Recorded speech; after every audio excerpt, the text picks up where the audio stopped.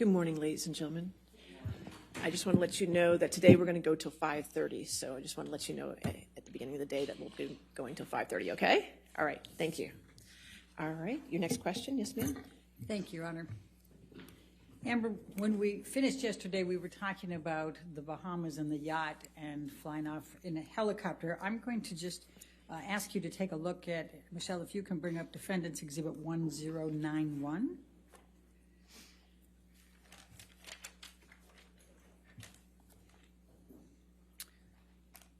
I think that's 1090.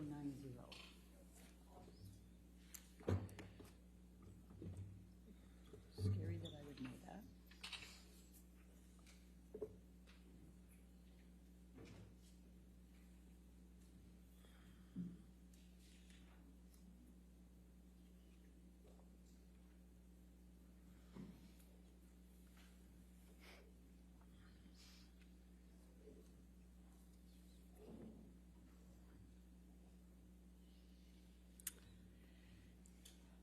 Do you recognize this picture? Yes, that looks like the picture I took of Johnny in July, around July 2013. Okay, and why did you take this picture? Because at the time, I was already sensitive. I'd been in a relationship with Johnny for over a year, coming up on 2 years, and I had already noticed that there was this pattern of behavior changes with him that would make my life significantly more complicated or peaceful, difficult, or wonderful, depending on what he was using. And I only could tell what he was using because I would have to look for clues, and he would pass out and get sick and lose control of himself, and then people would pick him up and clean him up and fix it, and he wouldn't either remember, or he would deny it, or he would accuse me of saying that this had happened when it didn't, and there was no one to back me up. There was just his employees and everyone who had been taking care of him, versus my word. And so I started to take pictures to say, look, this is happening. This is, I understood enough about addiction to know that you have to hit rock bottom. Like, you have to have some consequence for your actions or for your behavior if you ever change to get better. And it seemed to me like that was not happening. So I noticed a behavior pattern change, and he started to, instead of, fits of rage, he started to pass out a lot and fall asleep and kind of fall asleep mid-conversation. And it was just a pattern change. So I started to pick up on the clues so I could figure out what I was dealing with. Your Honor, I'd like to move the admission of Exhibit 1091. Any objection? No objection, Your Honor. 1091 in evidence, you can publish. Thank you, Your Honor. And Ms. Hurd, and what is depicted in this picture? Please tell the jury. Johnny passed out on the island where we were vacationing. He had a bit of a stint of sobriety right before this, and it started to change with his friend Paul Bettany. And yeah. Okay. Now I'm going to ask you, Michelle, can you bring up Defendant's Exhibit 1095? We talked about March 2013 yesterday, and I just wanted to bring this up quickly.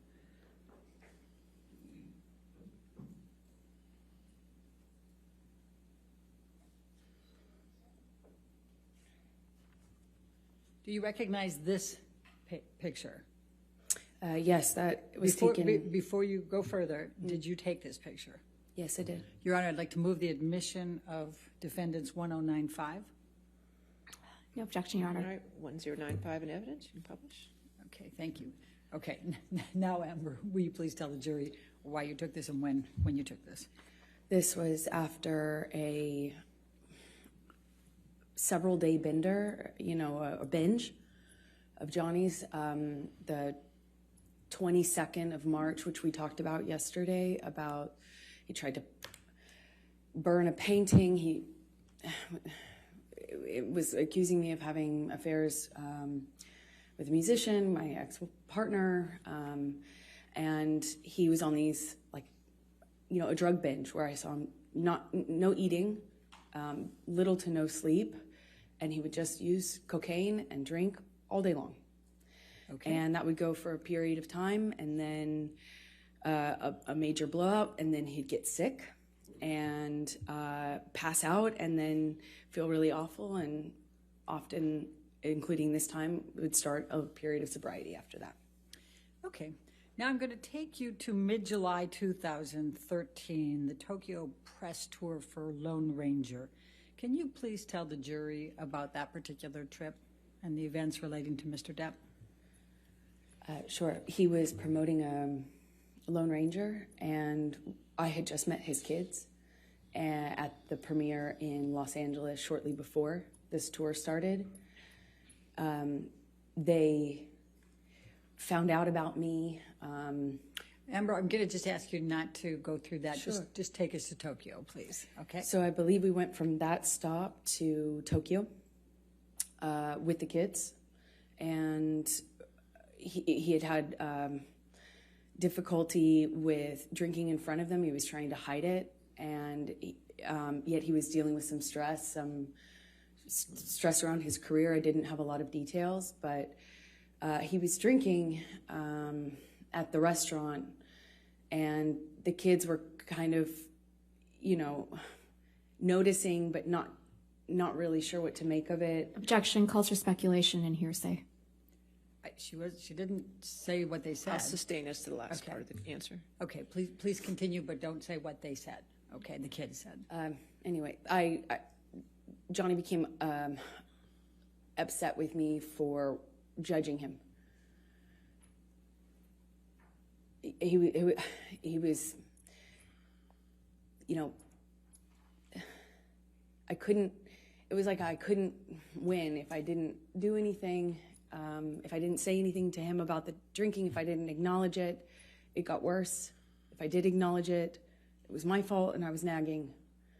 And I get it, you know, I wouldn't like to be told what to do either. So, but it made him really angry, and the kids were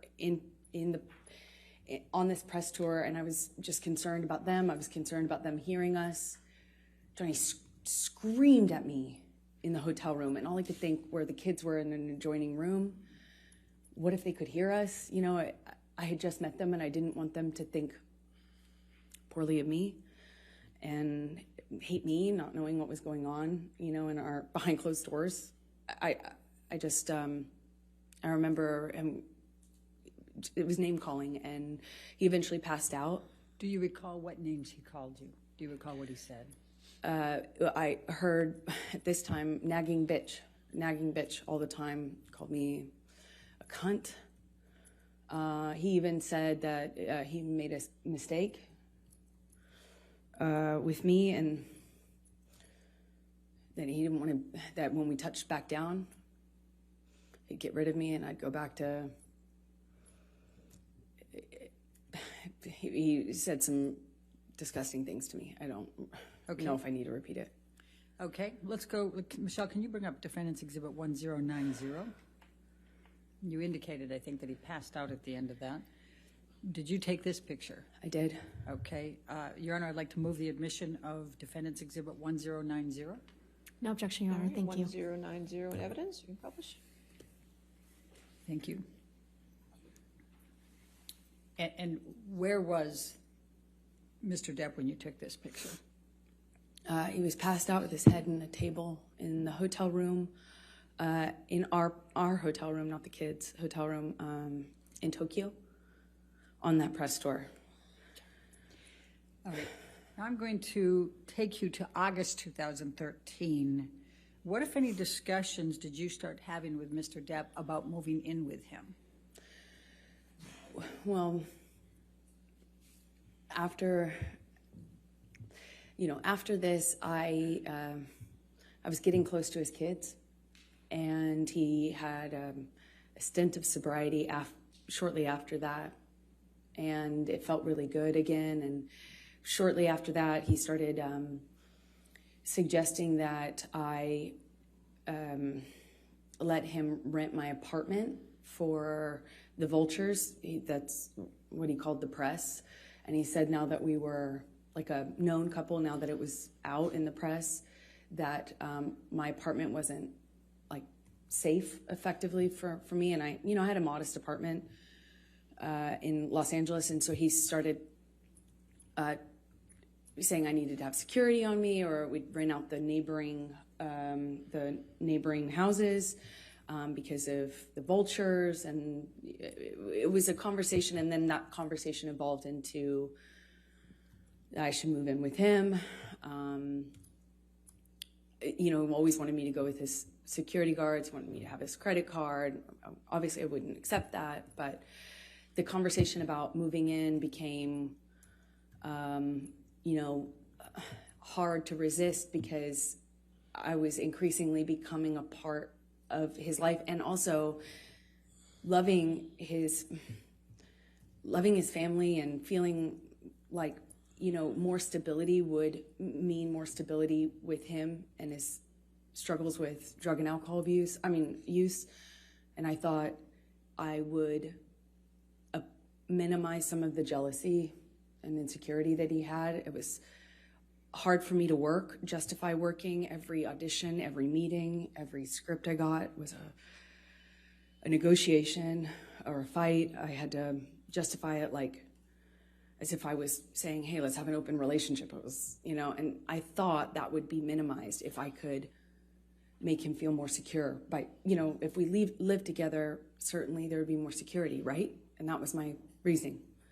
So you talked about still reading scripts and things. What, if anything, did you do differently in terms of pursuing your acting career? Well, I've always been really independent, and I've never imagined not working. I've worked from the earliest time I can imagine. I come from, parents who worked until they literally couldn't anymore. I never imagined myself having to explain my job or justify my job, but I did, and I am independent, and I see myself as independent and strong-willed, and I had to bargain. Every time I'd get a script, it would be, I thought you weren't taking another job. I'd always say, are you kidding me? That's crazy. I have to work. I support my family. When I moved out to LA, I'd get a check for, a gig, $600 or something. I'd save half for me, send half to my family.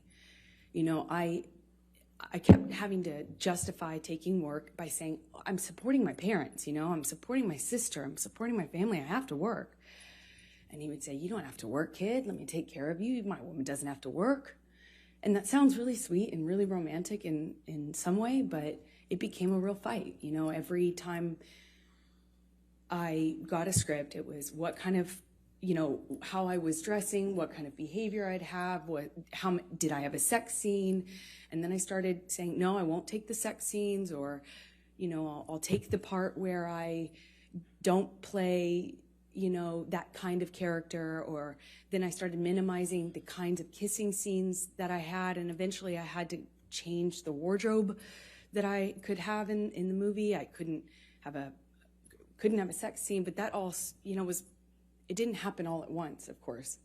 It was little thing after little thing after little thing. And eventually I found myself pushing as many scripts off my desk as I could, picking the ones that had minimal makeup, dress as conservative as possible, finding ways to minimize the scenes I had where I had a romantic involvement of any kind. It was a constant battle and negotiation.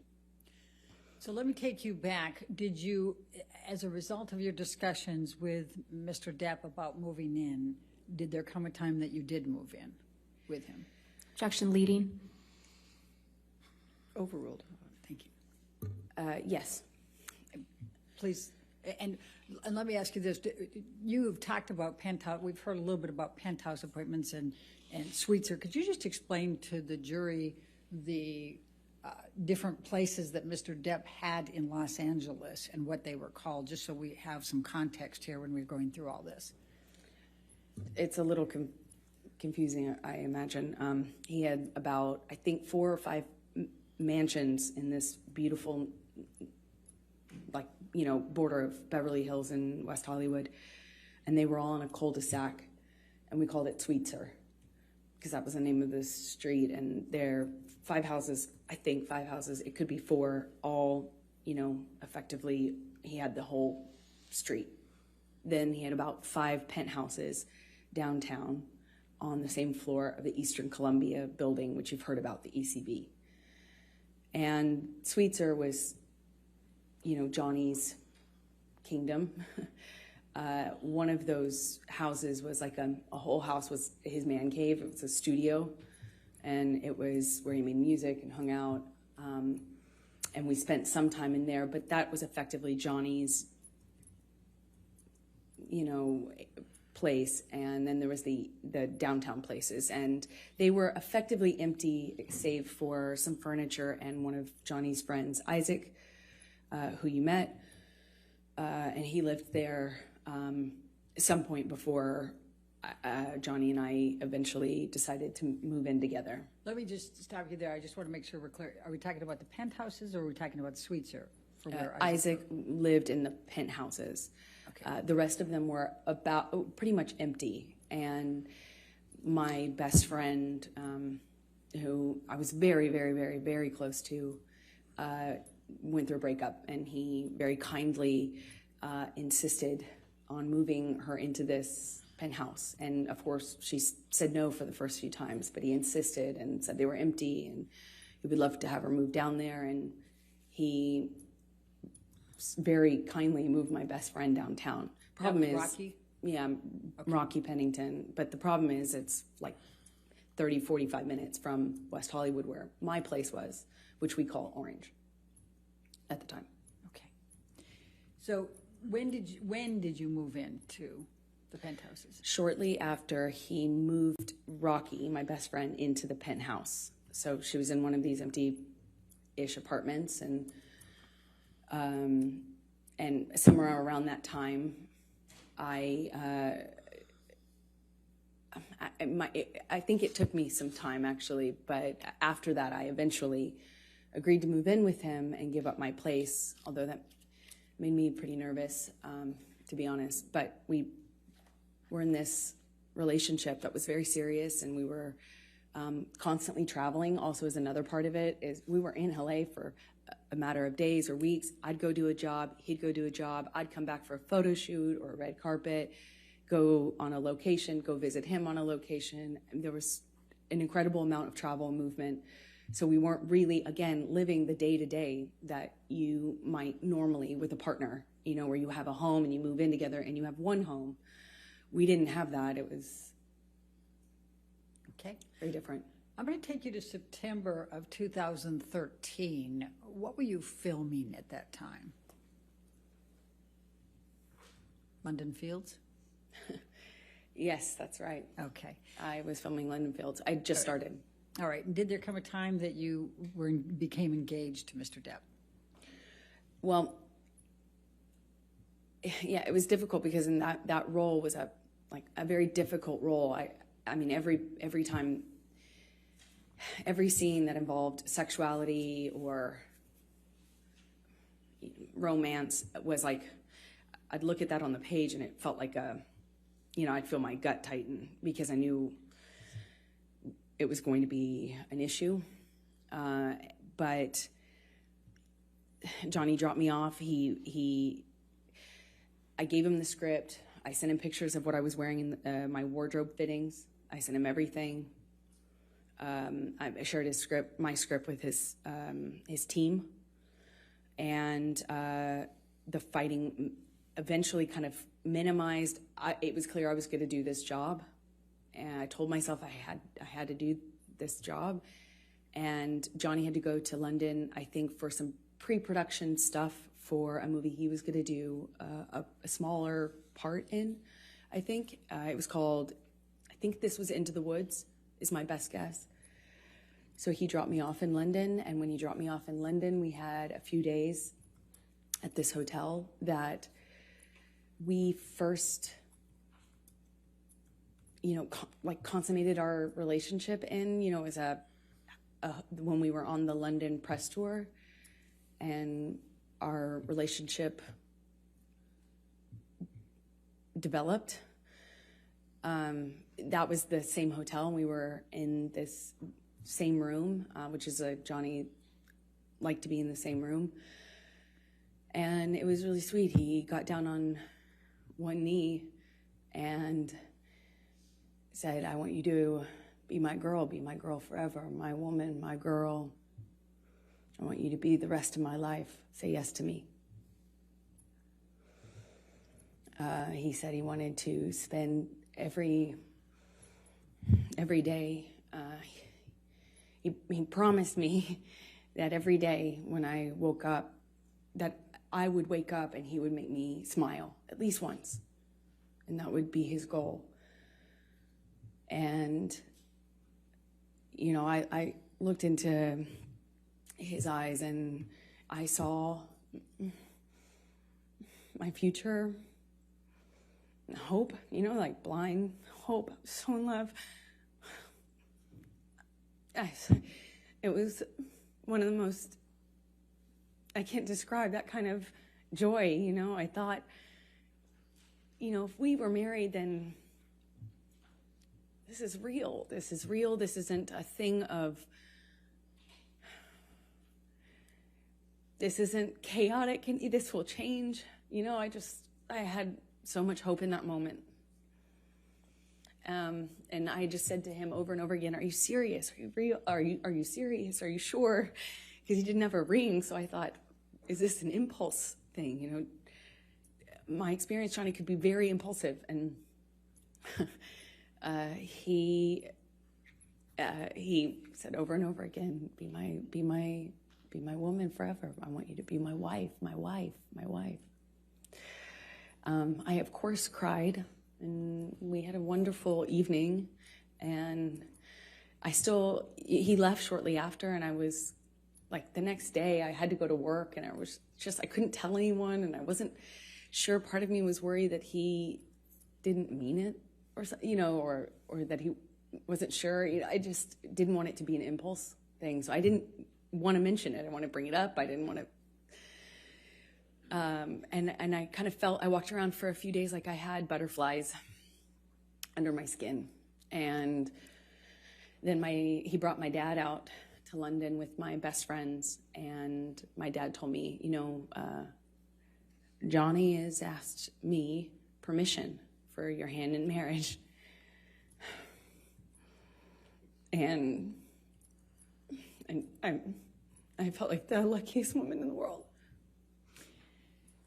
So while you were filming London Fields and Johnny had gone back to L.A., what, if any, issues did you have with him on fraternizing with the cast? I'm going to ask, Michelle, can you pull up Defendant's Exhibit 188, please?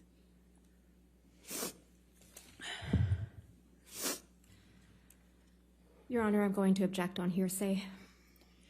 Your Honor, I'm going to, let's pull up 188A. I've redacted everything but what Mr. Depp says. All right, let me On just take a look 188A. at 188A. That's submission against interest.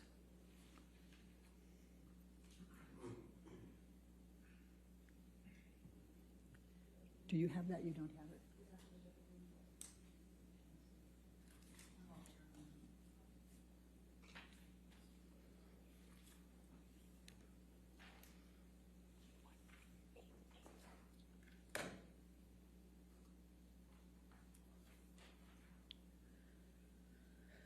Give that a minute. While they're working on that, can you tell us what transpired between you and Mr. Depp when you wanted to do something with a cast member? So, as I said, he came to London for his own work, and also dropped me off in London, where I had to be for a few months to film this movie. And he asked me to marry him.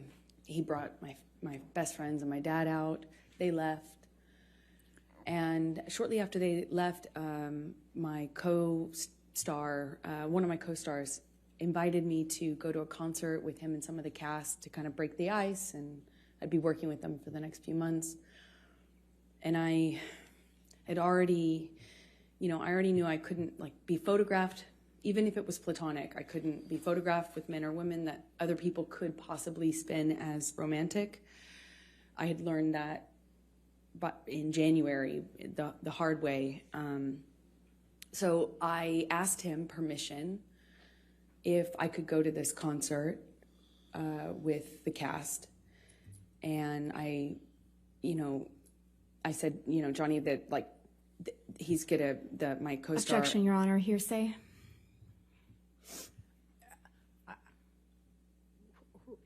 Don't tell us what the co-star said. Just tell us what your communication was with Mr. Depp. Objection, hearsay. Her communications are hearsay. I'll sustain the objection. I'm not sure I understand. If you want to approach this. Yes.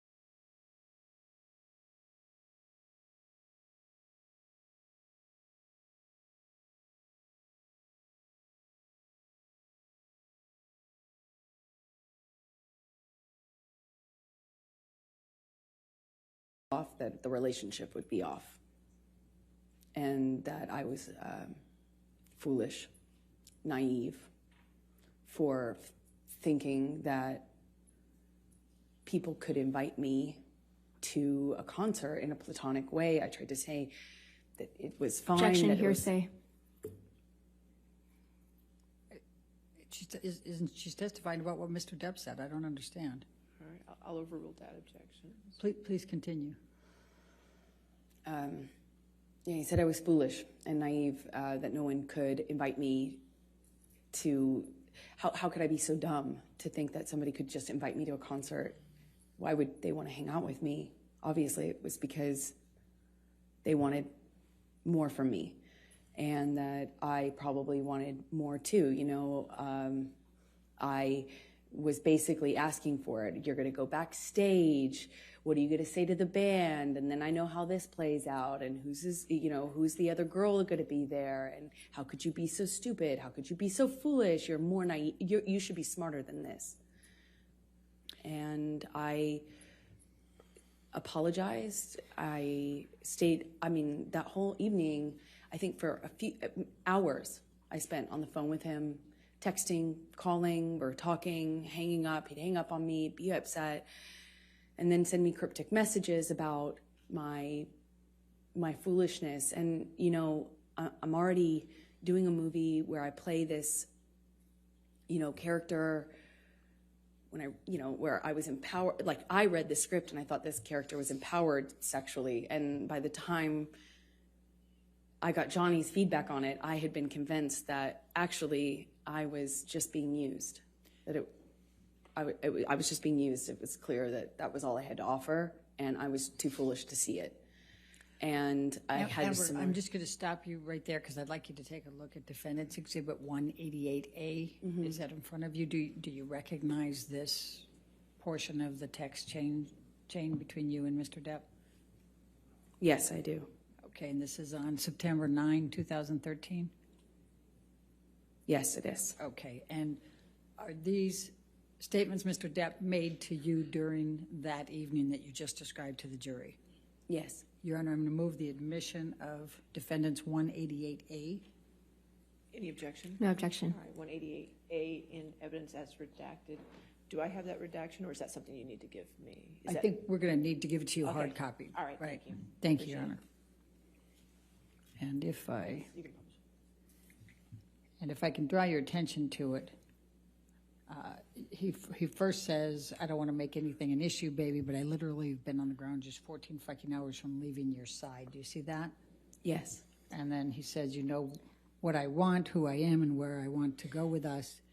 You know very well what type of fucking man I am, and yet you lay a gauntlet before me that you know is the very species of danger that will always attract me into a very tempting test. What's behind that door?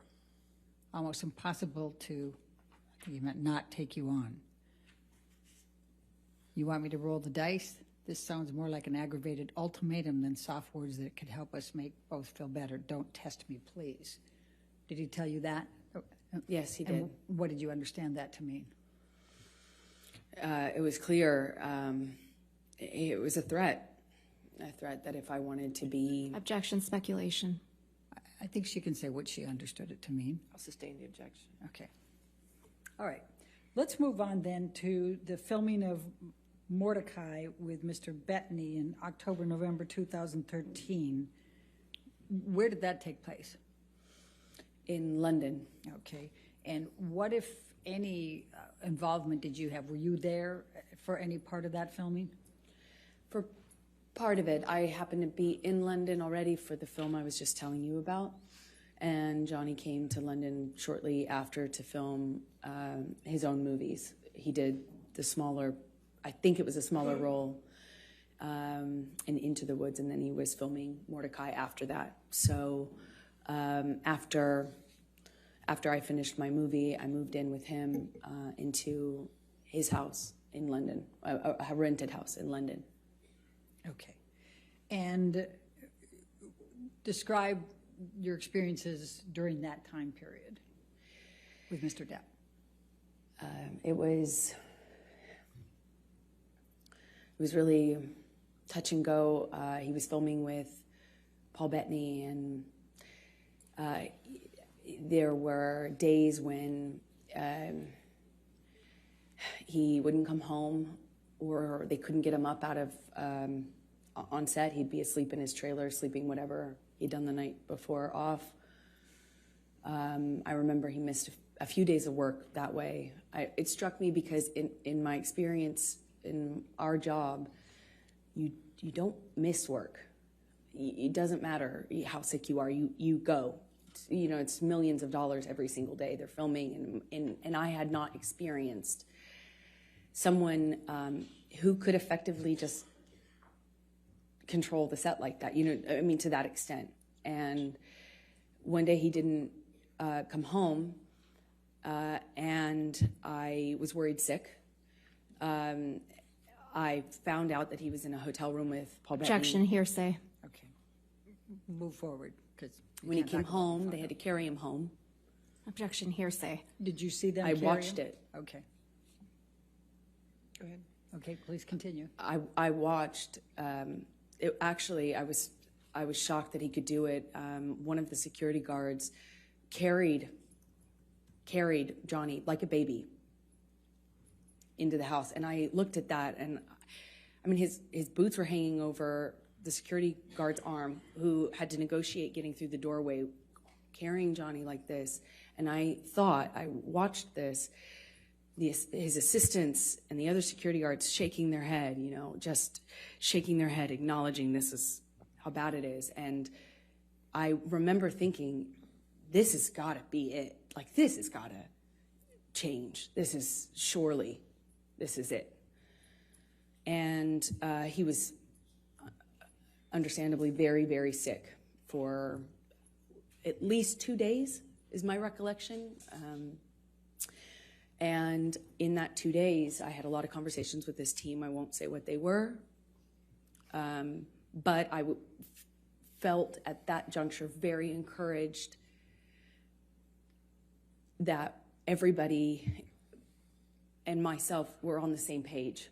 And I felt encouraged that we were in a new chapter, that Johnny had finally hit rock bottom, and finally he felt like changing for good. And I felt buoyed, supported by these conversations I was having with people that he was close to, that he trusted.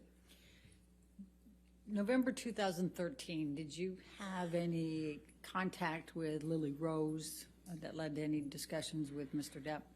Objection leading. What, if any, communications did you have with Lily Rose in November 2013? Objection calls for hearsay leading. I'm asking what her connection was. I didn't ask what she I'm said. going to sustain the objection. If you want. Okay. November 2013, what, if any, interaction did you have with Lily Rose without saying anything she said? Objection hearsay. It's interaction, Your Honor. I'm not asking for what she said. If you can lay a foundation out. Okay. Did there come a time in November 2013 that you saw Lily Rose? Yes, they came to stay with us for some time in the winter. Yeah, around November, I believe, 2013. When you said they, who were you referring to? Johnny's kids, Jack and Lily Rose. All right. And was there a particular incident that led to a disagreement with Mr. Depp? Objection leading. Sustained. What, if any, interaction did you have with Lily Rose that led to an argument with Mr. Depp? Objection leading. That, what, if any? If we approach for a minute.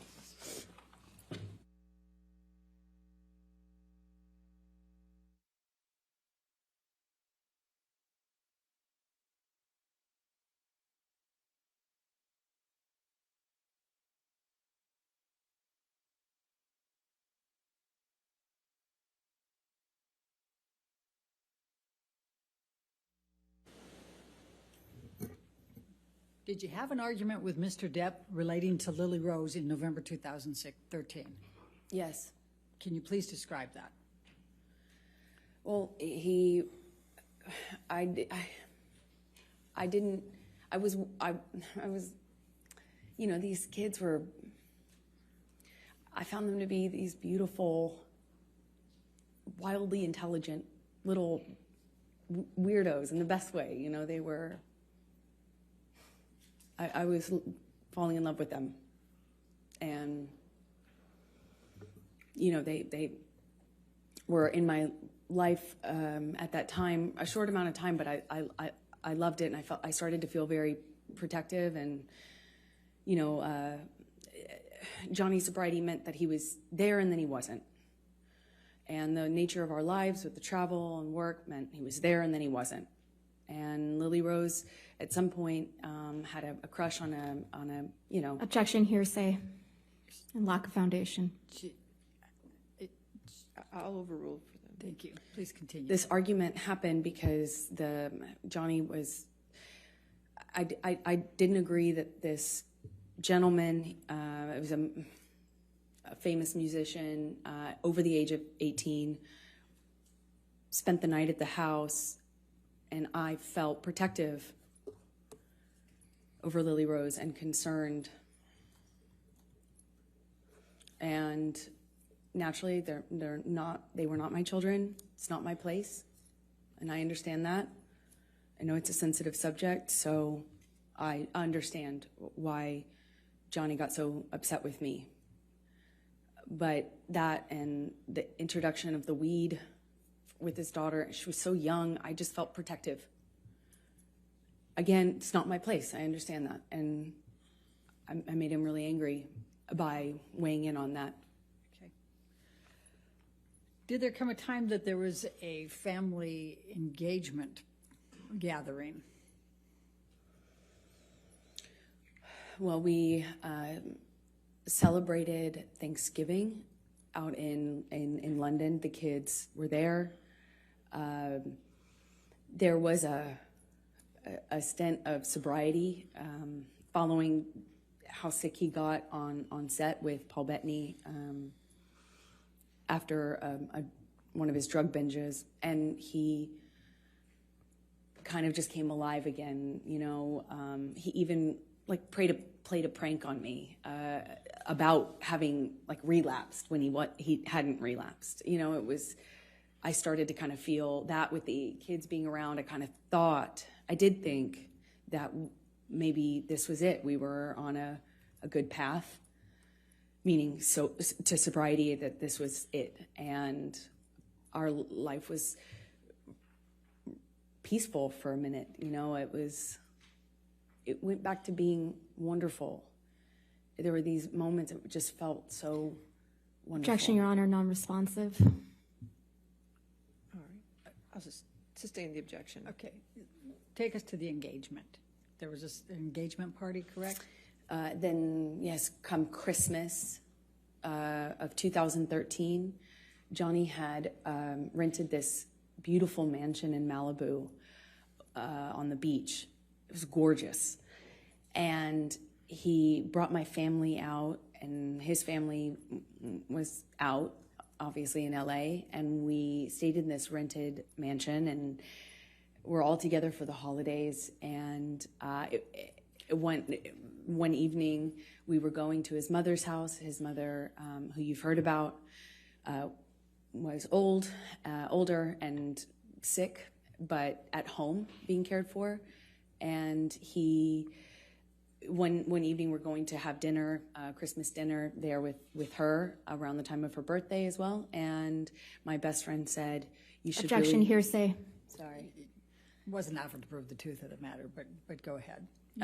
Go past that. What did you do? We went to Betty Sue's house, his mother's house, and Johnny proposed in front of our families in this big, surprise. He surprised me, got down on one knee, and I cried and hugged my mother and hugged his mother, and he gave me this enormous diamond ring, and it was a nice time. I'm going to take you into January, February 2014. You employed a woman named Kate James, is that correct? Objection, leading. What, if any, relationship did you have with Kate James? She was my assistant at the time. I hired her sometime in 2012 and had as minimal contact with her as I possibly could.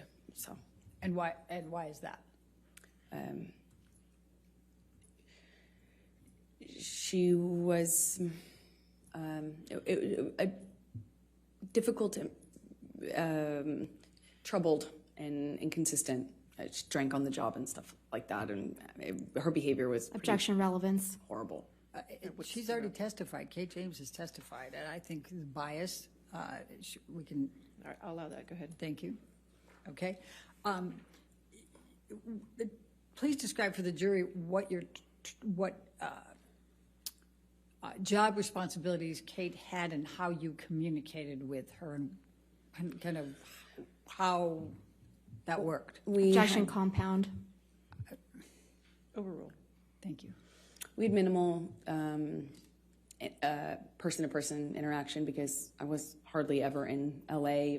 If I was there for a few days at a time. And Johnny and I kind of lived in this insular bubble anyway when we were together. But we would send emails, texts, and a lot of voice memos, voice notes. And, if I found that if I said, Kate, you left the car running with your doors open and your kids in the car on the street, you Objection, need to move hearsay. it. She's not testifying. She's testifying about context. Sustain the objection. Next question. All right. I'm going to ask you to take a look at Defendant's Exhibit 209.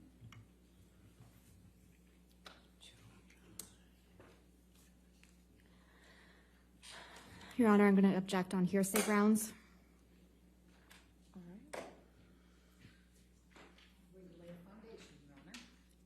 It's still hearsay. May we Ms. Hurd, approach? did you, may I lay the foundation first?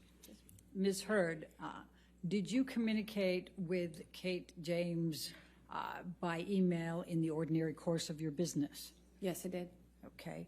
And I'm going to ask you to take a look at Defendant's 209. Is this a communication that was between you and Kate James that was in the ordinary course of business with her as an employee? Yes, it is. So, Your Honor, I'm going to move the admission of Defendant's Exhibit 209. Business records exception. Still hearsay, Your Honor. Business record exception gets the business record, but it's hearsay. If there's hearsay involved inside the business record, there's still objection to hearsay. Your Honor, the business records exception, I mean, I don't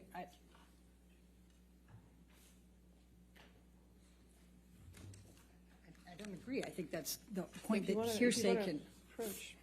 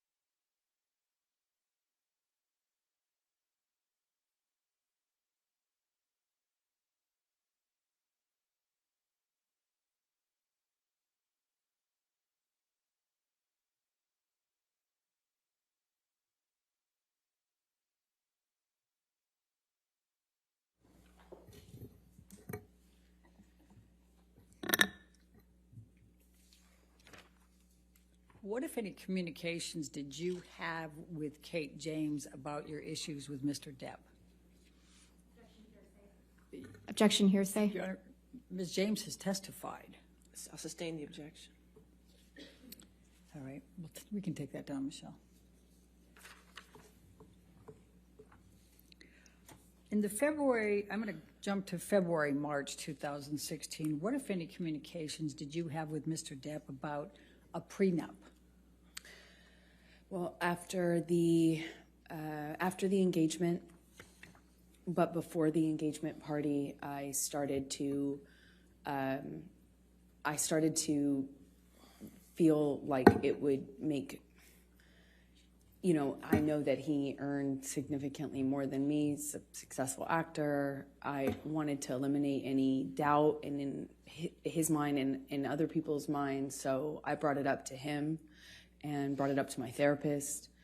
Objection hearsay. She's just saying that she brought it up to her therapist. She's not saying what she said. But please focus on Mr. Depp, okay? Of course. Johnny said he would tear it up. He said, if you ever brought one up to me, or if I ever saw one, got my hands on it, I'd tear it up.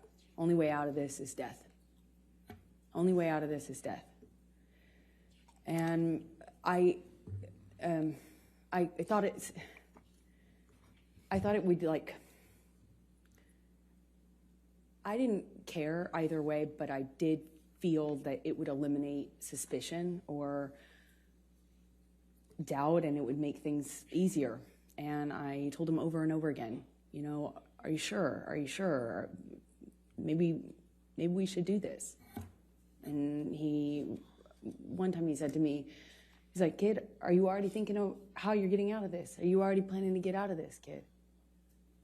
You already planning on leaving? It was around the same time as the moving in together conversation. He accused me of having 1 foot out. And they kind of were happening around the same time. You know, I still had my apartment and we're engaged now. He was asking me to redecorate Sweetser, his main house, and kind of move into the ECB building downtown where my best friend was living at this time. While the decorations and the remodeling had been done on Sweetser. And so these conversations were kind of happening about how to build our future together and how we were going to move forward together. And I would have forgotten about the extent that we had those conversations early on in the engagement if it hadn't have been for my therapist's notes. I'm sorry, if it hadn't been for your what? If it hadn't been for my therapist's notes, which were Okay. taken at the time when I was talking to her about this and my conversations with Objection, hearsay. Okay. I'll sustain the We'll objection. move on. Okay. Let's take it to March 2014. Did there come a time there was an engagement party? Yes, so it was March 2014. Please describe for the jury. We had an engagement party, and we decided that when we did get married, we'd have a small wedding, you know, something intimate. But, you know, our lives were kind of big. His life was extremely big. And we needed to we wanted to have a bigger engagement party than a wedding, you know, and kind of get our guests in, our family, our friends, and have a big event of it, as opposed to making the wedding something that was big. And, you know, so we kind of put it on the engagement party and had a bunch of people, a lot of friends, business acquaintances, a lot of family. I had all of my family friends and my childhood friends come out for it, and I even invited my therapist. It was, you know, a big event. Okay. And describe what took place at the engagement party. Well, we walk in together and we took some pictures and said a few hellos, and then Johnny disappeared upstairs in, I guess it's like a coat room or something. It was in a big abandoned building that was rented out for events. And he had disappeared upstairs almost the entire party, I would say. It was kind of came down at the end when we were leaving, and came down once because he was at the time sharing drugs with my dad. Objection. Speculation. Lack of foundation. How do you there. know that he was sharing drugs with your dad? I was there. I watched it. Please continue.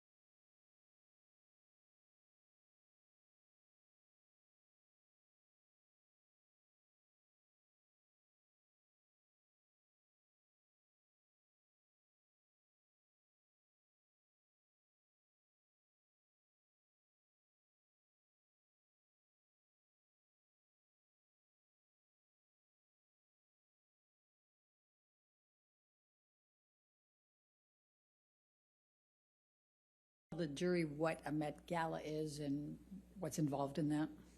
Objection, compound. Overruled. Met Gala is a big event, annual event, celebrity event in New York. It's a fashion event, but it's just a major red carpet event. And you have to be invited, and it's kind of a thing, you know. And we were invited that year, and I had already gone for the previous year or two, and this year we were going to go together. And at some point in the evening, we're sitting across the table, and Johnny starts asking me about this woman. He thought I was looking at this woman in a sexual way, and I kind of turned it around on him and said that exactly. Objection, hearsay. All right. It's context, Your Honor. This is I'll context. sustain the objection. Okay. Just say what Mr. Depp said then. I guess you can't tell us what you said to him. Okay. He was accusing me of flirting, and that's how the argument started. I don't recall what other accusations I was fielding at that moment, but typically in my experience with him, it wasn't just one. So you'd make a point, and then he would go on to a different accusation. But I remember that what started it is this accusation that I had been flirting at this event. We get back to the hotel room, and Johnny shoves me and kind of grabs me by the collarbone area, like not really my neck, but top of my neck, above my collarbone, below my neck. I think at that point, when we were still in the living room, I shoved him back, but I don't really recall too many specifics. I remember he threw a bottle at me. It missed me, but it broke the chandelier. And at some point, I remember maybe this was the shove that I was talking about, but at some point, Johnny and I are in a struggle in the living room, and he kind of like shoves me down on the sofa, and I get up, and I'm trying to get him off of me, and it's just stronger than me. I don't know how else to describe it. And at some point, he just whacks me in the face. And I had not, at the time, been, I think that was the first time I was like, is this a broken nose? At the time, I was unsure what that feeling was, but I suspected I had a broken nose. And other than that, I was relatively unscathed. But I remember my nose being swollen, discolored, red. And I took a picture of my face at some point and made a joke about it to my friend about how bad I looked compared to how the red Objection, carpet. hearsay. It wasn't offered to prove the truth of the matter. Yes, I'll sustain the objection. Okay. Okay. Just don't say what you told a friend. Okay. Okay. Let's take you to the Adderall Diaries. When did you start filming the Adderall Diaries? Believe May. I filmed another movie in New York, March, April, May. I went straight from that movie to another movie, an independent film with James Franco. The one I had previously shot was with Christopher Walken. That's right. Okay, so I went from one to the other and saw Johnny in these, in between. Like if I got a long weekend or, I'd fly home to be with him and then fly back. It was kind of like that. Fly back from where? Where were you filming those? In New York. Okay. And where was Mr. Depp at that time? Johnny was in LA at the time and then eventually went on location for his movie, Black Mass, in Boston. So you were in New York and Mr. Depp was in Boston at some point? Eventually, by May 2014. That's it.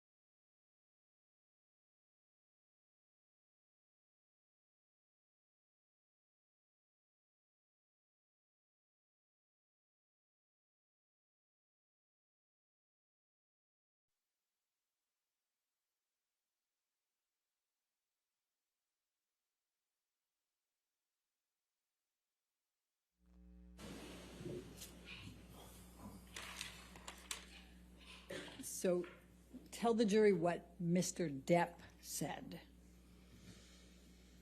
He was mad at me for taking the job with James Franco. He hated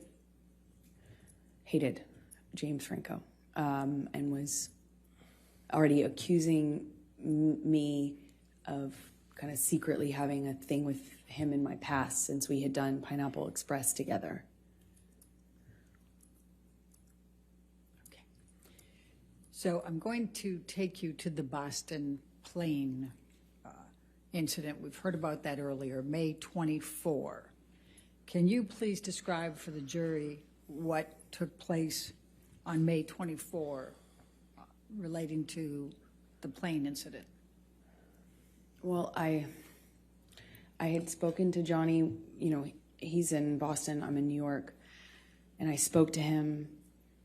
He had already been upset with me and accused me in like many arguments about not telling him about scenes that I had. If I had a kissing scene, any sort of romantic scene, and I wasn't explicit about what I was going to do, then I was accused of having withheld information and hiding it from him.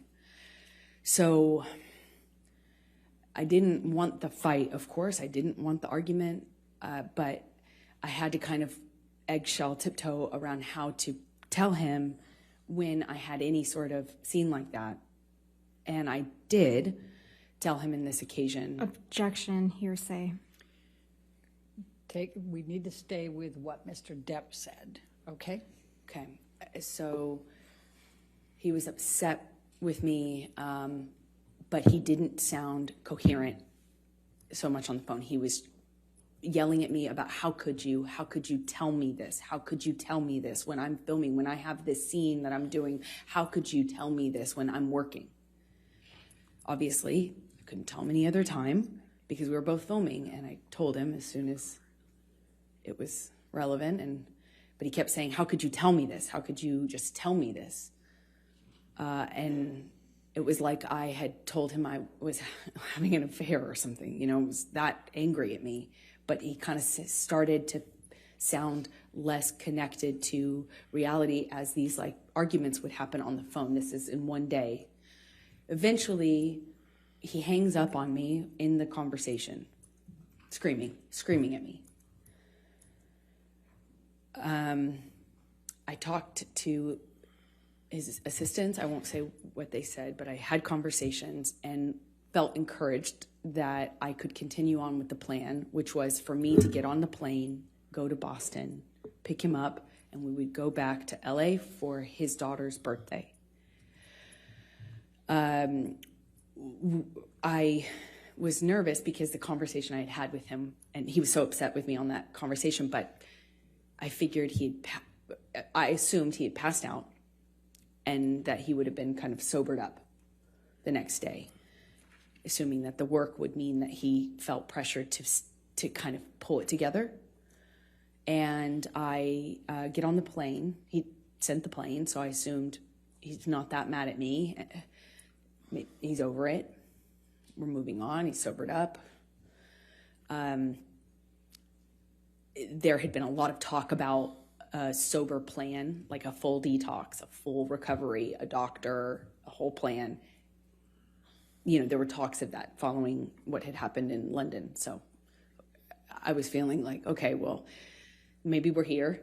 And I get on the plane. It touches down and the SUV pulls up and it sits on the tarmac for a very long time. He knows I'm on the plane waiting for him. So I kind of started to anticipate that things weren't as I hoped, meaning that he was sober and had slept it off. And I'm sitting on the plane for a very long time waiting for him, and he finally opens the door, and I see him get out of the SUV, and I can guess by how he's moving, how he's walking. I didn't realize at the time I had already become really sensitive to these little changes because my life changed depending on what he was on. And he gets on the plane, and I just knew in every cell of my body something was wrong. And he comes straight up to me, doesn't say anything to me, but is looking at me. He's got these glasses on, and he takes them off in this kind of aggressive manner and sits down across from me, not in the usual spot. We'd kind of have our places on his plane, you know, where you get used to sitting. And I remember I got up and moved to accommodate him getting by so he could sit in the normal seat as per usual. He didn't. He sat across from me. At some point, and I don't really remember the exact sequence of it, we take off, and at some point he's asking me what's wrong with me, what do I have? Do I have something to tell him? Do I have something to tell him? You want to talk to me about your day yesterday? And then it gets, I already know that he's drunk. I already know he's using, he reeks of weed and alcohol. I mean, his breath smelled so bad, and I could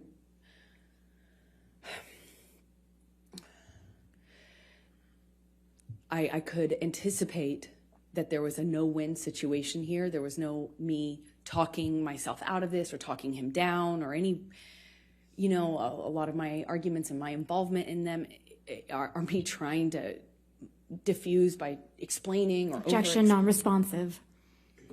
She's telling the story, Your Honor. I'll sustain the objection as part. Good. Okay. So he is asking me questions, and I know to not engage. I was polite. I made sure to answer minimal amount of, you know, the minimal amount that I could. I moved slowly. I was trying to be polite, but not engage because there was no win. And he kept going, kept asking me. Eventually he went from, do you have something to tell me, to, you want to tell me how much you liked it? Tell me, did he slip a tongue? It got worse and worse, just more. It went from asking me about how my kissing scene went or how the sex scene went to asking me what James Franco had done in the scene, to being really explicit about my body. You know, he was talking about he was saying really disgusting things about my body, about how I liked it, how I responded, and then he started just straight up taunting me. I know you liked it. He called me a go-getter. He called me a slut in front, and also this is happening with security and his assistants on the plane. And I remember I felt I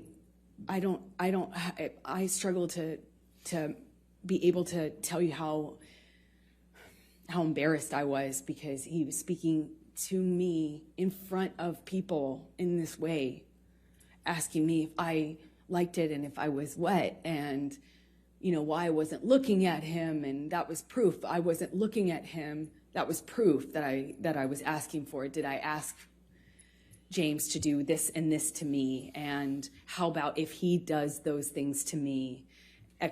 Insert sexually explicit descriptions of what he accused me of wanting or deserving.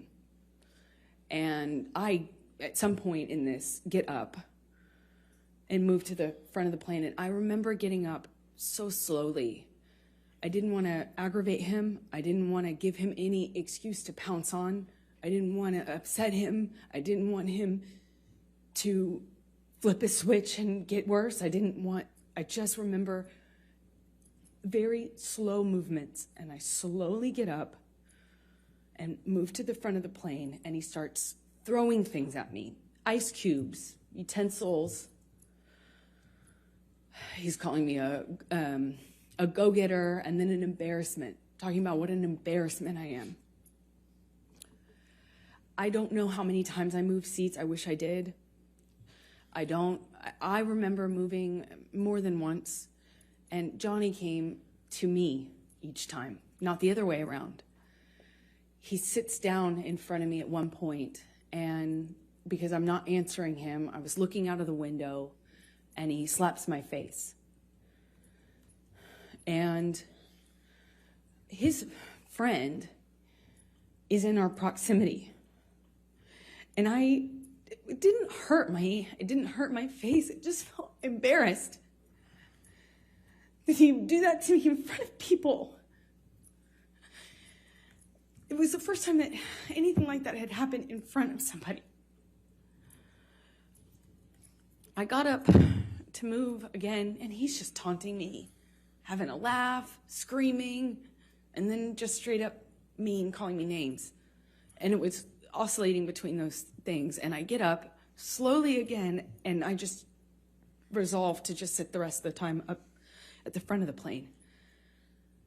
And as I get up, he kind of kicks the swivel chair into my hip, kind of just hits me. And I look at him, and he asks me, what are you going to do about it? I just stared at him. I just stared at him and wanted him to see me. I wanted to get through to him. Didn't feel there was it felt like there was a blackness in his eyes. I wanted to look at him. I wanted him to see me. It didn't even feel like him. And as I'm walking away, slowly, trying not to be, I was being very deliberate about my movements, wasn't saying anything, I wasn't engaging. I am walking away from him slowly, and he tells me to hurry the fuck up. Hurry up. And I just look at him one more time, wanting to penetrate the monster to see the man that I love underneath that. The man I loved. And he tells me to hurry up again. And I pull my gaze away from him. I walk away from him. My back is turned to him, and I feel this boot in my back. He just kicked me in the back. I fell to the floor. I caught myself on the floor, and I just felt like I was looking at the floor of the plane felt like a long time. And I thought to myself, I don't know what to do. I can't believe he just kicked me. No one said anything. No one did anything. It was like you could hear a pin drop on that plane. You could feel the tension, but no one did anything. And I just remember feeling so embarrassed. I felt so embarrassed that he could kick me to the ground in front of people. And more embarrassing, I didn't know what to do about it. I got up and I walked to the front of the plane. I sat down and I just looked out of the window. And Jerry Judge's security and my friend both kind of under their breath asked me, "Are you okay?" Objection, hearsay. I spent the rest of the time looking out of the window. Sustain the objection. And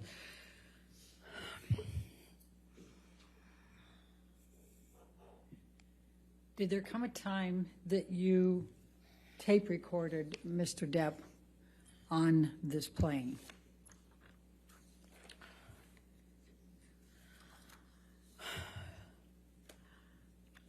I want to sit here and say that I was telling myself I needed to leave him.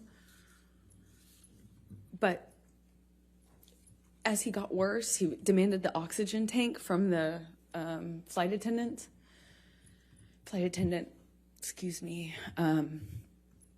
And he continued to drink and then eventually started howling like an animal and passed out in the bathroom with the door locked. And was howling, and I at some point pushed record on my phone because there was that 5% part of me. Objection, non-responsive. I don't think it's non-responsive. She's explaining what led up to her tape recording him and why. I mean, I can ask her, Okay. will that solve it? Right.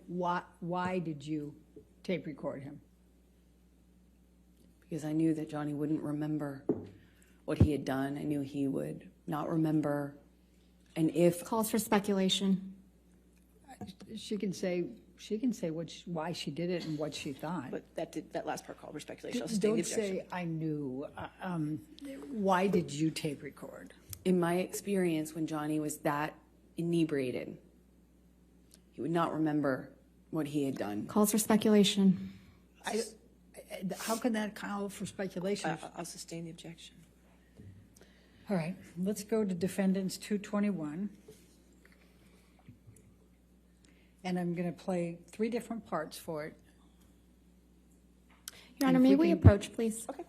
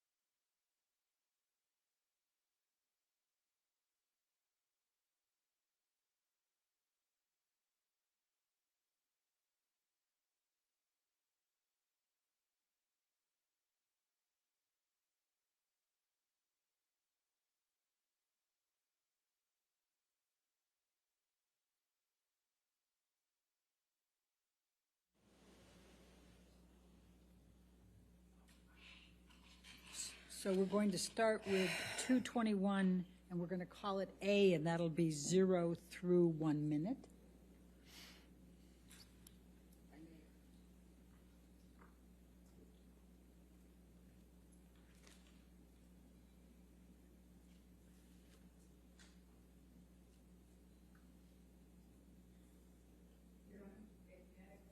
Okay, sure.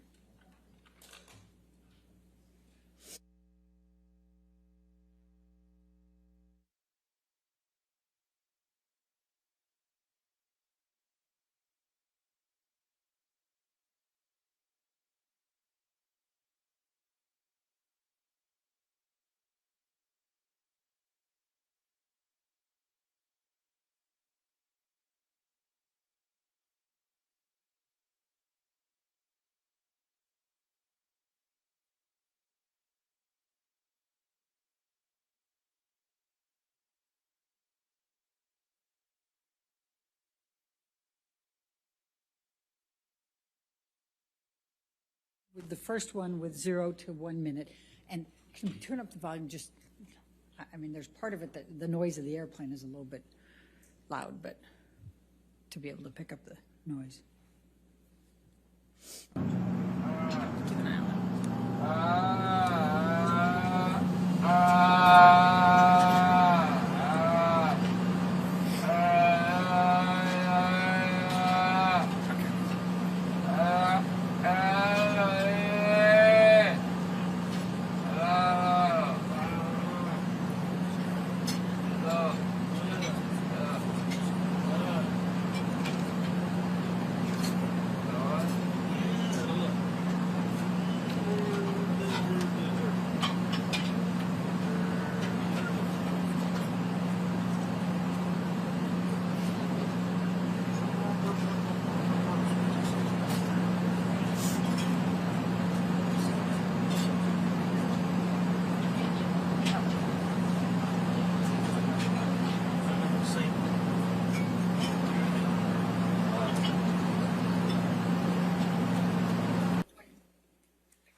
And then the second one is from 250 to 320, 30 seconds.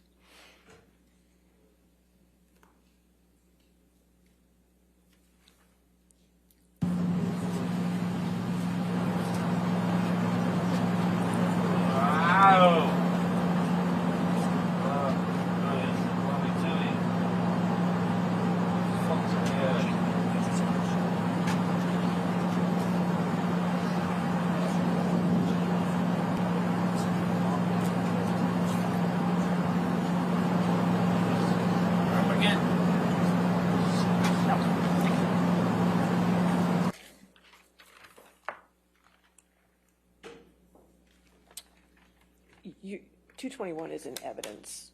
All of 221 is already in evidence. So may I play the third one then, and then we Yes. can take the break? Yes. Thank can you. play- That would be at You can play 9. all of it if you'd like. That's fine, thank I you. think that'll torture the jury if I do that, Your Honor. 9:30 to 10, just 30 seconds more.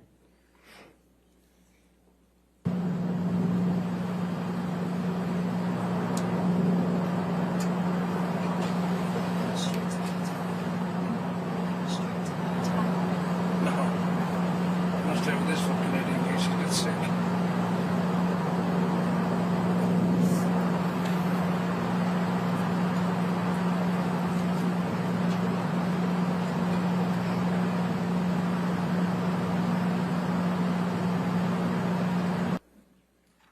All right, and you can be changing gears after that, or do you have any more questions for this issue?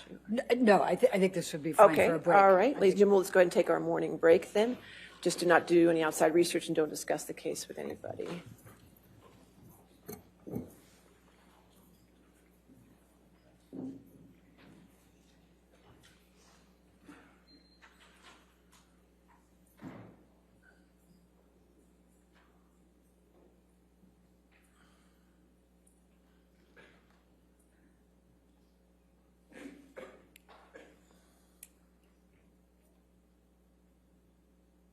All right, thank you. And again, ma'am, since you're still testifying, don't discuss your testimony with anybody at this point, okay? All right, so let's just come back at, let's make it 11:42. All right, 11:42. Thank you, Your Honor.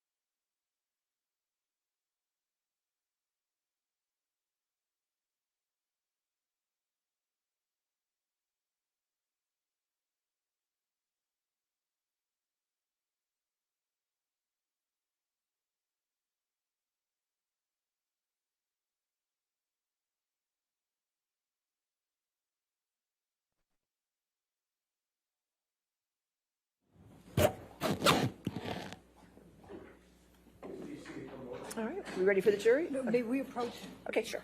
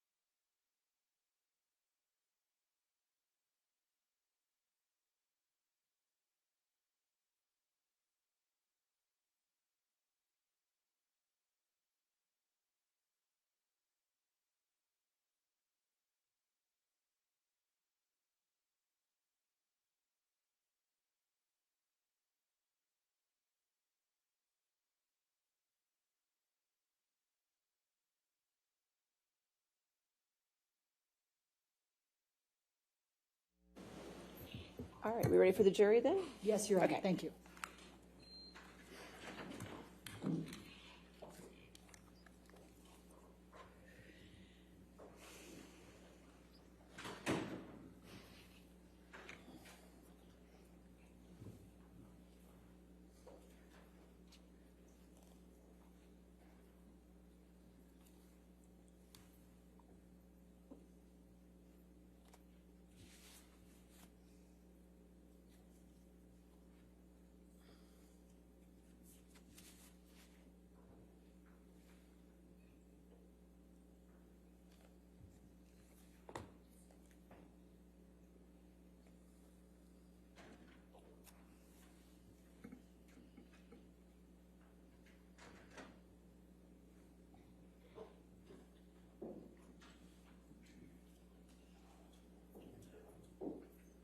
thank you. All right, see your next question. Thank you, Your Honor. Amber, following the plane ride, what did you do once you arrived, once you landed in LA? I called for a car to pick me up, met me at the private airport, and I left. I got straight off the plane as soon as we touched down.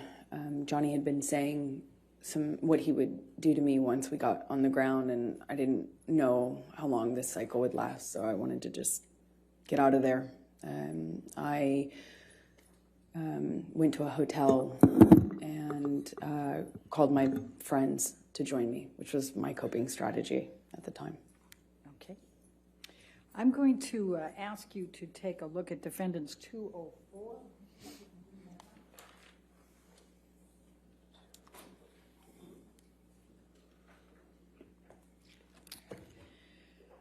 Did you reach out to? Objection, Your Honor, hearsay and leading. Your Honor, I would direct Your Honor's attention to the first one in blue and the third one in blue, and I would say present sense impression and the state of mind at that time. All right, you want to approach? Yes.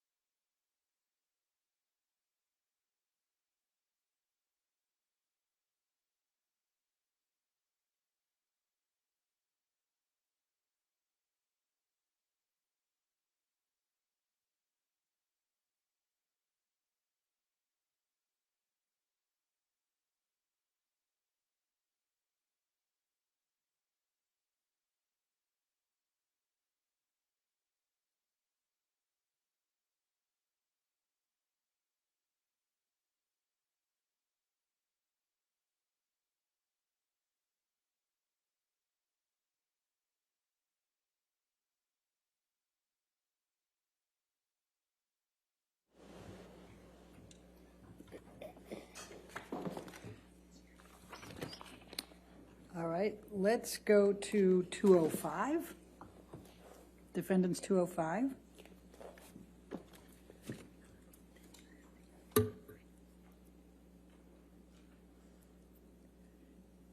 And this is a communication between you and Rocky Pennington, your best friend, is that correct? That's correct. Objection, hearsay.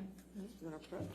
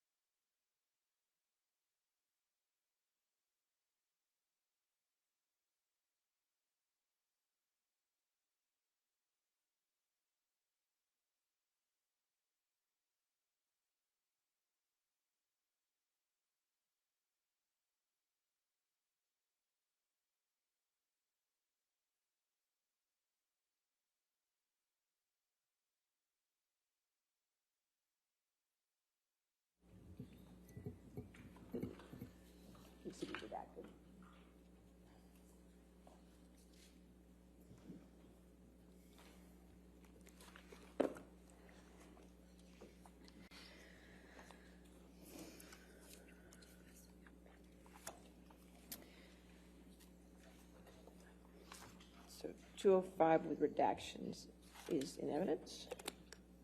Thank you, Your Honor. May we publish to the jury? Thank you. It is. So Rocky on this is Rocky Pennington, your best friend, is that correct? Yes, it is. Okay. And when did you send this communication to Rocky? Once I had touched down in LA, Okay. And you said, I'm not good. What did you mean by that? that I needed help, that I was scared. I was scared of what had just happened to me. I was scared of what was going to happen to me. I was scared if I left him. I was scared if I didn't. And I needed help. I just needed support.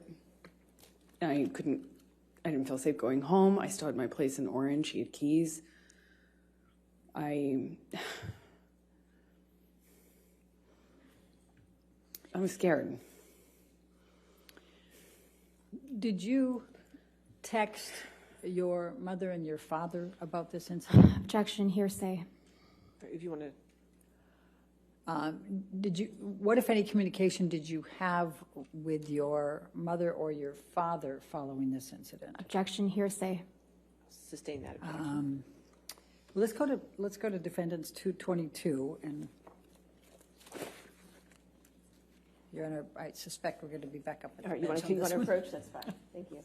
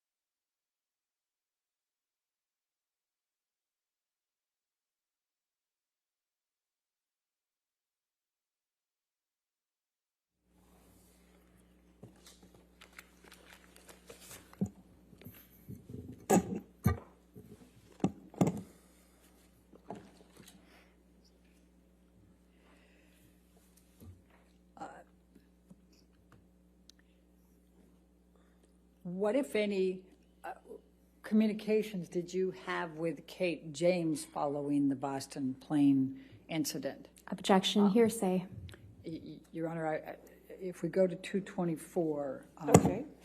224. my argument would be business records exception. All right, if you want to come forward, we can do it.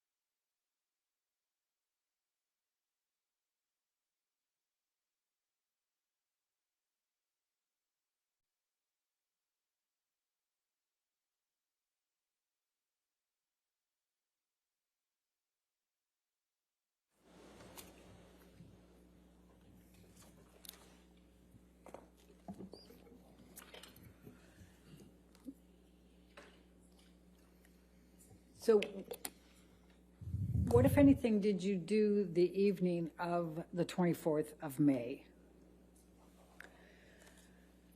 I reached out to friends and family, asked for support, Objection, hearsay. Sustained.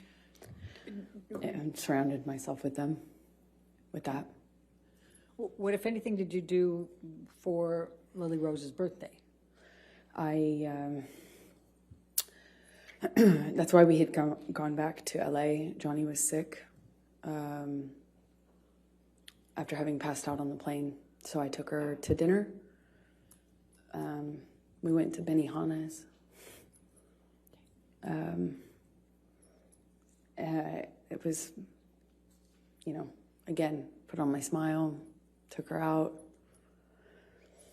tried to make her feel loved, and celebrated for her birthday. And then I booked a flight out to New York to go back to New York, obviously without Johnny. I'm going to ask you to now turn to 225.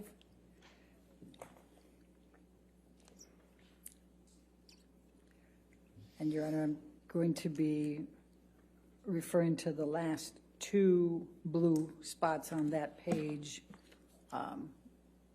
with the state of mind.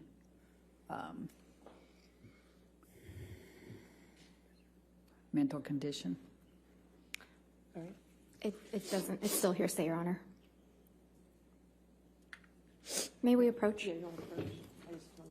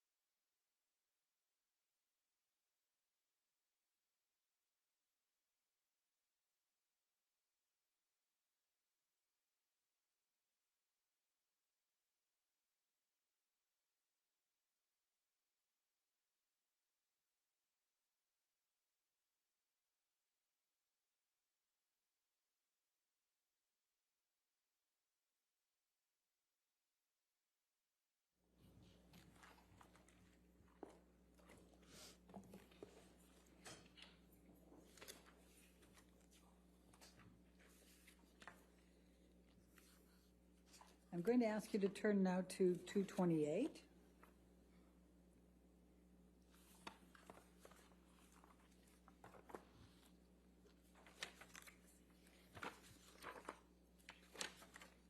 Your Honor, we're going to object on hearsay. First line, Your Honor, Okay. is all I understand in Your Honor's ruling, but I think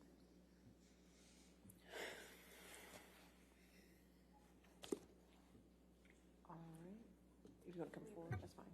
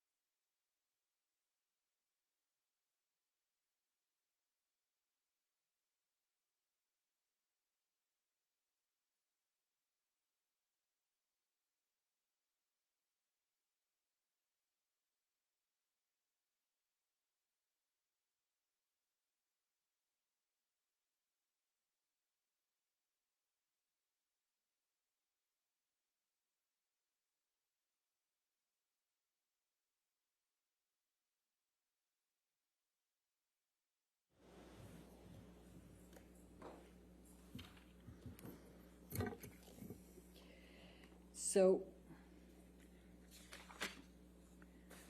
tell us please tell the jury what you did then over that night, the next day, and at the hotel.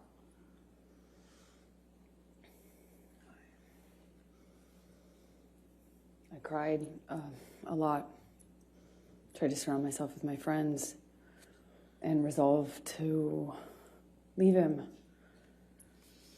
I felt powerless. Nothing I did made a difference. You know, on the plane, I was so careful. Objection, non-responsive. Please just tell us what you did, and you can tell how you feel, but don't go backwards, okay? I tried to, the strength to commit to leaving him. I knew I had to. I knew nothing else would make a difference. So I got myself back to LA. New York. And started going to Al-Anon meetings every day. It's a support group for people who love addicts and alcoholics. What, if any, communications did you have with Stephen Duders? Objection, hearsay. Your Honor, let me ask it this way. What, if any, communications did you have with Mr. Duders communicating on behalf of Mr. Depp? Objection, hearsay. I would say agency on that, Your Honor. You have to lay a foundation for that. Okay. All right, let's go to 229A.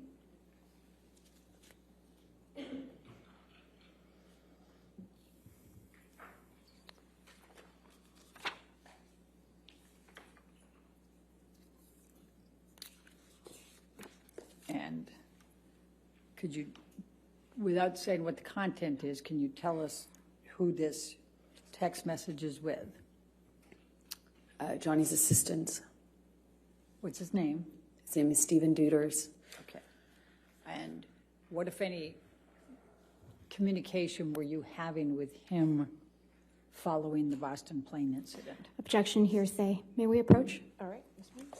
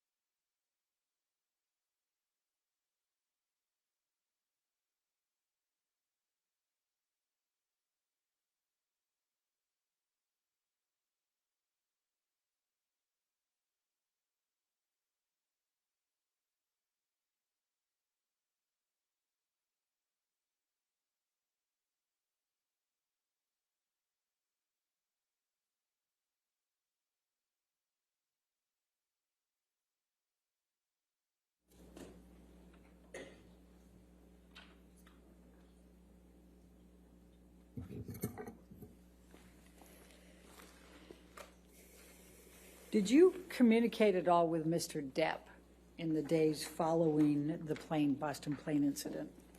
Yes, I did. Please tell the jury about those communications. I heard from him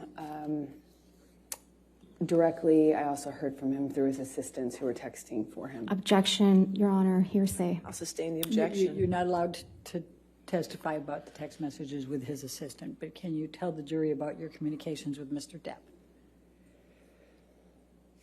Okay. It's kind of confusing because he was texting through them.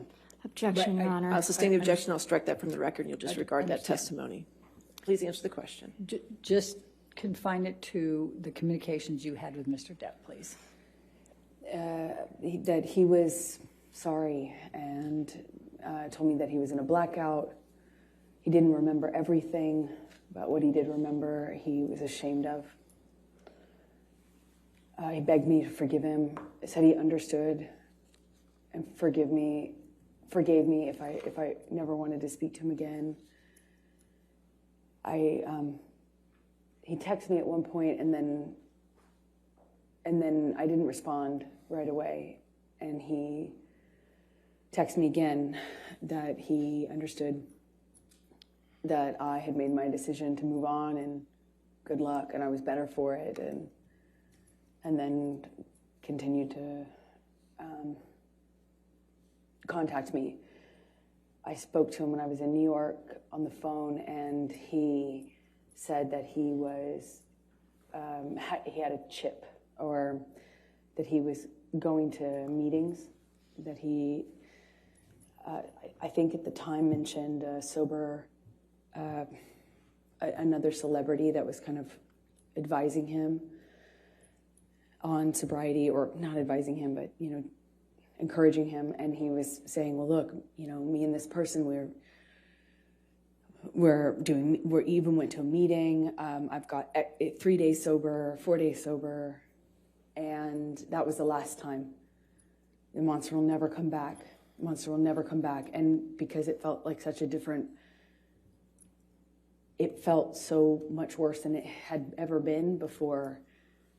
And because I had, I went to New York and I was trying to get my strength to leave him, I actually thought that it kind of would be the turning point. I thought I had effectively... Objection, Your Honor, non-responsive. Overruled. Oh, go ahead. Thank you. Go ahead. Please continue. I thought things would change. Okay. Did you draft any kind of email to Mr. Depp to express your emotions and how you felt about all this? Objection, hearsay. Well, let's go, I'll lay the foundation, Your Honor. Let's go to Defendants 239. 239.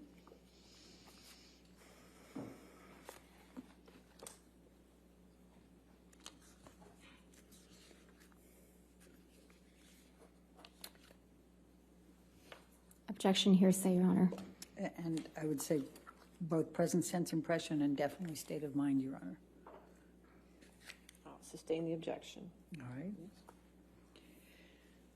So did you ultimately communicate to Mr. Depp what you first drafted up in an email without saying anything about what's in the email? That calls for hearsay, Your Honor. I'm just asking if she did. Not what she said. Correct. Okay. Overruled. Did you communicate to Mr. Depp what you had drafted in the email? And you don't get to say what you said. Yes. Okay. And what, if any, response did Mr. Depp have to your sending that email to him?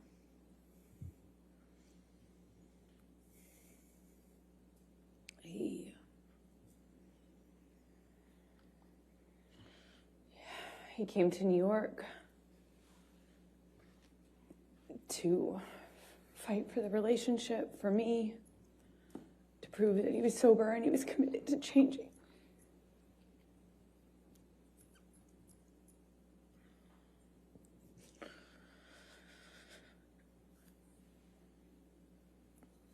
I believed he was embarrassed and sorry. He said he was, and I believed him. So I took him back, or I got back with him on the condition that he would uphold his promise to do the treatment, to do the full detox, clean up, and never go back.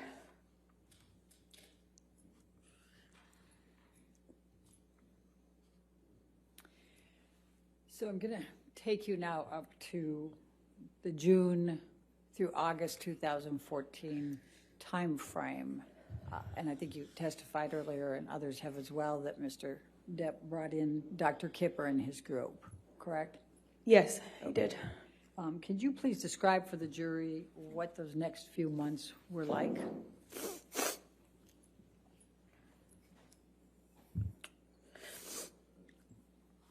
All of a sudden,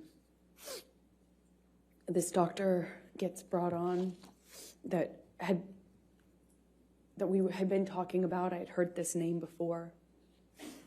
And all of a sudden, this doctor, Dr. Kipper, who apparently wrote a book on addiction and was this doctor who was going to be the solution, the cure, and he got brought on board, and all of a sudden the plan was that this team would be involved in Johnny's recovery. So it felt real, it felt serious, I felt like protected. I had already by this point heard a million times, it seems like, promises to get clean and sober, but this felt like a change. And they were going to come to Boston and start working with Johnny, and the plan was to keep Johnny on the same level of drugs that he was on since he was filming. They needed him to finish filming the movie, so he was going to be maintained with his with prescription pills, including the painkillers. And the plan was he would obviously abstain from alcohol completely and all other drugs like weed and coke. And then when he finished filming, the plan was to do Objection, the full Your Honor, detox. hearsay. And lack of foundation. I don't understand what the objection, I don't think it is. I think she was just explaining the context there. I don't think she was saying Well, we what could somebody lay a foundation how she knew, but it's fine. How did you know that? I was involved in the conversations Okay. Please with the continue. doctors and with his sister. Objection, And Your Honor, nurse. that's still hearsay. All right, I'll Okay, sustain the that objection. part is. So what happened next as a result of these communications without saying what the communications were? A nurse came to Boston where Johnny was. I just would come for short periods of time in between, on weekends from filming until I wrapped my movie, which I did, I think in May, if I am not mistaken. And then I went to Boston and I was there and saw a nurse was flown out to Boston, Debbie Lloyd, and I believe Kipper came out too. And they put Johnny on a bunch of new medications, which they shared with me, told me about. Objection, Your Honor, hearsay. Well, we have to be careful about what other people told you. Okay, but you can testify to what you know, okay? So what happened then? I saw his medications change. I know the amount that Johnny told them he was on was so that they could maintain him for the filming, meaning not make a drastic change in the amount of painkillers he was taking. But his behavior, his whole personality changed drastically. He would be speaking to me And at the time I was staying in Boston with him, having wrapped my movie, and he would, in mid-sentence, mid-word, fall asleep. One time I was sitting across from him, and he would come in and out of sleep, being awake, or completely what appeared to be asleep while talking to me, and he had a cigarette in his hand, and, Johnny constantly smoked, and he just sat the cigarette, as he fell asleep, while speaking, down on his leg. They're hand-rolled cigarettes. They don't stay lit very long, thankfully, but, it was things like that, and I didn't understand it.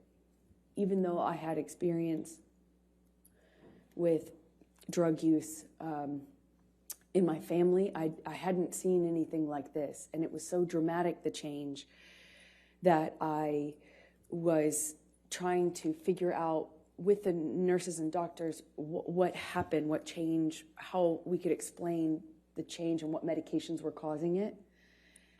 I knew there were new medications involved, so, I was constantly worried and in communication, and Johnny's behavior got worse and worse, more of this passing out, nodding off, waking up in the middle of the night, screaming, waking up in the middle of the night, sometimes crying, and the emotions would change from one to the next, like by the second. I remember we were on a long weekend when he was filming in Boston, and we went to this like a resort retreat hotel, and he was just bawling. It broke my heart. There was just a lot of changes, and I really didn't know. I felt so bad for him, and I thought maybe it was just what Kipper had introduced into the regime, the medications. But what I found out in that time is that he was taking about double the amount. Objection, Your Honor, hearsay. Was this No, your observation? I saw it. Okay, overruled. Thank you. Please continue. It was taking about double the amount that he told them was his normal when he started the process with the doctors. So after a few, it's, I think, months of going, what is wrong? And, turning him over when he vomited at night or checking his pulse, all of a sudden when I realized the amount was about double, I realized then he had been lying to them and me about the amount so that he could get extra high before he had a detox. But that I can't, it was such an agonizing weeks, months. It was so agonizing. I don't know how long it lasted, but I was so concerned for this person, and he had just been doubling up his meds because he didn't. So, Michelle, can you pull up 1092, Defendant's Exhibit 1092?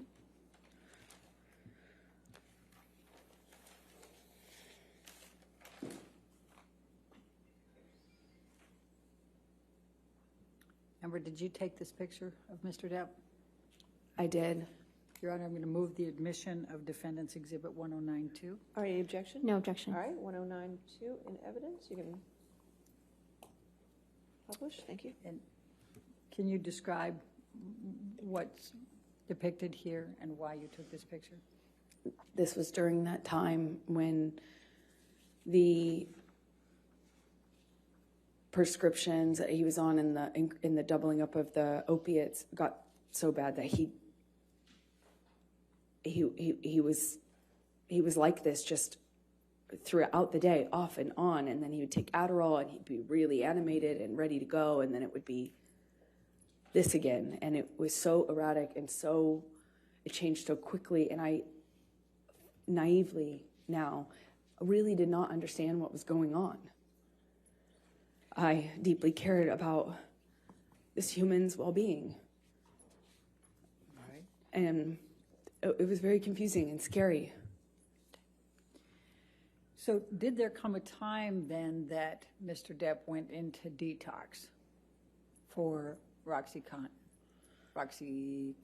or whatever they're called? Yes, when he finished filming, the plan was to do the detox, and that's what we did. And when was that? That would have been early August of 2014. I believe we left. We were there for, I think, a week to 10 days, 8th through the 18th, more or less.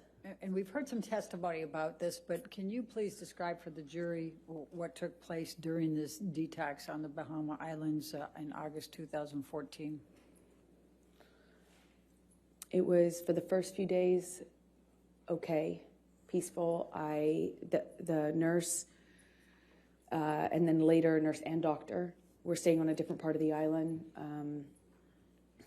a few minutes drive by ATV, like 10, 15 minute, by one of those ATV vehicles. But we communicated via walkie-talkie and occasionally through text. And it was okay at first, and then the behavior, then it just really wasn't okay. It was up, down, he'd be mad at me. Then he was wanting a hug.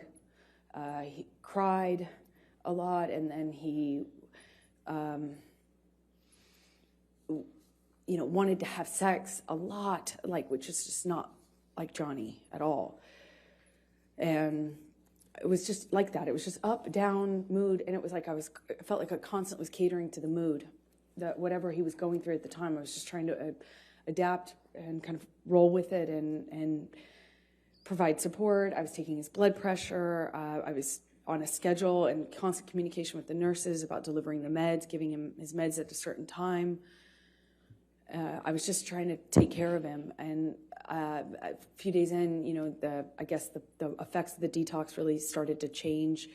And it went from this erratic behavior up and down to just really down or mad. He would burst into anger at me, yelling at me. I crossed the table. I walked away from it at the table. I crossed the table in a certain way, and he screamed at me about that and tried to overturn this table.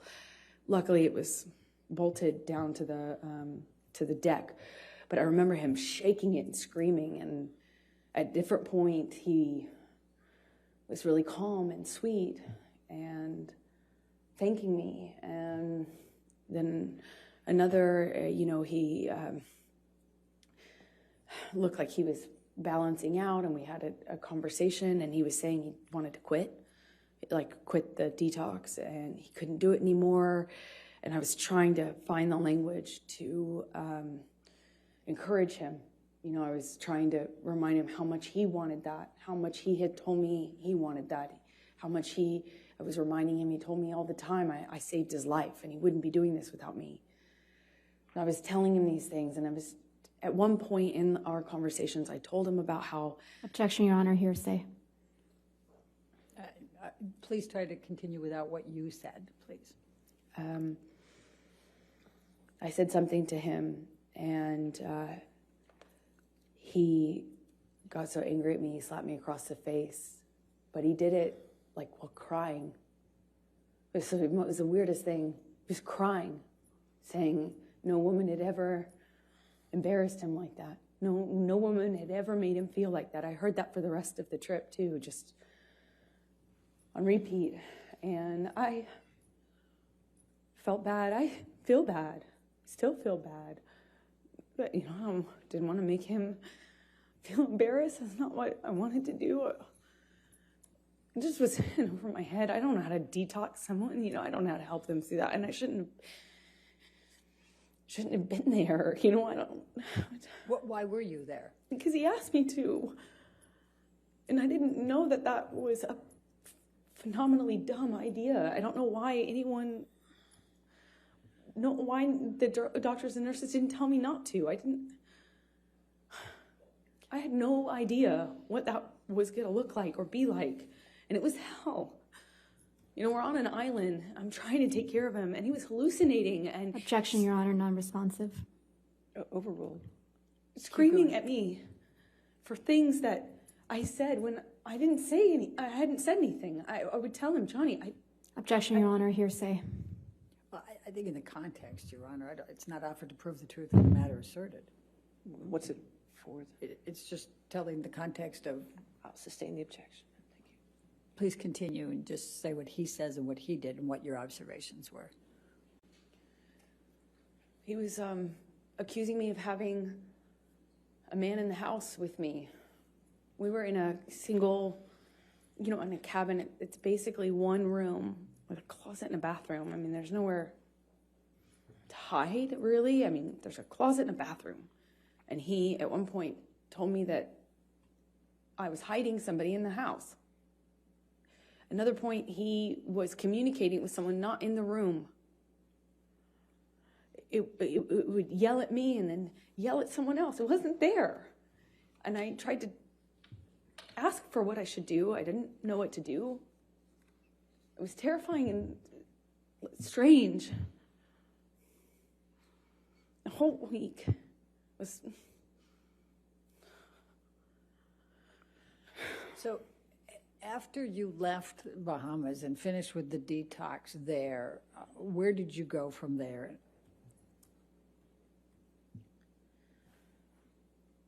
We, meaning Debbie Lloyd, Dr. Kipper, and I and Johnny, we flew back to LA, and he was going back and forth between saying he wasn't going to continue to, he was committed. It was back and forth. Everything was up, down, erratic, like changing every second. And we got to LA, and Debbie and Kipper communicated with me. I won't say what they said, but I decided it would be probably in everyone's best interest if I went away to a hotel. Johnny put me up in this room in this hotel while he finished the process of detox in LA, and I had my friends out with my girlfriends there to support me as per usual. So Michelle, can you pull up 272, please?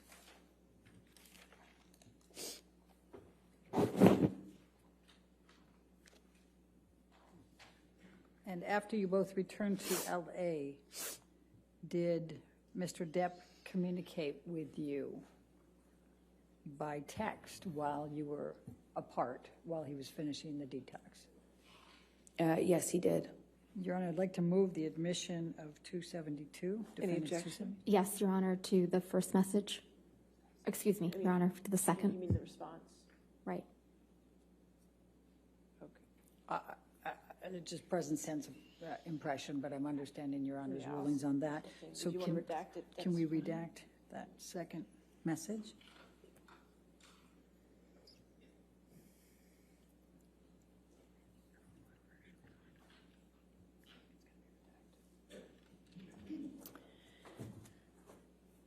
All right, Your Honor, All right. Any objection to 272 redacted? No, thank you, Your Honor. All right, 272 is in evidence, and we will publish. and Amber, I'm going to show you now what is Defendant's Exhibit 272, and this is on August 20, 2014. It's a text message from Mr. Depp to you. Do you see that? Yes, I do. Okay. And just so that we can highlight here, he's calling you, he says, just to let you know that I'm fine, my angel. I miss you, of course, but this was the right thing to do to speed up the process. I love you more than life. Yours, Steve. Do you see that? I do.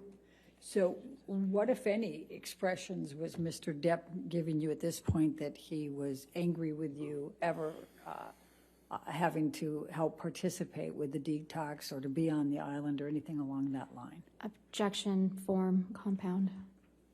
I'll allow it, but just for trying to keep the record clear, 272 has already been entered into evidence without that redactions, and there wasn't any objection. So I would wish if I could have both sides to keep track of their evidence. It's not my job to keep this. Thank you, Your Honor. And I just got a note to that effect. So Okay, so 272 is in evidence without, you can clear the redaction and publish it. It's really the party's responsibility to take care of the record, not mine. my apologies on that one, Your Honor. All right. All right, and I overruled the objection, so she can answer the question. Thank you, Your Honor. I'm sorry, can you remind me what the question was? Yes, That's fair. that's fair. I said, what, if anything, did Mr. Depp say about that you were torturing him on the island and he didn't want you there? Very confusing for me to hear that, because even though he was hallucinating and angry at me at various moments when he would have these kind of episodes, I did nothing but try to take care of him. I'm not a nurse. I did my best to support him. And he thanked me. He thanked my mom. He thanked my dad. And told me, of course, I saved his life. That he wouldn't be able to make this change without me. And that this process was horrible and hard on him and us and me. But that he was so thankful that I was there for him.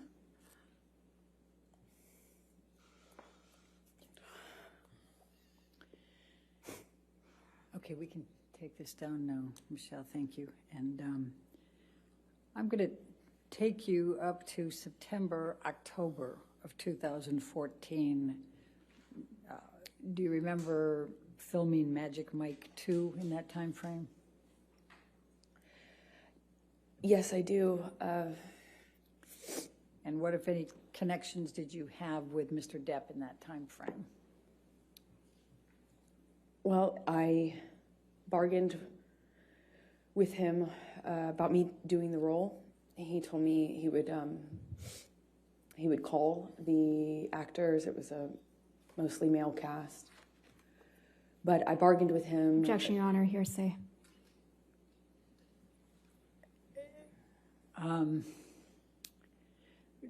Don't say what you said, just say what he said, okay? He reluctantly kind of agreed to me working on this movie or taking a job. He was filming a different movie in London at the time. I wasn't going to play a sexualized character. I wore no makeup or minimal makeup in the movie. No sexy clothing. No kissing scenes. No sex scenes. So I went and did that film in October of 2014 in Georgia while he finished his movie in London. And then at some point he came out to pick me up in Georgia and was there for my last day or two of filming.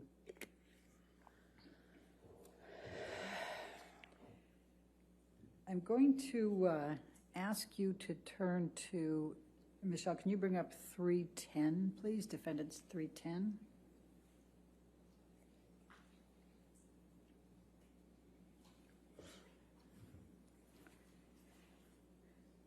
Did you have communications with Mr. Depp about auditioning for another role in this time frame? Objection, Your Honor. I'm going to object to the exhibit as hearsay.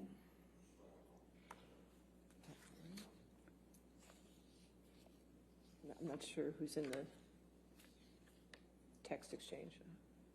It is a text exchange, Your Honor, so, but the green is Mr. Depp. And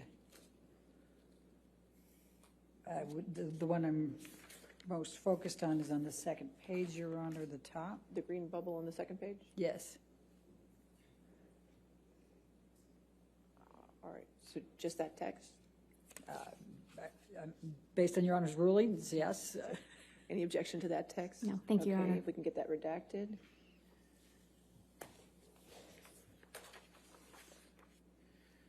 And while that's being redacted, Amber, let me ask you, what, if any, anything was Mr. Depp saying to you in this time frame, we're talking November 2014, about you not working anymore or not taking on any more work or auditioning? Objection, Your Honor, compound. They're all the And same leading. subset. Overruled, I'll allow it. Thank you. Johnny was angry with me for working. I had finished my job and I needed to eventually find another job, meaning a movie, to work on, and he was furious at me for, he found, like, we call them sides, they're just pieces of an audition, pages, and he found something that had been sent to me to consider auditioning for, and he blew up at me for, yeah, I think what he said to me is that I didn't tell him, that I didn't ask him, and that because he didn't know about that audition that I hadn't done yet, that I had been hiding it, and was furious at me. I ended up not doing that audition, I believe. Well, there was a few, one or two in that time that I did I did audition for, and one or two that I didn't. I'm going to ask you now to take a look at what is Defendant's Exhibit 310.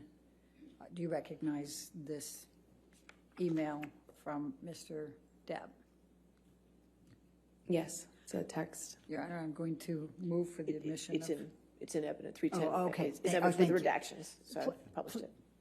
Please tell the jury about this text and the context. This was Johnny's response to me apologizing for having an audition. Okay. Thank you. All right, now I'm going to stay in November of 2014. And did there come a time that Mr. Depp told you that he understood that you were not going to accept any more jobs, that you were going to stop working?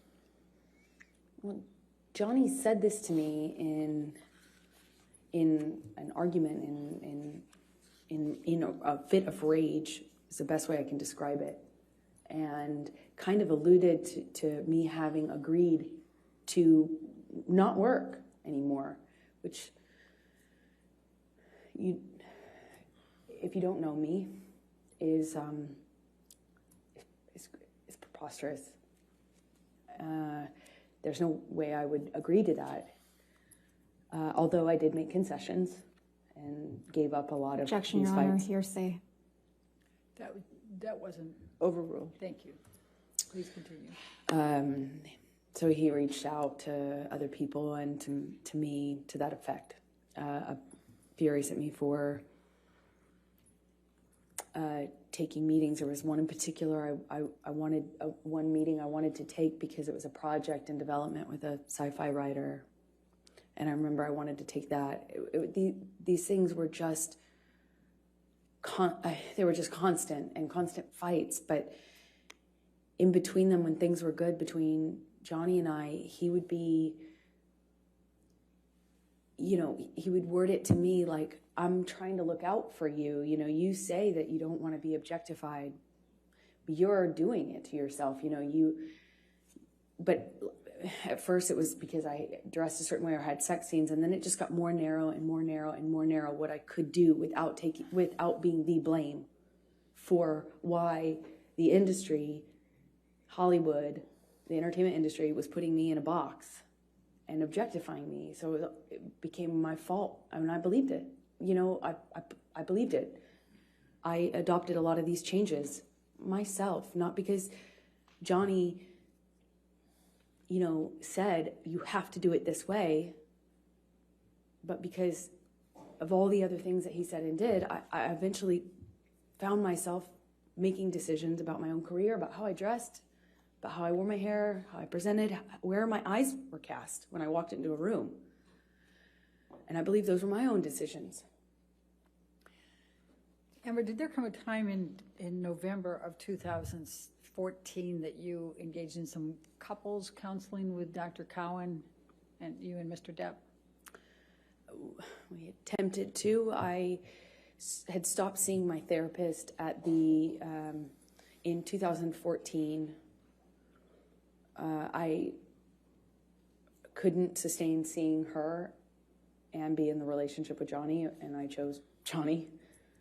Eventually, Dr. Kipper introduced me to his close friend, Dr. Cowan. And I met with Dr. Cowan and agreed to let them share communication about my care, my treatment, both what I said to Cowan and what I said to Dr. Kipper, who had become my physician as well.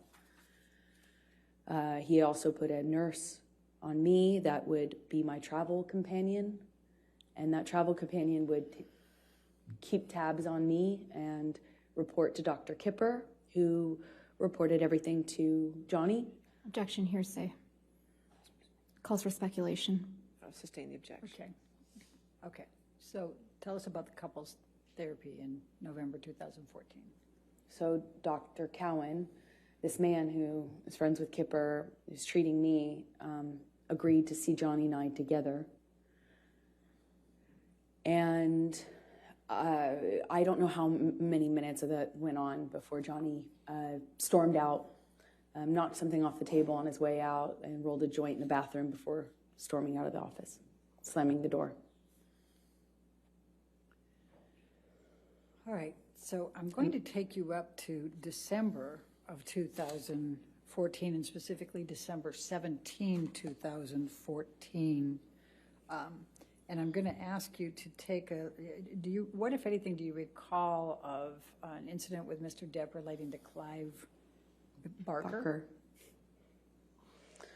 He was the sci-fi writer that I liked. Well, fantasy sci-fi writer. I kind of had a dream project based on a book that I loved of this author.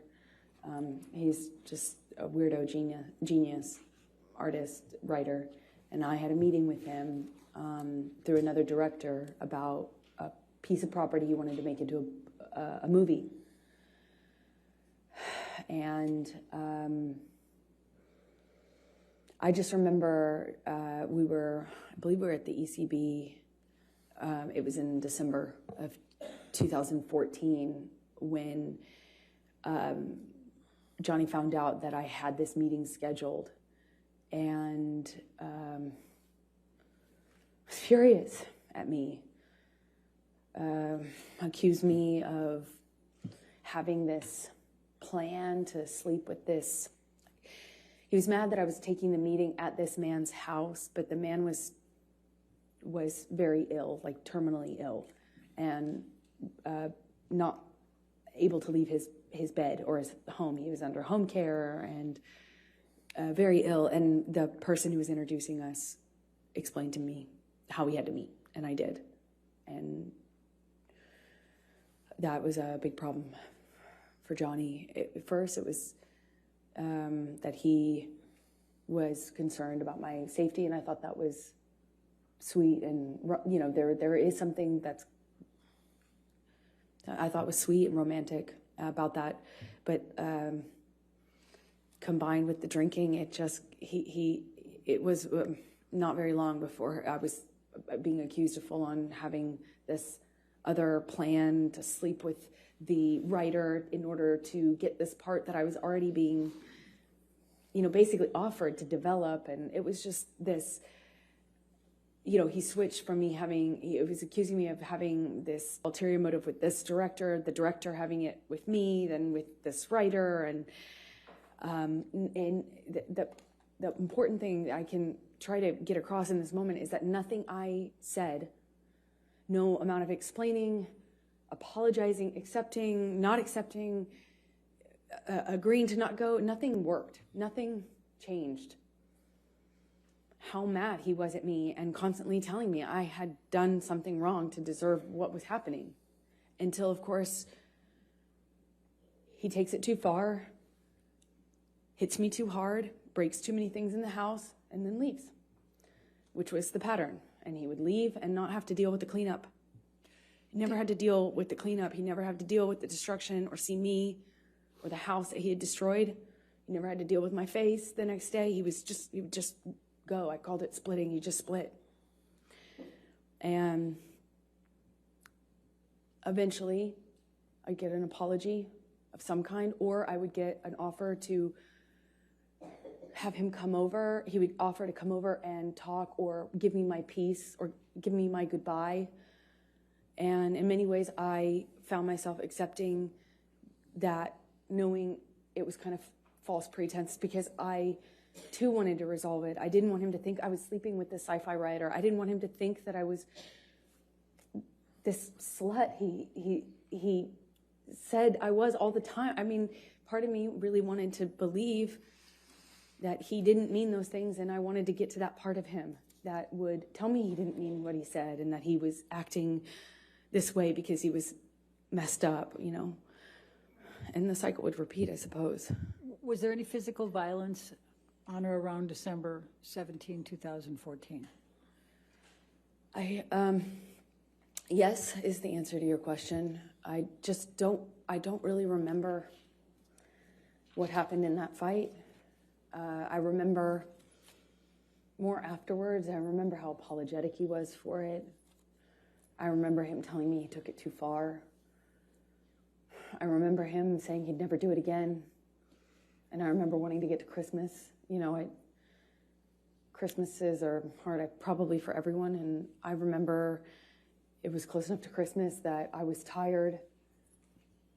And I wanted to be in a I wanted to be in a kind, gentle, peaceful state for Christmas. I didn't want to go through a breakup at this time. I didn't want to, you know, that's what I remember of that time. Let's bring up Defendant's Exhibit 321, Michelle.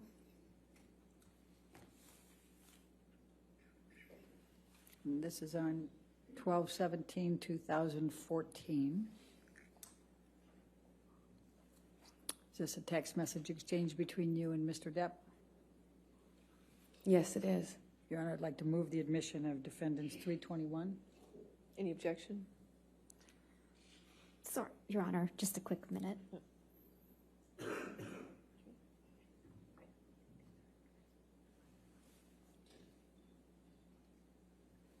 Your Honor, no objection. All right, 321 in evidence. You can publish it, please.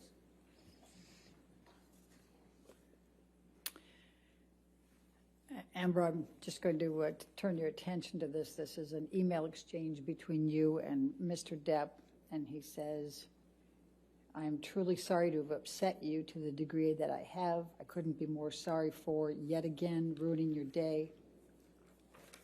I do, of course, take your generosity, your selflessness, your affection, and your sweet doting deeply into my heart, and I think that I've been reciprocal. Agony is never the answer to any equation or occasion, nor is rage. Please know that my apology is sincere and solid, and as stupid as it sounds, I hope your meeting with Clive Barker is excellent.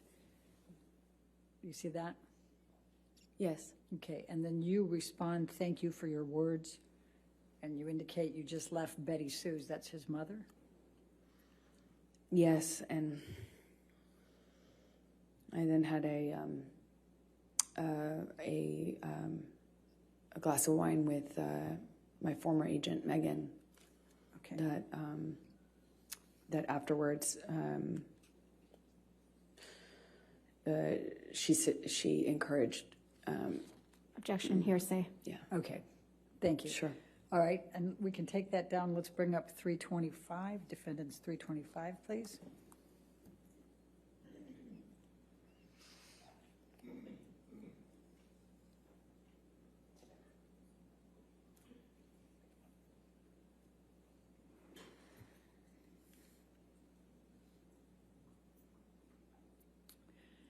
And this is an email exchange the following day, 12/18/2014, is that correct? Yes. Okay, Your Honor, I'd move the admission of Defendant's 325. It's already in, oh, it's already in, Your Honor. My apologies. We'll get that figured out at lunch. With what redaction? It's already in, It's so. been in evidence. Does anybody over there have the list of evidence that's already in evidence? Yes. Okay, we're making sure. Ours indicates it is. It's in. It's in evidence. Without redactions, Your Honor?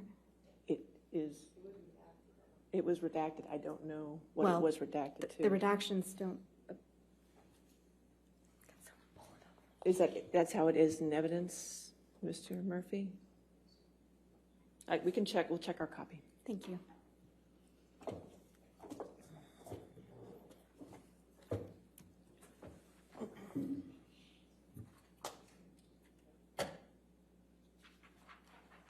It's fine, Your Honor. We've confirmed. Yes. Thank you.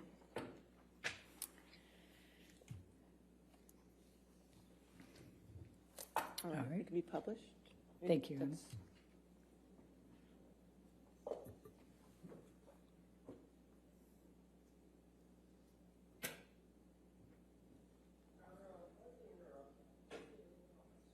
You can't see it on your screen?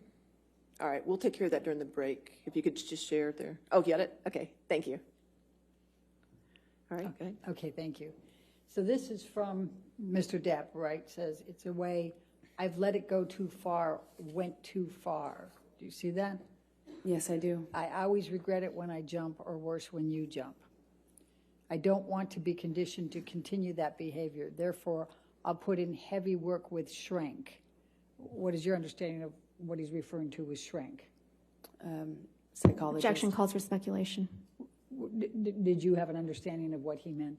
Yes, I knew exactly what he meant. And what did he mean? Shrank is shrink. What did he call shrink?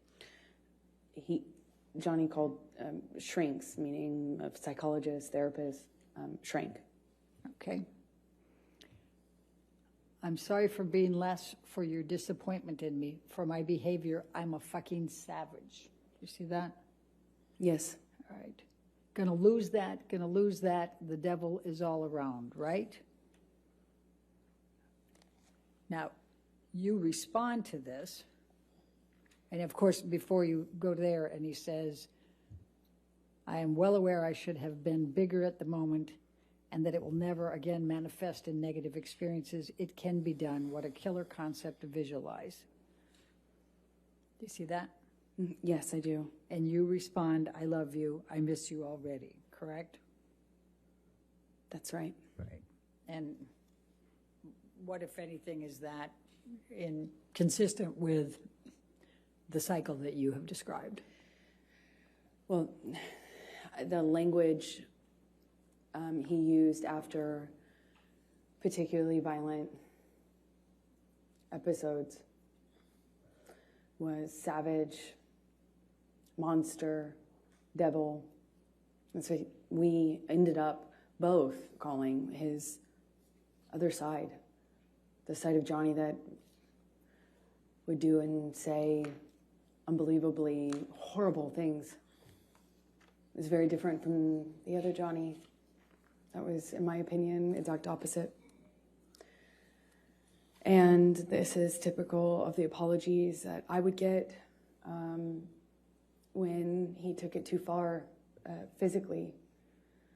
I was encouraged because I thought it meant he understood that he could really hurt me. Sometimes I didn't think he understood how much he could hurt me physically, I mean. So after this, I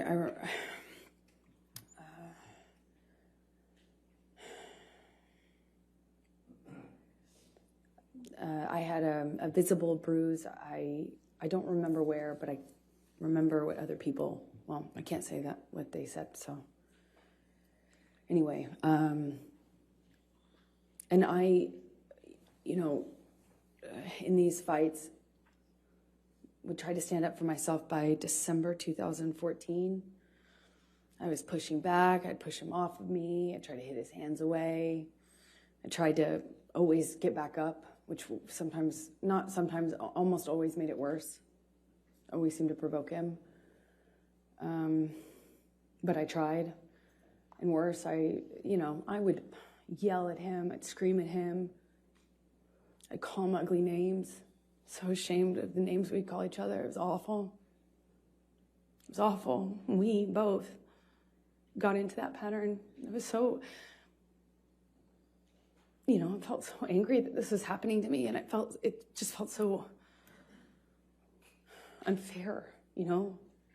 It felt like nothing I could do, felt like nothing I could do would change the sobriety patterns, felt like nothing I could do would stand up for him, and nothing I did made him stop hitting me.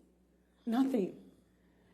So, you know, I tried for over a year, maybe 2, of just not responding physically, not responding verbally, just staring at him. I tried to freeze. I tried to go to a different place.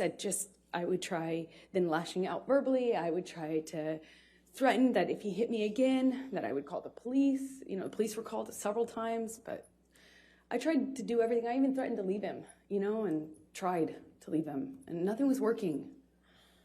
And I think by this point in our relationship, we're both saying awful things to each other, screaming at each other, and unfortunately, when Johnny would start hitting me, he'd just win.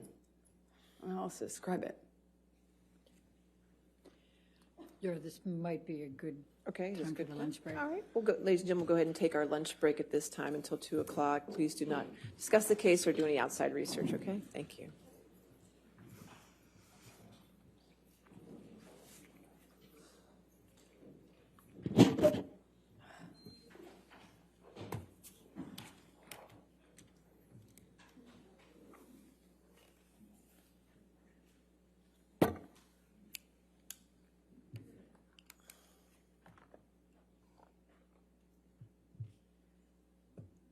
All right. And again, ma'am, just don't discuss your testimony with anybody this time, okay?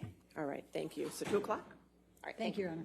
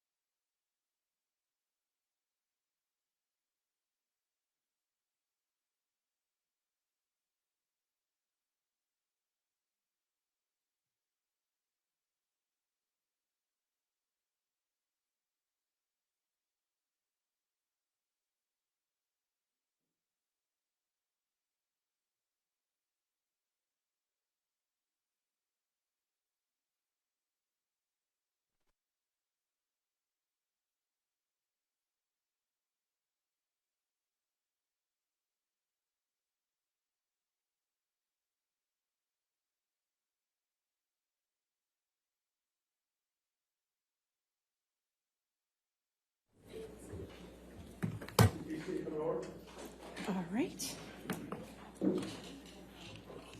Okay, are we ready for the jury? Yes. Okay.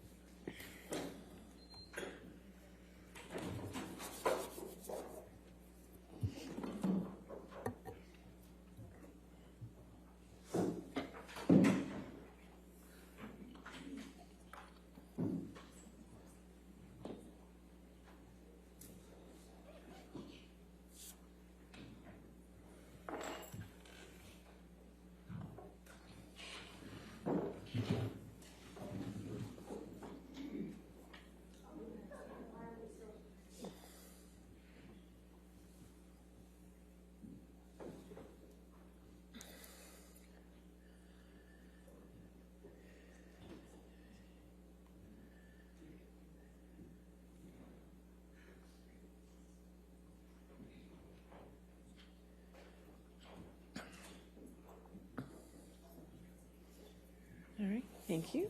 All right, you may be seated. Your next question? Thank you, Your Honor. Michelle, can you bring up Defendant's Exhibit 236, which has already been admitted? Thank you.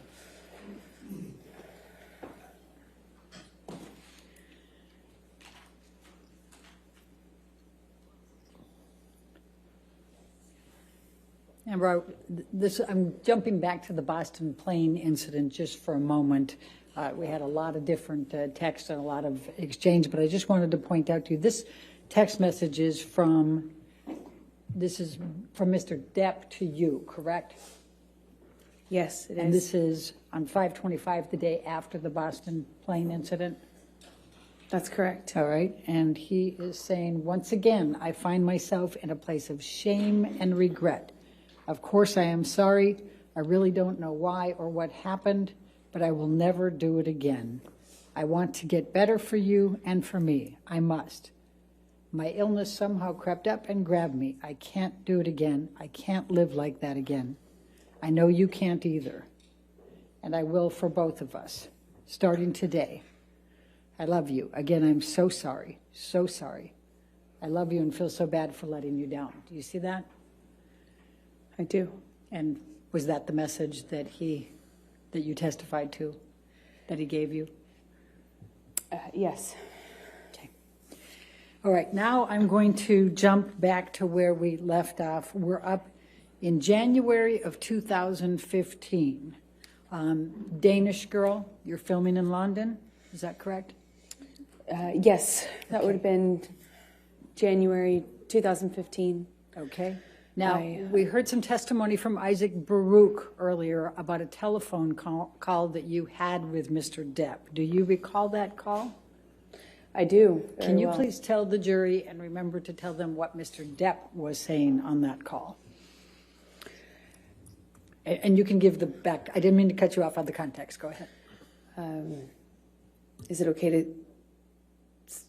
The nature of the conversation was pleasant?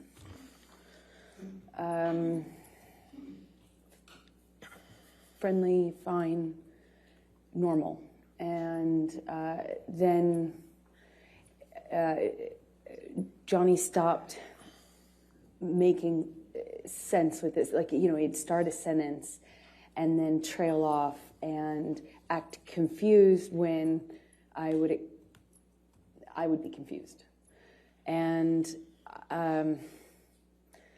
that pattern kind of increased pretty dramatically in a short amount of time. And I was in a hotel room in London speaking to him in Los Angeles. And the phone, what I assumed, cut off. I thought it was a connection issue. And I remember getting out of bed and walking into the bathroom to get something, and I was redialing him. And in the span of that short amount of time we had been disconnected, it was minutes, not even minutes. I called him back thinking the phone had been disconnected, and he answered and he said, how could you tell me that? How could you say that to me? Who the fuck is he? Who the fuck is he? And he asked me that a few times, and I was so confused. I didn't understand what he was talking about. I expressed that to him. He says, "Who is the guy, the one in New York that you're fucking?" And it was such a bizarre conversation because it had already started to feel like he was not making. It was almost as if he was confused by what sentence he had started by the time he got to the end of it. And then all of a sudden he tells me that I have just told him that I had a boyfriend or a lover in New York, and he's accusing me of having just told him about it, which was crazy. To me, not only was that not accurate, I would never have communicated with him like that. More or less called him on the phone to do it and then call him back and wonder what the connection issue was. It was just the most bizarre thing. But he was so worked up, incoherent, and accusing me of having had this conversation with him. Eventually the line drops out, and I spoke to the person who picked up the phone. Okay. And how did that end? I no longer spoke to Johnny. I probably can't say what the person told me. Are we talking about Isaac Baruch? Yes. Okay. So without saying what he said, you had a brief conversation with Mr. Baruch, and that was the end of the call? I did. It was my understanding Johnny was passed Objection, out. hearsay. Okay. Mrs. Stain? All right. January 25, 2015, Tokyo. Please tell, it's the premiere of Mordecai, correct? Did you accompany Mr. Depp to Tokyo for the premiere of Mordecai? I did. When I was, Please tell the jury about that trip. well, I had just started to pick out the wedding dress right before that trip, and plans were moving for us to get married shortly after this trip. So we took this trip to promote his movie. I went with him.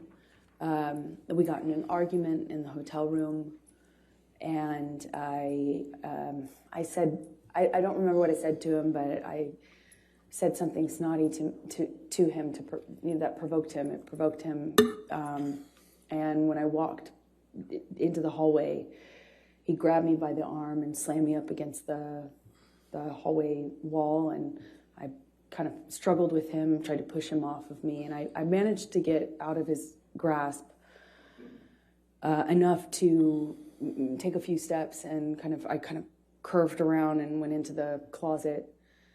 And by the time I made it into the closet, he had me by the hair, and what felt like he was just wailing on me, but in a really sloppy way, like hitting the back of my head, and kind of wrestled me down to the floor. I mean, it felt to me like I didn't even have a fair shot, because I wasn't facing him or looking at him. I was walking away from him. Or else, I would have at this point even I would have tried to defend myself more, but I didn't. I kind of felt like it didn't see it coming, and he just wrestled me down to the ground. And I remember he was screaming at me. I mean, like really screaming loud. And what I remember of that is trying to get up and him kind of wrestling me back down, and at one point put his knee on my back. It was kind of like kneeling on my back. And I just had this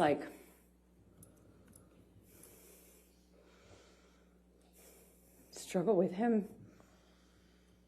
And I look at him, and he's still got his glasses on. I just remember looking at him and thinking that was so... he just looked like he hadn't been through anything. He still had his glasses on, sunglasses. And he was screaming at me that he hated me, that it was over, he didn't want to marry me. He was disgusted. He was disgusted. he made this mistake. It was a big mistake, and everyone hated me. And I remember crying on the floor. Just, more than anything, I was heartbroken. I thought maybe he was serious. I thought maybe, God, he doesn't love me. Maybe he really feels this way. It broke my heart. Broke my heart. I wanted to marry him so bad. This is the man I loved, you know. Yes, it was awful at times, but I loved him and what he was saying. Objection, Your Honor, non-responsive. Overruled. What he was saying to me hurt just as bad as anything else. I just remember that he left me on the closet floor, and as embarrassing as it is to say, I went up to him at some point. I don't know how much time had passed. He was sitting at the piano in the living room of the hotel room that we had.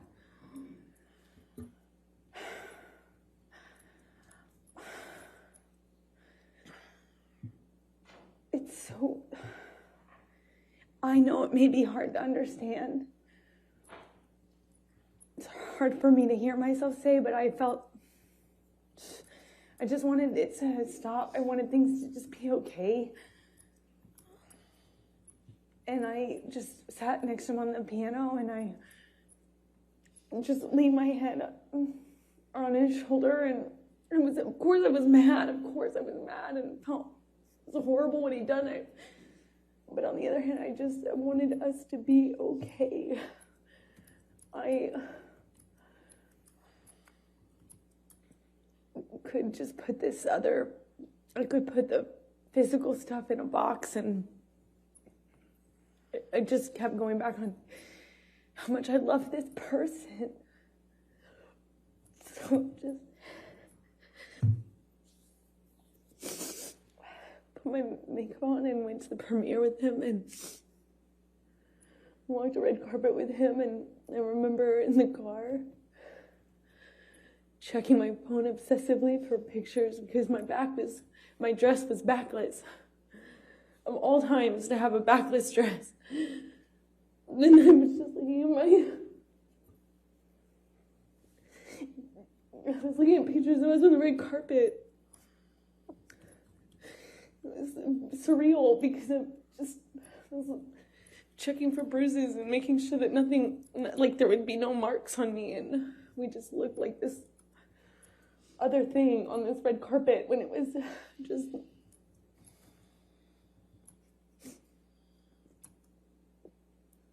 It was not like that. It's embarrassing. It's hard to... I'm sure it's hard to... Objection, Your Honor, non-responsive. All right, I'll sustain the objection. Next question. I'm going to take you to February, the next month, 2015, to your wedding. Can you please tell the jury about your wedding? So we get married in Los Angeles. I get a sense that it was a wedding, running around Los Angeles. I was getting married that day, and I remember running around, I went to therapy, and, got ready, and Johnny and I met at the Penthouses downtown, and I wore a white dress and a veil. I had bobby pinned in my hair. And I walked out of that penthouse. I met with Johnny in the hallway, and I thought he looked so handsome. and he seemed happy. And I felt we were making the right decision. I was so looking forward to having this. I thought we'd get married and we'd have stability, safety. So we get in the car, we get into actually Johnny's car, and for the second time since I've known Johnny, he drove drove us in his truck. It was weird being in the car with him alone. You know, we didn't have that. And we drove to his mom's house, and a justice of the peace arrived, looking kind of surprised. And she married us in the living room of his mother's house, Betty Sue, with our families together. My best friend, my mom, his mom. We ate food with the kids. They were there. And we had a wonderful evening, and then got up and got on the plane either the next morning or the day after, and flew to Johnny's Island. And we had what we had planned for the better, we had planned for the better part of a year or so, maybe 8 months, for this 3-day wedding on his island with our close friends, about 12 people, maybe 15 people. We had these little houses built, like not tents, but not houses, these little, for the guests. We had them built and designed on the island, and we had people come out, and it was magic. I was marrying the love of my life. It was complicated, but I thought it was the love of my life. And we had our friends and family out, and we had this 3-day event. The first night of which was supposed to be he and I separate, with our relative parties. So me with the bridal party and him with his fellas. The bridal party, we had planned to do a cuddle puddle, have mushrooms and drink wine, and have our own girl party separate. And then the next day have the wedding festivities.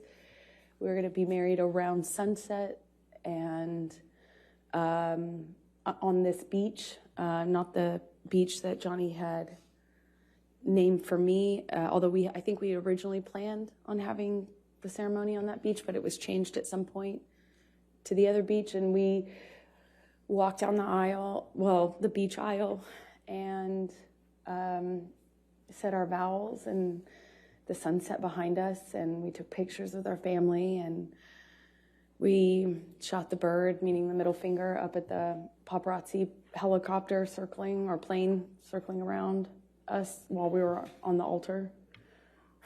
And we danced and celebrated. And then I left the island because I had to go work. When you say you left the island and you had to go to work, what were you working on that required that? I was filming The Danish Girl in London, which is the film that I had been in London for in January when Johnny was hallucinating on the phone with me. I was there doing kind of prep work for that film. And what, if any, film was Mr. Depp going to at that point? Well, the plan, why we did the wedding when we did it, is because he had always had this commitment to do Pirates 5. And he was going to shoot that in Australia, and I was going to shoot The Danish Girl. And I started The Danish Girl in early February, and he was going to fly out mid-February to Australia. So his movie was going to take the majority of the year, meaning until August. So maybe longer, so that the plan was to do it when we did it so that we didn't have to wait until the fall of the following year. So shortly after I left, Johnny returned to Los Angeles and then flew from Los Angeles on to Australia to shoot P5, Pirates 5, excuse me. Okay. And what was the plan for you when you finished with Danish Girl? The plan was always for me to wrap on my movie and then come and join him in Australia, where he was filming P5, Pirates 5. Okay, and when approximately was that? That was March 3rd. March 3rd that you wrapped, that you finished with Danish Girl?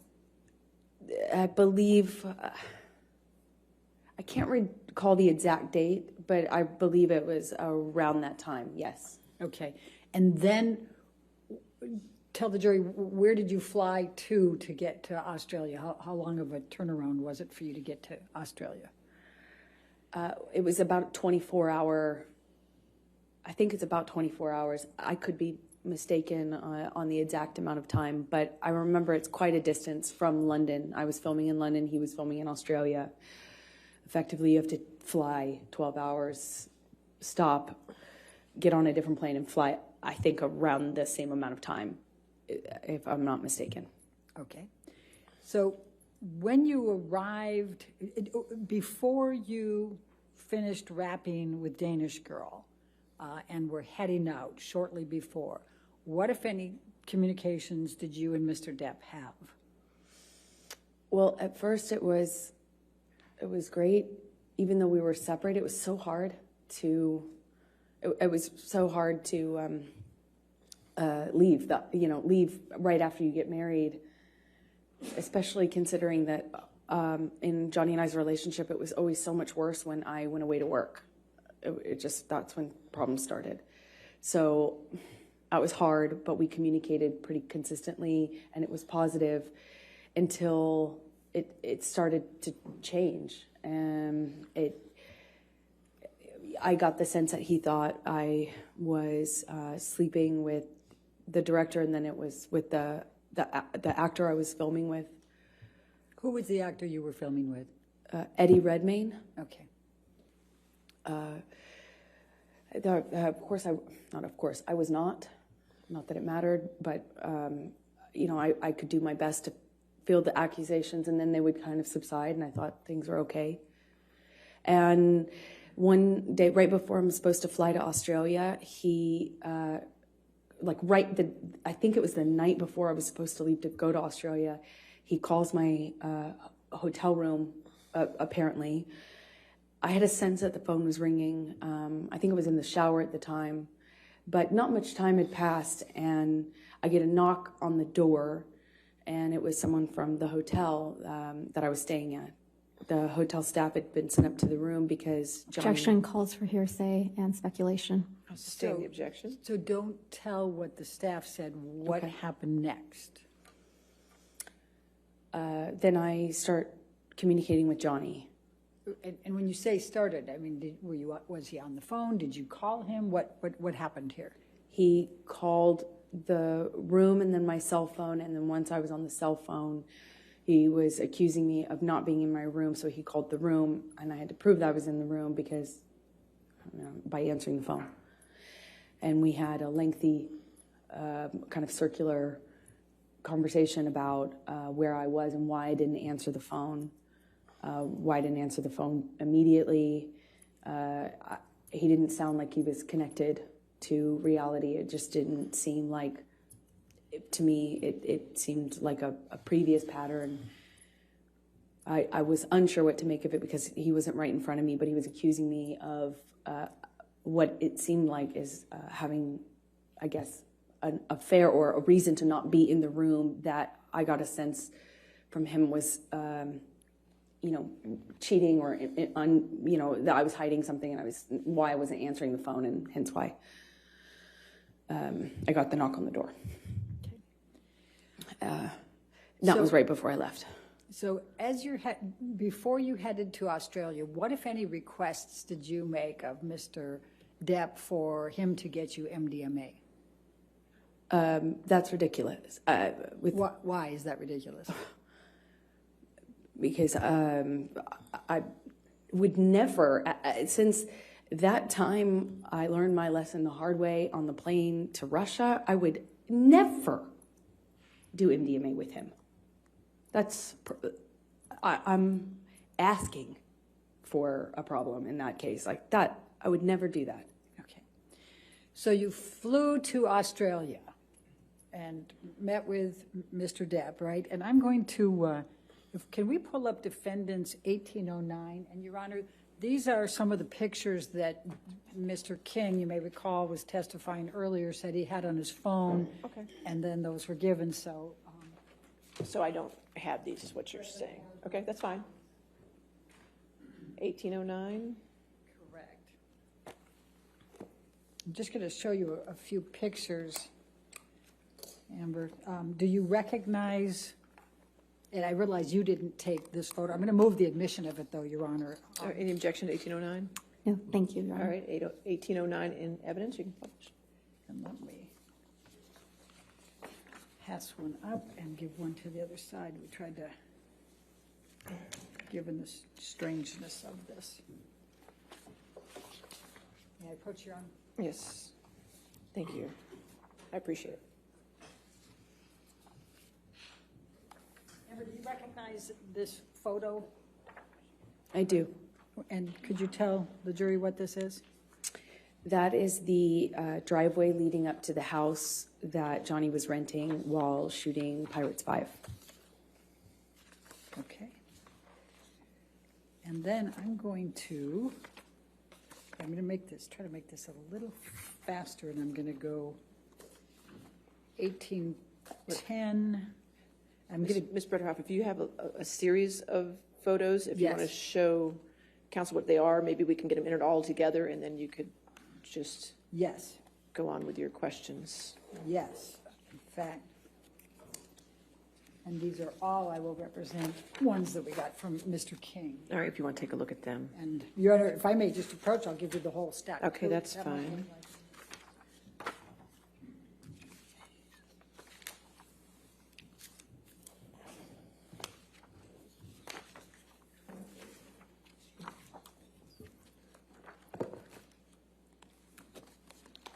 We can keep that up if you want.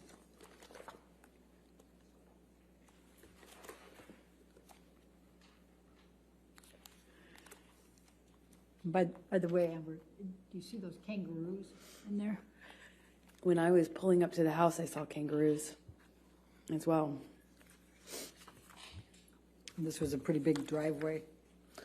It was a I pretty don't ice. have any objection, sorry. No objection to any of them? I don't believe so, Your Honor. But make sure you look through them all, too. I just want to make sure, because Thank I'll you, go ahead and Your read them into the record once you have looked through them all.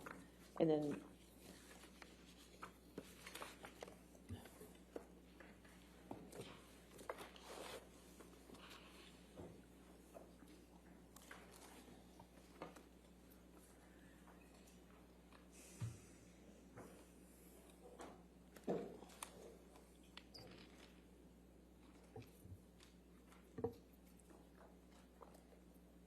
Thank you, Your Honor. I've reviewed them. I have no objection to All any right. of these photographs. So we'll enter into evidence defendants 1804, 1805, 1806, 1807, 1808, 1810, 1811, 1812, 1814, 1815, 1816, 1817, 1819, 1820, 1821, 1825, 1827, 1828, 1829, 1830, 1831, 1834, 1835, 1837, 1838, 1839, 1840, 1841, and 1842. Did I get them all? I believe so. Wait, I want to make sure more than believe, so we agree that's all of them in evidence? Okay. They're all in evidence. So as long as you're just going to be referencing those photos, we'll keep it on We're for going you to to keep it publish moving. them. Thank you, Your Honor. Appreciate it. Okay. Whose home was this in Australia? It was I think like a well-known sportsmen, racing cars or something of that nature. Okay.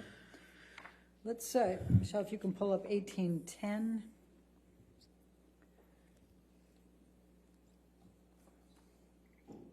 Is this another picture from that home? Yes, that looks like it's the view from the bathroom. Okay. And then let's go, Michelle, if you can pull up 1811.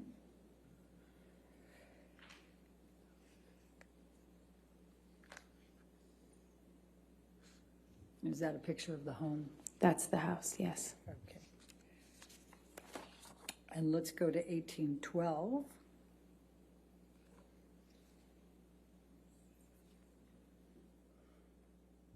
And That's the view from the living room. It opened into a lagoon.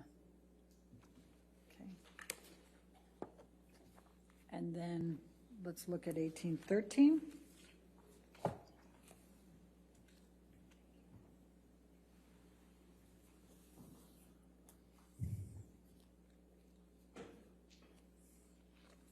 I guess that's just another view, little over of the swimming pool, correct? Yes. Okay, and then let's do one more, 1814.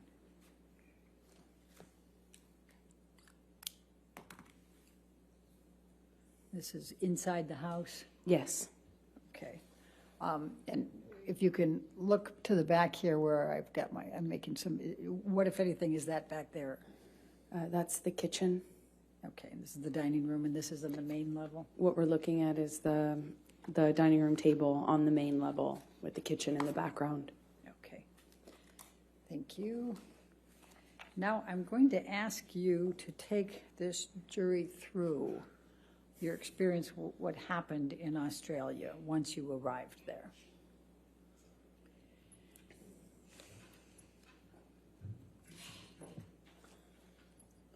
Well,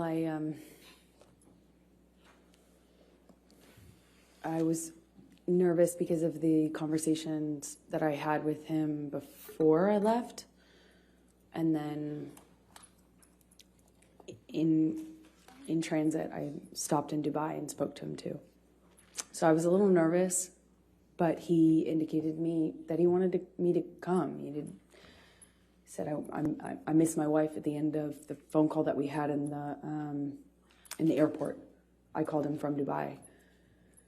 And he said, I miss my wife. I felt, okay, safe to, it's good.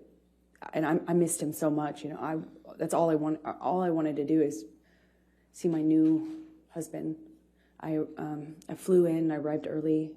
I walked into the bedroom. I was so excited to see him. And he was so, like, he had lost a ton of weight. So I just knew something was up. And he kind of quickly, kissed me and kind of, we had some interaction. It was brief. He was leaving to go work. He had to work that day. But then after the plan was he would come back, which he did in the evening, and then he was supposed to have a 3-day weekend, a long weekend. So he comes back that evening, and the chef had kind of prepared some things for the fridge, mashed potatoes, I think spinach as well. There were some steaks in the fridge, but he had kind of prepped some of the sides. And I was looking forward to having this kind of, our style at-home date. We'd just been, we're a new married couple. We hadn't seen each other for basically a month after getting married. And I start dinner and am happy to see him. And at some point early in that evening, he pulls out a bag of MDMA. I asked him what it was, and he told me it was MDMA. And I was surprised because at the time, that was, there was no question mark as to how I would respond to that or so I thought. It's like, why would you even think that that's okay? He had already gotten clean and sober. I was, touch and go, but for the wedding, he was drinking Beck's. I think at some point he did have wine on the island, but it wasn't an issue, right? Just moved ahead. So I was surprised that he would even pull out this bag and, well, frankly, not hide it from me. And he kind of seemed to suggest that we should do it together.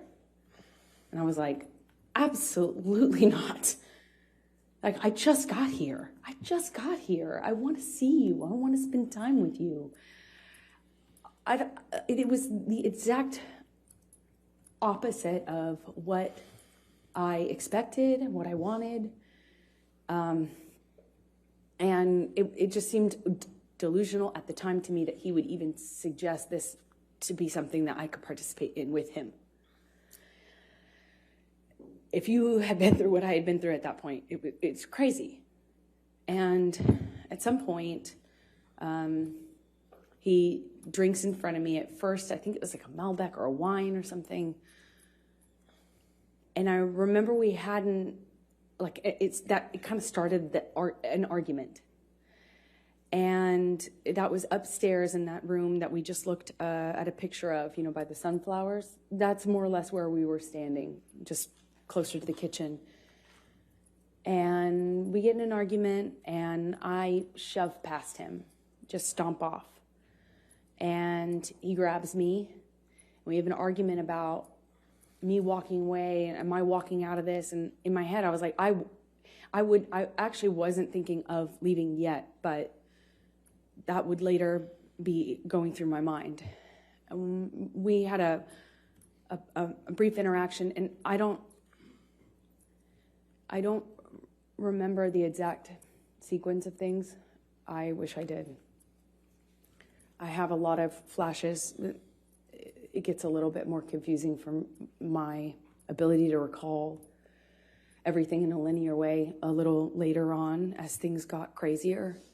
But for this part, the first night, what I distinctly remember is at one point, I don't think I had gotten very far, or maybe I came back into the room, but when he shoved me, I went flying across these parakeet floors. I mean, just skidding across these floors.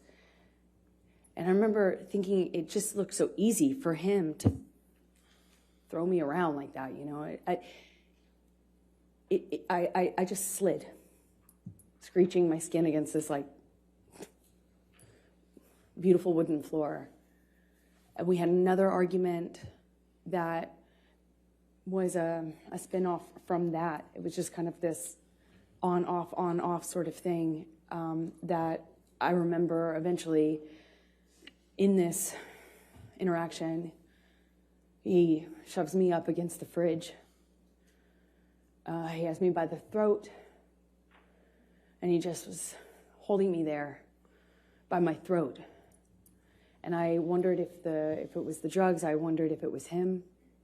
It hadn't, in my recollection, hadn't been that long.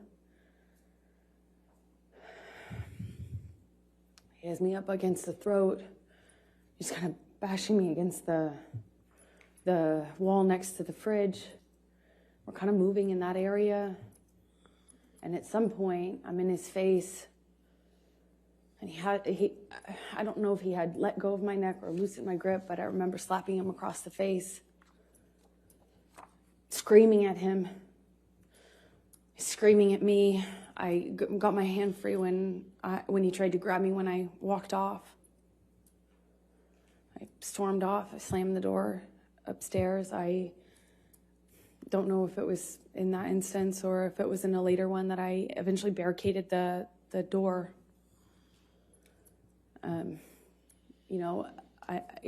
It wouldn't stop him from coming in. He could come in the other doors. There's there's a back door, there's a patio, but at least I'd hear it.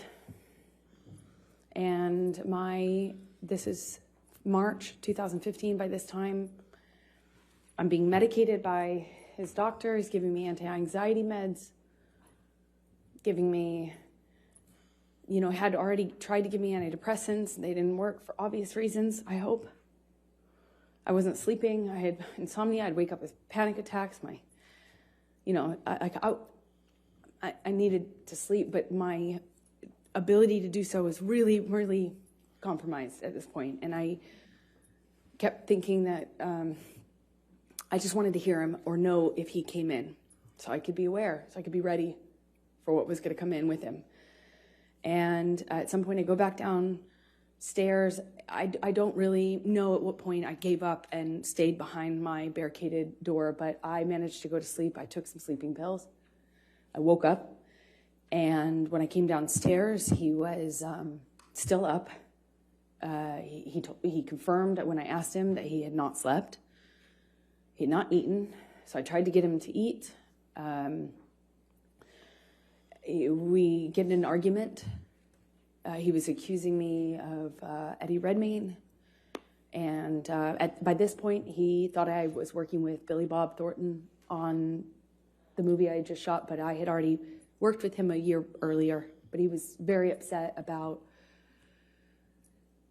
him and the gentleman that invited me to a concert in London. My co-star, he was upset about these people, even though I had done that movie a year prior. Who was that?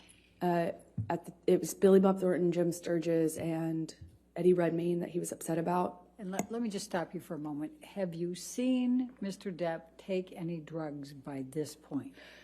Oh, yeah. Sorry if I left that out. That when we had the argument about the MDMA, he suggested to me that it wasn't on the no-fly list, like it wasn't on the no list. That was his argument. That was his defense. Like, this isn't the... You didn't say I couldn't have this. And over and over again, Johnny told me I wasn't the reason he was getting sober, but I was the reason he was staying sober. I had saved his life and all this stuff.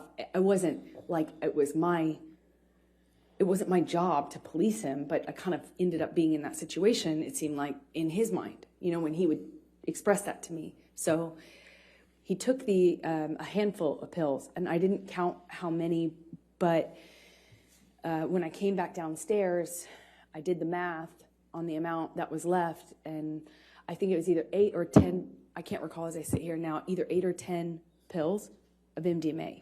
That he had taken or that were left? I remember we had a conversation about the amount that he took. So I remember saying, you Objection, took all hearsay. Okay, I'll sustain the objection. There were only a few left in the bag, so I think it was what he took. And I said, Johnny, Objection, hearsay. He confirmed that he took that amount and that he could take that amount. And what amount? At this point, there were 10. He had taken 10, 8 or 10. I can't recall. And when you say at this point, is that the first night? Is that the second day? This is the second day. This is after I've already fallen asleep for the night in the room upstairs. Come back downstairs. He was still awake. Okay. Please continue with that second day. He was accusing me of being mean to his sister. He was accusing me of not liking his sister. Something about the wedding. I was trying to put out that fire, as you will. I was trying to say, no. First of all, I'm not filming with Billy Bob. No, I wasn't filming with Jim Sturgis. Yes, I filmed with Eddie Redmayne, but he was a lovely gentleman. Objection, Your Honor, hearsay. Let's not offer to prove the truth of the matter. Overruled. Thank you. And then when it came up with his sister, he was accusing me of kind of having this animosity with Christy. I tried to defend myself, explaining why her and I had kind of become cold to one another. I don't know how else to describe it, because we never had any sort of direct interaction that was negative. We never had any sort of confrontation or anything, but I did my best to explain to him what I could answer to that accusation. And at one point he, I mentioned that, well, I can't say what I mentioned. He, as a result of that phone call, picks up the phone and calls his agent I don't know why, still to this day.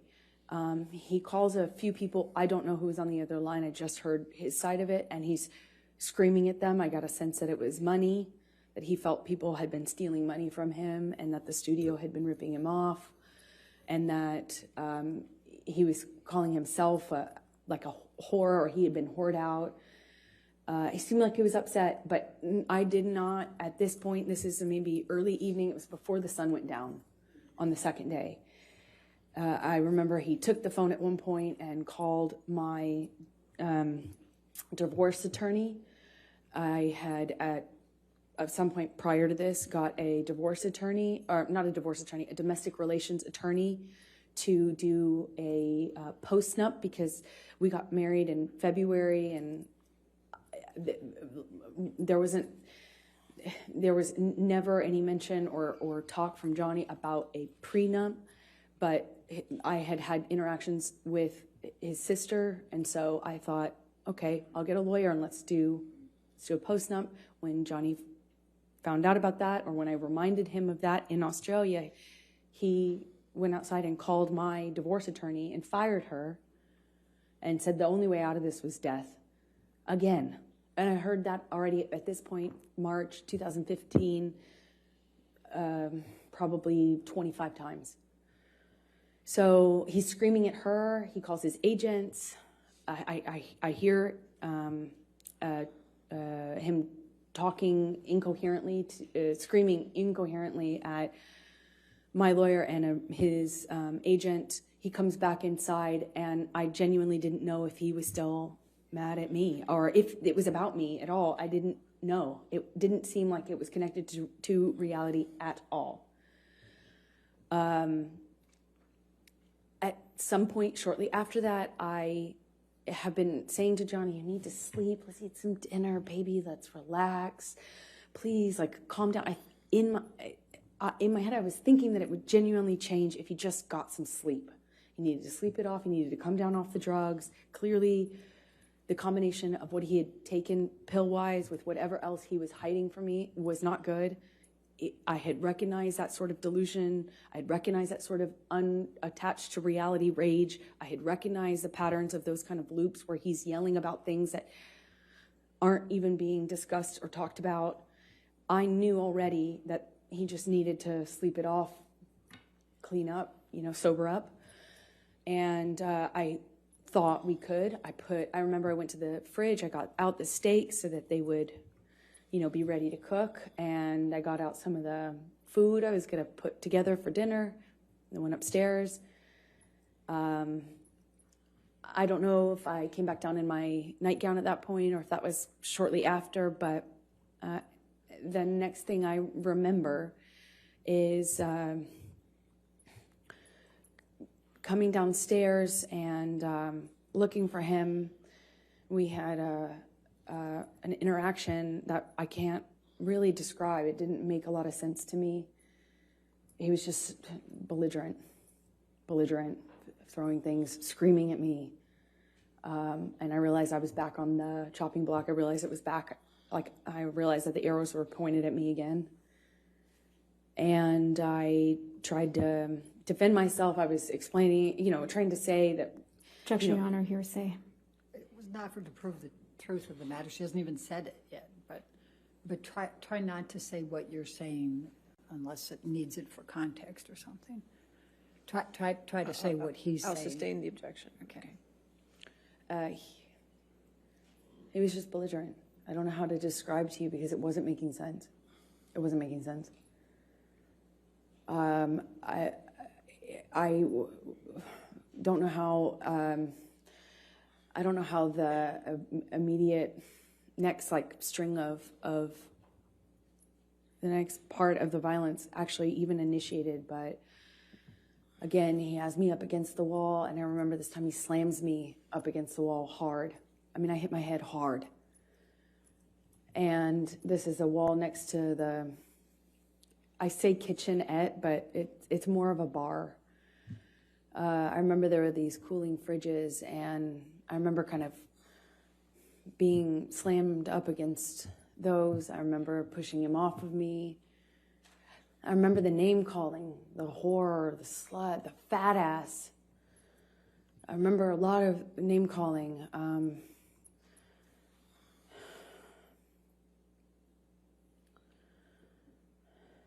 I said, Had he been drinking by this time? he was drinking. Calls for speculation and leading. You're also saying it's leading. What, if any, drinks had you observed Mr.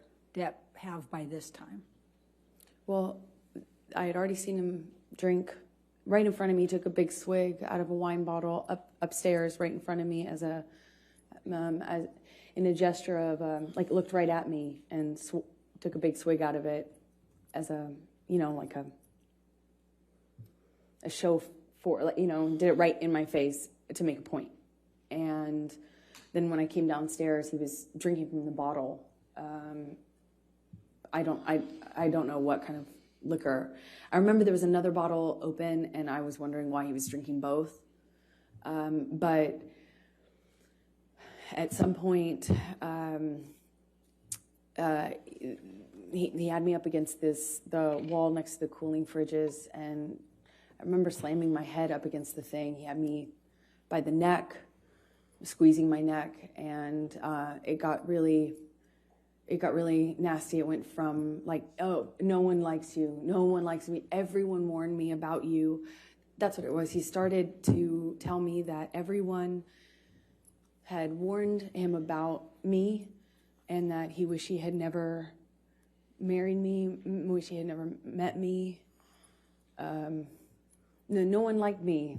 You know, it sounds childish, but I remember feeling really hurt.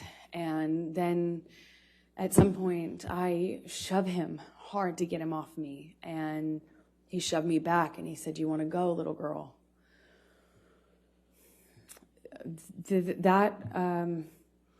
I couldn't, as I sit here today, tell you if that happened before he choked me up against the wall, but at some point, I am in a struggle with him where I'm holding his shirt lapel, and he kind of just flings me, for lack of a better way to describe it, throws me across the room. I land on a games table. It's like a ping pong table. And I don't know if I was holding on to him or if he pursued me separate, but he gets on top of me on the games table and is just whacking me in the face, like repetitive. We struggle on the games table. I don't know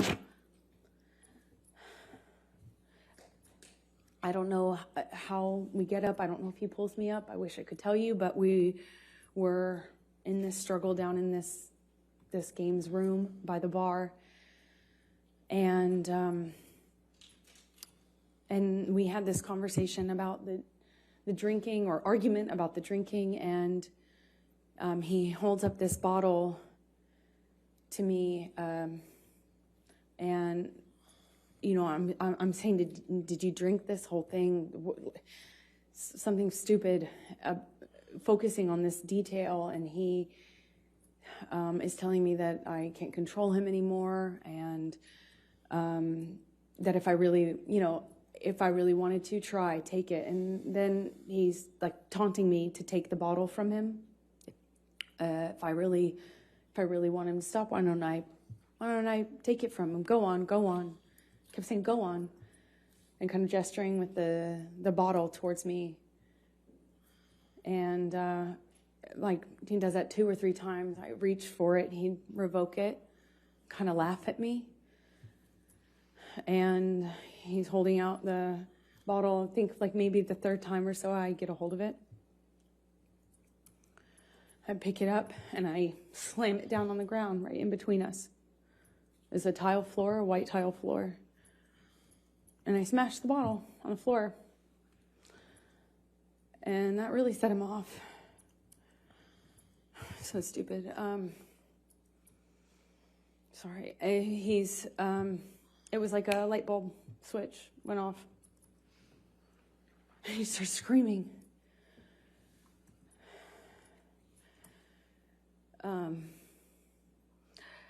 I don't know if he backhanded me or hit me normally. I don't really recall, but I remember it sent me down to the ground.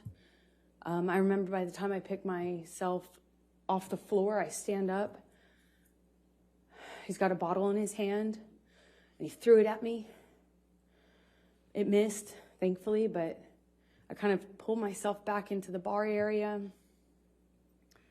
I don't know how much time passed, but at some point he had a broken bottle up against my face, neck area by my jawline, and he told me he'd carve up my face.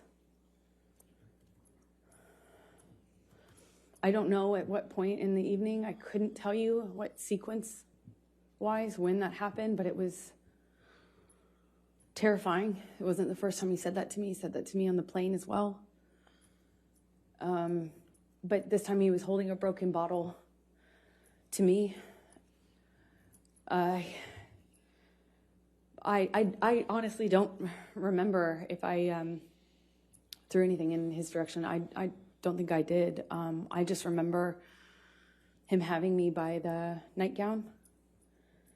I remember him flailing me, throwing me around. I'm flailing. This is after there were some bottles broken on the floor. I think this is actually after, again, forgive me, I wish I could remember the sequence, but it's flashes. He's throwing these bottles at me. I remember retreating. There were also cans, like soda cans, beer or soda cans, and they're coming at me one after the other, and I keep pulling myself into the bar area. There's a bar behind me in like a, I don't know, like an L shape. He's standing in the only way you can exit, so I'm kind of trapped in front of this sink, surrounded by bar on 3 sides with him in front of me-ish, kind of front off to the left, and he's throwing these bottles one after the other, and I can feel glass breaking behind me. I remember feeling one of them go by my head really fast. I mean, a real velocity. I remember being terrified. I remember I couldn't move. I couldn't go anywhere. I eventually, I don't know, he ran out of things to throw. I think that's how I moved myself towards the exit.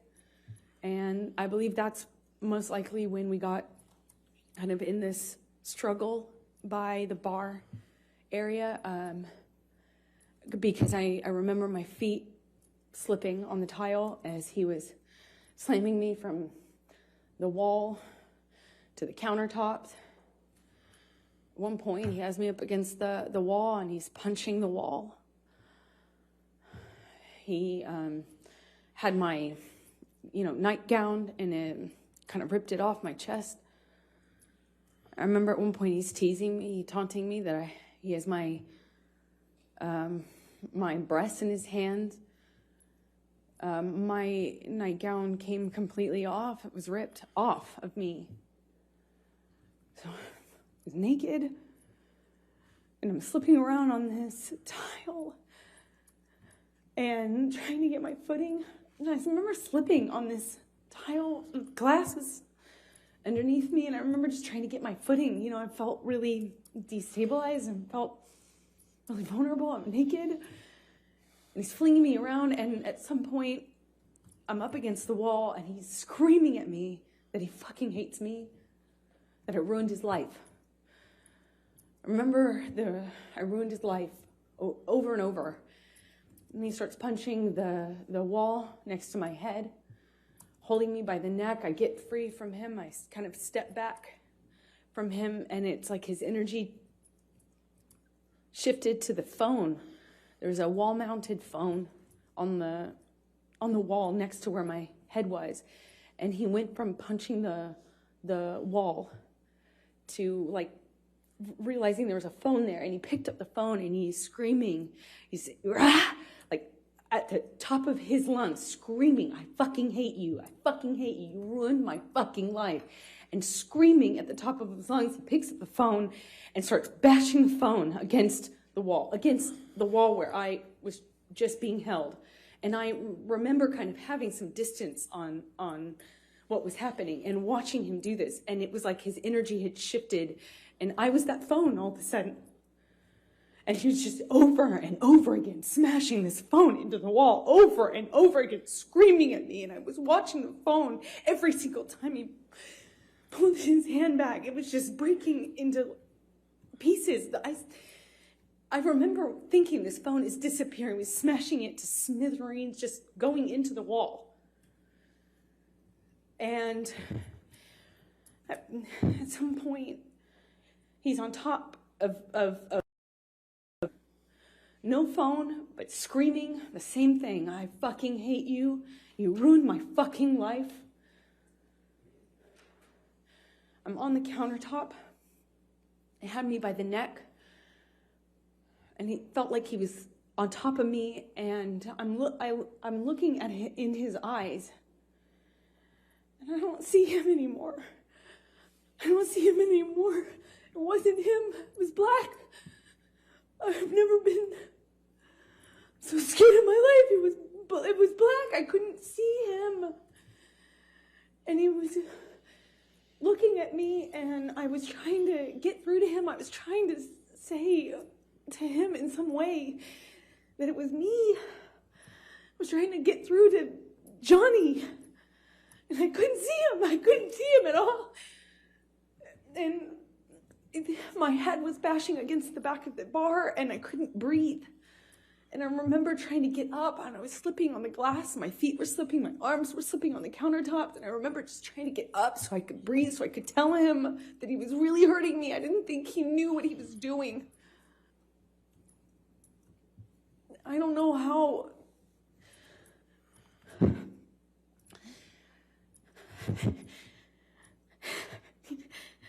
Sorry.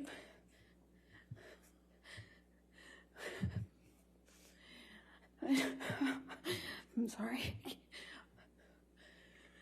I couldn't breathe. Please. I don't know. Please, I don't want to do this. I don't want to do this.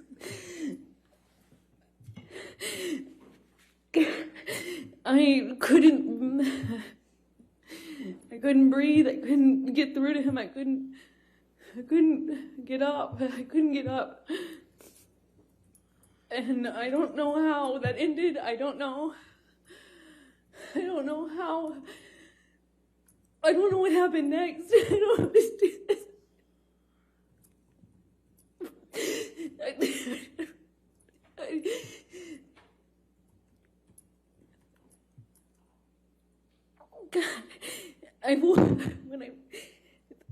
The next thing I remember, I was bent over backwards on the bar, meaning my chest was up.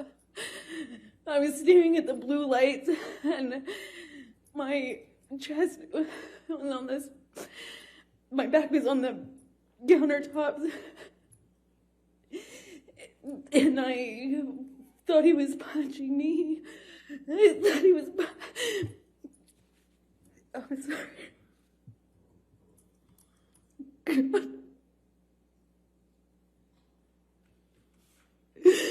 He was, I felt this pressure. On my pubic bone. I thought he was punching me. I just saw his arm. I could feel his arm moving, and it looked like he was punching me. But I could just feel this pressure. It was like it kept hitting him. It didn't feel pain. It was just a pressure on my pubic bone, and I don't know.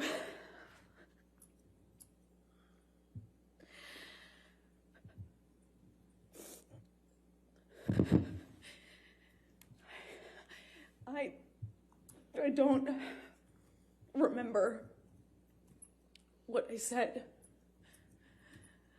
I just remember being really still, not wanting to move. I remember looking around the room. I remember looking at all the broken bottles, broken glass. And I remember that it's just not wanting to move because I didn't know if it was broken. I didn't know if the bottle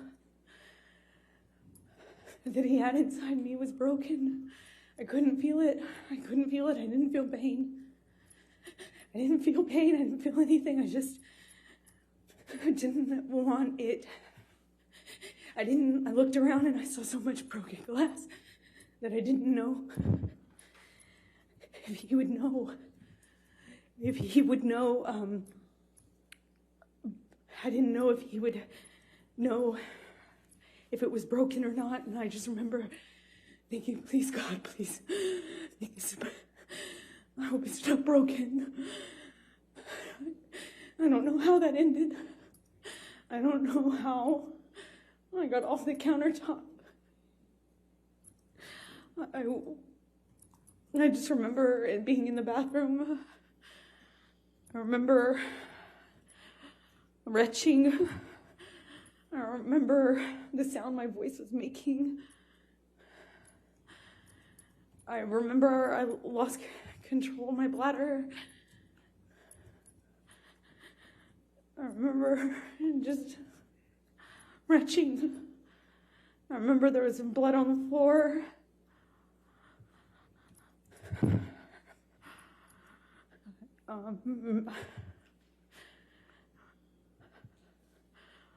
I got up at some point.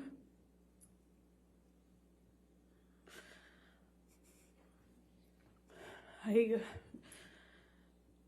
don't know how that night ended. I don't remember what happened. I don't remember. I have a memory of him begging me not to leave. I remember going outside the front door. I remember him coming out to the front area, but I don't remember if that was before or after this. I don't remember. I just have that memory. I remember taking a bunch of sleeping pills. Not a bunch, like 2, which is a lot for me. I remember falling asleep, or I don't remember falling asleep, but I know I fell asleep because I woke up the next day. I assume it was late morning. I could hear him downstairs. I could hear Marilyn Manson music, not in person. I could hear the music. Maybe he said it was Marilyn, or maybe I could recognize it. I don't remember, but I became aware of it. That's what I was hearing. It was blaring. It became clear, obvious to me when I walked downstairs. He was still up. He hadn't gone to sleep again. I walked downstairs and I saw this brown on the walls going down the stairs. And the brown on the walls became clear, like lettering. And then it was obvious it was dried blood. He had written down this, that we had a spiral staircase, like white cream walls. There was blood on the carpet. I could see blood drips. I thought it was from my arms or feet, but it was drips. So that plus the wall writing, I saw this brown letters on the wall, and then realized that he was trying, that it was meant to be a message, but it was incoherent. I saw what looked like my name, but I really couldn't make out most of the rest of the message. Walking down the stairs, I saw a bird in the house. I thought that was surreal. I went down to the main level where my painting studio was, and I had some canvases out. It was in the living room area. And by the time I got down to the bottom of the stairs, the dried blood had been kind of taken over by paint. It was navy blue paint, and then brown paint. And then it was, on the walls, on the lampshades, pillowcases of the sofa cushions. There was blood in the painting studio. My canvases had been covered with what looked like just brown, blue, green, red mess. It was just a mess. There was a painting that had, a painting that the owners had that had, like giant penis on it, and some other things. There was a table overturned, a bunch of broken glass on that floor. I walked downstairs where I heard the music coming from, and that's where I found him, blaring this music. He was in the study, which is by the bar games table area off to the side, and it was just glass and blood and broken window, and just, it looked like a mess. The table was collapsed, and I walked into the study. There was a couple unbroken empty bottles. I remember wondering where they came from. And he just looked, he wasn't there anymore. He wasn't there. It wasn't Johnny. He was standing at the office desk. He had his hand wrapped in this, like, rags, or bandana rags, and I think he took them down or somehow showed me, and he said, "Look what you made me do. I did this for you," something to that effect. And I kind of put together, it was covered in paint, and I put together that's like he was using his finger. I quickly became aware that that's what he was using as a paintbrush, even though there was lots of paintbrushes around. And we didn't have any sort of like coherent conversation, as you can imagine. I figured out he was missing a finger. He kind of held it up, and I said, "What did you do? When? Like, what did you do? When?" And I realized in my head that there had been many hours since this probably happened, assuming that was happened with the phone.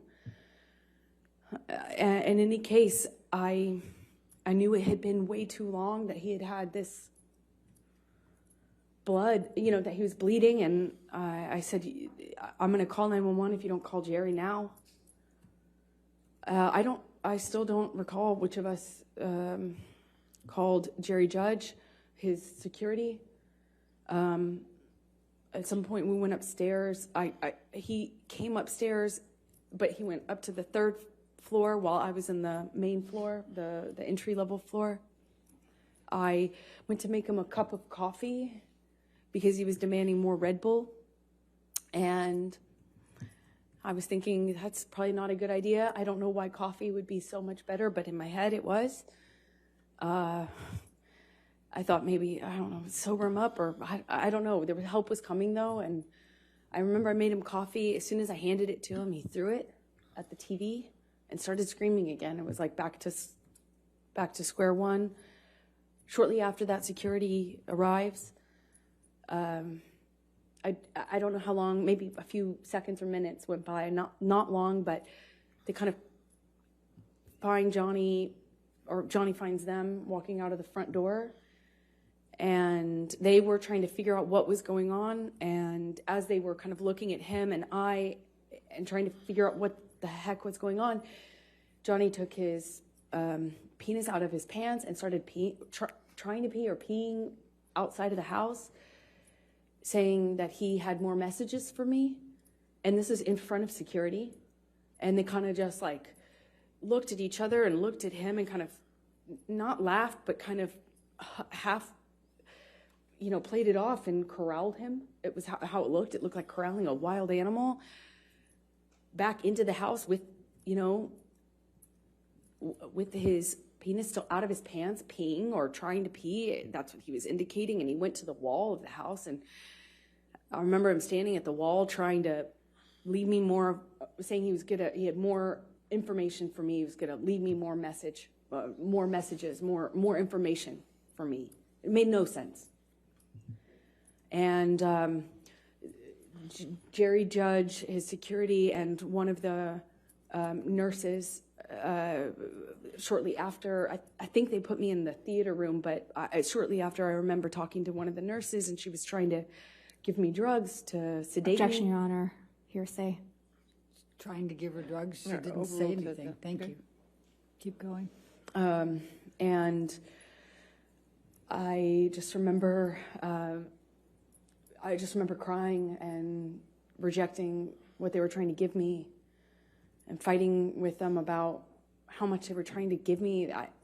I felt like I needed to figure out what was happening with my life, what was happening with Johnny. I didn't know if he was okay. I didn't know. I actually had no idea, like, could this be something he could die from? If anything, just the drugs and the alcohol. I mean, that alone, I didn't, I just remember being scared and being in this theater room, this dark theater room, and not knowing what the heck was going on. And I eventually was taken up to my room by one of the nurses, and I'm sorry, Debbie, and or suggesting I go up to my room. I went up to my room, and I took a quarter of what she was trying to get me to take, and I eventually fell asleep. I came back downstairs to look for my phone, which Johnny had picked up before security came in. He picked up my phone and said, "We're going to get to the bottom of this." He wasn't making any sense at the time. Understandably, just different. Nothing made sense. But he picked up my phone and was saying, I'm going to prove this. We're going to get to this. We're going to get to the proof of this. Something to that effect. I don't remember his exact words. And he pushed record on my phone. I didn't actually at the time think that he had done that. I had no idea, but I did know that I didn't have my phone when I woke up and went downstairs to get it. It was dead. It was sitting out on the dining room table by where Jerry Judge was sitting. Jerry Judge was on the phone and talked to me, and I went back up to bed, took more of this sedative, and fell asleep. And then I think the next day went to the closet and took out the clothes that he hadn't painted on. I guess when he went back upstairs, he had it looked like what he had done is dip his hand in a bucket of paint and just wiped it on my clothes. And he had picked up another portion of my clothes and put them in the bathtub. And I don't know if he added paint or if he just had touched them with paint, but it was this ugly navy blue brown paint.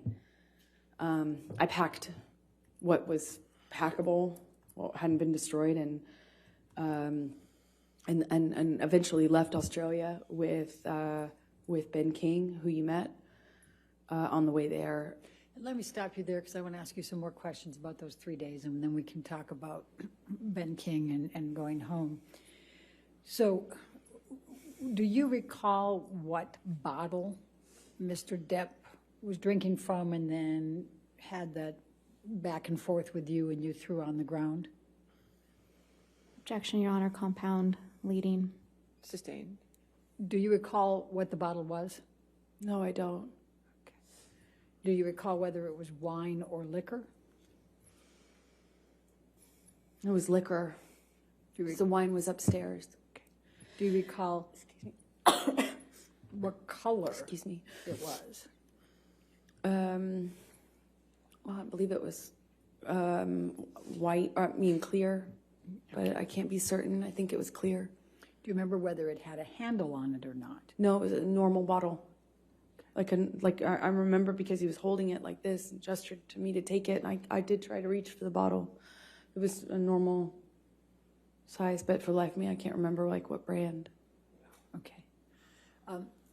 When you woke up that third morning and came out of your room, what, if any, food did you see? Oh yeah, I forgot about that. Objection, was- Your Honor, leading. Overruled.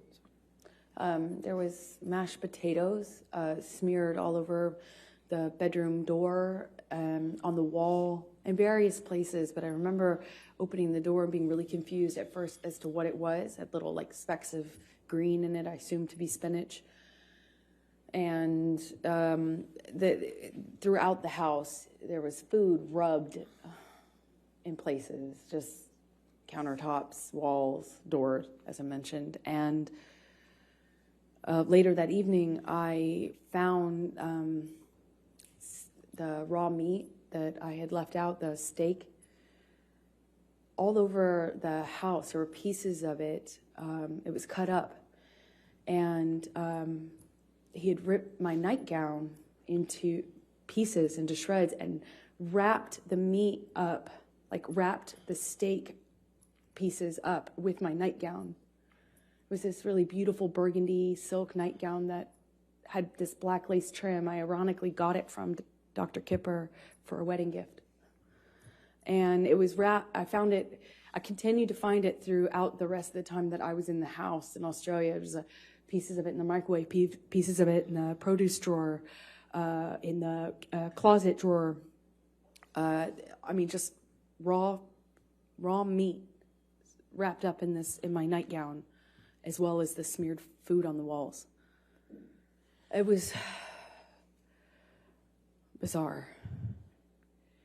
What, if anything, do you recall seeing on any mirrors? Oh, he had written on the bathroom mirrors in the bedroom, and I believe he had, there was another mirror. I just don't recall which bathroom it was in. I suppose it was the one that I went to, which is on the very bottom level, where I was retching, for lack of a better way to describe it. I think it was in that bathroom that he also wrote on that mirror as well. What, if anything, do you recall? In blood and paint, sorry. I'm sorry. What, if anything, do you recall of any lampshades being written on? Well, he wrote on messages to me, things to the effect of go-getter, horror sort of thing, like that sort of language. But calling me easy, calling me a slut, calling me, just things about ego and what a whore I was. But it was hard to make sense of it because it was clear he was just out of his mind. It was, he wrote on a back of a pillow in blood, and you can tell because it dries like in this ugly brown color. He wrote on the walls going downstairs. Like it took in fact, you could see where it looked like he had run out of blood because the messages became, the markings became clearly letters, and the letters kind of became like I could see where he had clearly run out of blood or it wasn't bleeding enough and went and got paint. And then it became paint and blood. You could see both. You could see where he went back with it. Same with the mirrors. I could see where all the dried blood was. And then I could see a different set of markings with paint and some other material. So I'm going to go back to the time in the bar, and I know this is very painful. Do you recall what Mr. Depp was saying to you when he had the bottle and was pushing it against your pubic bone? He said that he would fucking kill me. He said, I'll fucking kill you. He said it to me over and over again. He said, I'll fucking kill you. Did you bleed from the vagina as well? I did. And did you experience any pain later? I wasn't thinking about that. I was heartbroken. Eventually, I realized that I could be hurt because I was bleeding. But I convinced myself it wasn't broken and that the bottle wasn't broken, or else it would be a lot worse. And the discomfort I was feeling afterwards just paled in comparison to how scared, shocked I was. I'm scared. I just married this man.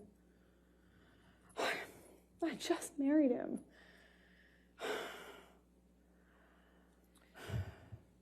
And forgive me for asking this, but I need to just make sure the record's clear. You were penetrated up the vagina into the pubic bone, is that correct? Objection, Your Honor. Leading. Sustained. What, if any, penetration was there in your vagina with the bottle? I'm so sorry. Do this. I am so sorry.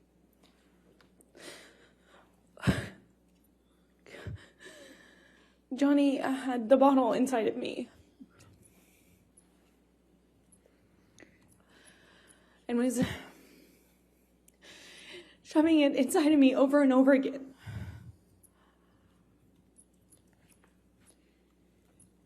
Did you experience any cuts on other parts of your body? My forearms were cut. My bottoms of my feet were sliced up pretty good. Did you have any other bruising or swelling? I had a bruise across my jaw, I suppose, from one of the many times he clocked me in the face downstairs. I think I just didn't make a record of anything else. I'm going to ask you to turn to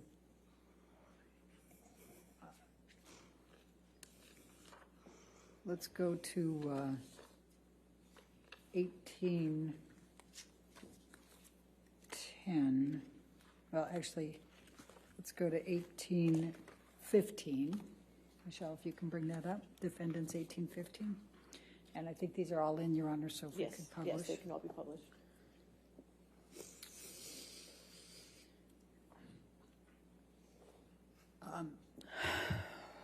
Is this the game table? Yes, it is. Okay. And is this, based on your testimony, is this where you were you on top of this table? Yeah, that he briefly got on top of me, and was pushing on my throat, actually, at some point when I was on the table. I had forgotten about that. And this, though, looks like it is after a lot of the stuff was cleaned up, because it didn't look quite like this. Okay. And did the table collapse? Yes, it did. Objection, Your Honor. Leading. Sustained. What, if anything, happened to the table? The table collapsed underneath me when Johnny threw me into it and got on top of me, or fell on top of me. I honestly don't know which one. If we could look at 1816, please, defendants.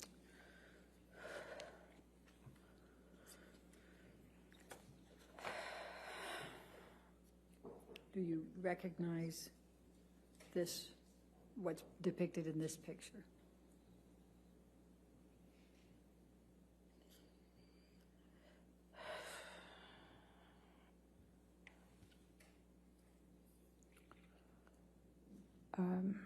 Yes, What is it? it looks like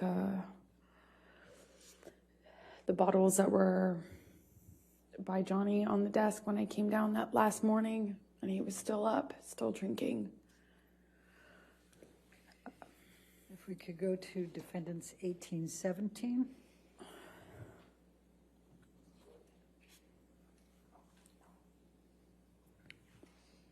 The bottle shape. The bottle shape. Oh, I'm sorry, go ahead. I don't, I have not, Go back to 1816, please. Your Honor, I had, confused. Is there a question? I just want to ask a question. What more do you recall? you had, sorry, it took me a minute to respond because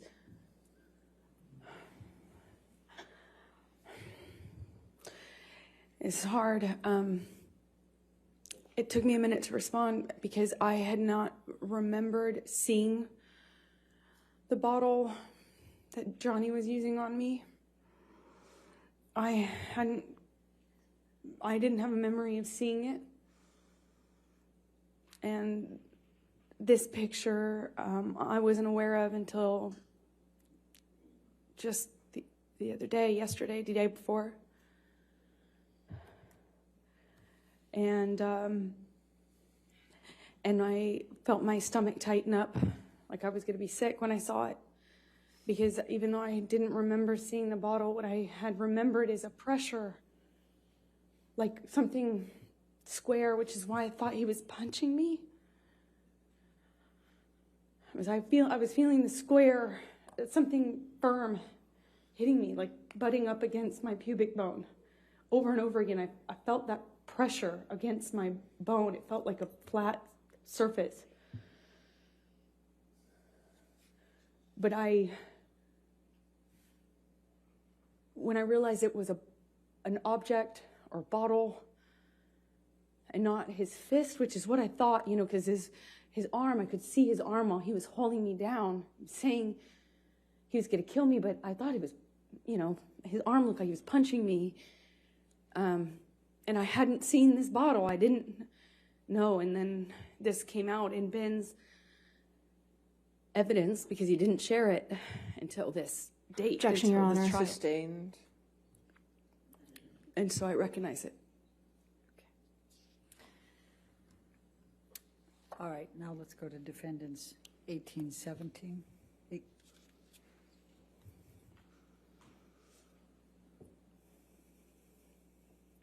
Do you recognize this area or this picture? Yes, it looks like one area of the bar. Obviously, this is sometime later because all the liquid is dried up. It was quite slippery. I was slipping all over that tile. That's how I know. Okay. Looks like a lot of the glass has been cleaned up almost. Okay. And then let's go to 1818. Actually, I think I'm that's... sorry, which? Yeah, I don't have that. That's No. not in evidence. Yeah, that's a duplicate. Let's go to 1819. My apologies. Okay.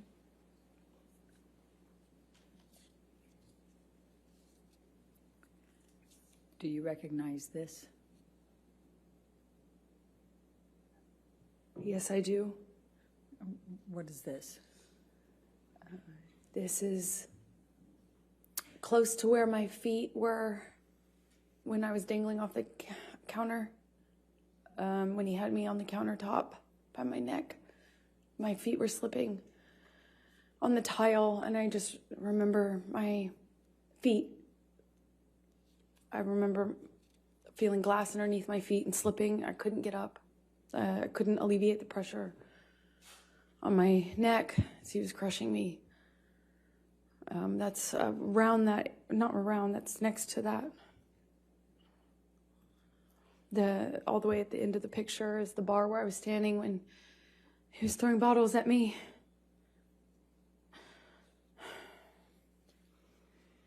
Can we go to 1820?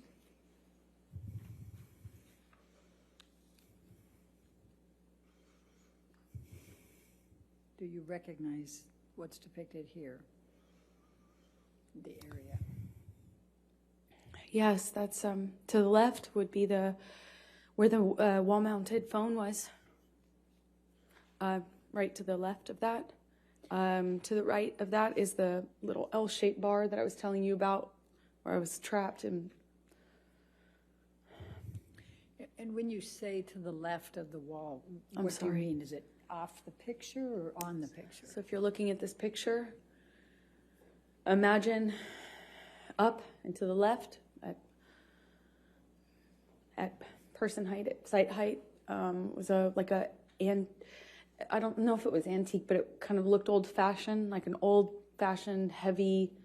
It looked heavy. I didn't pick up the receiver, but it looked heavy when I was watching it break. You know, it looked like these like really heavy excuse me, it's really thick, heavy, not plastic, but like a Bakelite or something heavy material on it. That's my best guess. So that would have been to the left, and then to the right would have been the very end of the bar that you just saw a picture of. All right, let's go to 1821, defendants.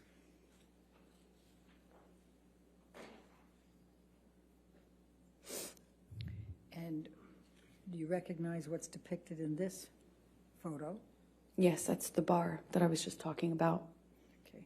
Now, I see a phone on the right side. Is that the phone you were talking about? No, that's not. This is a wall-mounted phone. That's just a landline. And you see straight ahead at the very, if you look straight ahead at the picture, on the top part of that, it appears to be some broken glass. Do you recall, what do you recall of that? I recall more than just this window being broken. This is one of the windows that he broke when he was throwing things at me. My body was standing in front of that little kitchen sink you see at the end of the picture. I suppose that's some of the glass I felt, though, on the backs of my arms. Like when the window shattered. Okay. Let's go to 1822. 1822, I don't have in evidence. 1822 is not in evidence. That's exactly why I just went over here. Let's go to 1825, I think. Is that the next one, Your Honor? 1825 is in evidence. I'm not sure. Okay.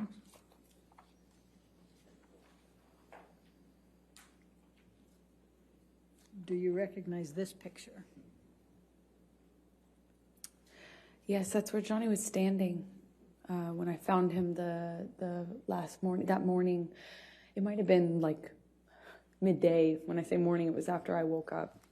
It was certainly not early morning. And he was standing at that desk, behind the desk, with the Manson blaring. When I found him and told him that I was going to call 911 if he didn't call Jerry. If you look in this picture, there appears to be a lampshade down below. Do you recognize that lampshade down below the table? That's one of the lampshades Johnny wrote threats or messages to me on. Okay. Then let's go to 1827.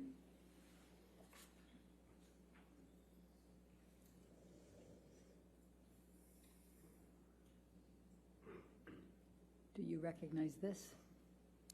Yes, I do. That's my painting studio. So when I walked downstairs and saw all the blood on the walls, I walked into this room first. That's where the stairs empty into this room, kind of my painting area. And those are the canvases that he repainted. And do you see, if you look by the white tablecloth table to the right of that, do you see a lampshade there? Yes, I don't know if that's the same lampshade or another one. Okay. Then let's go to 1828.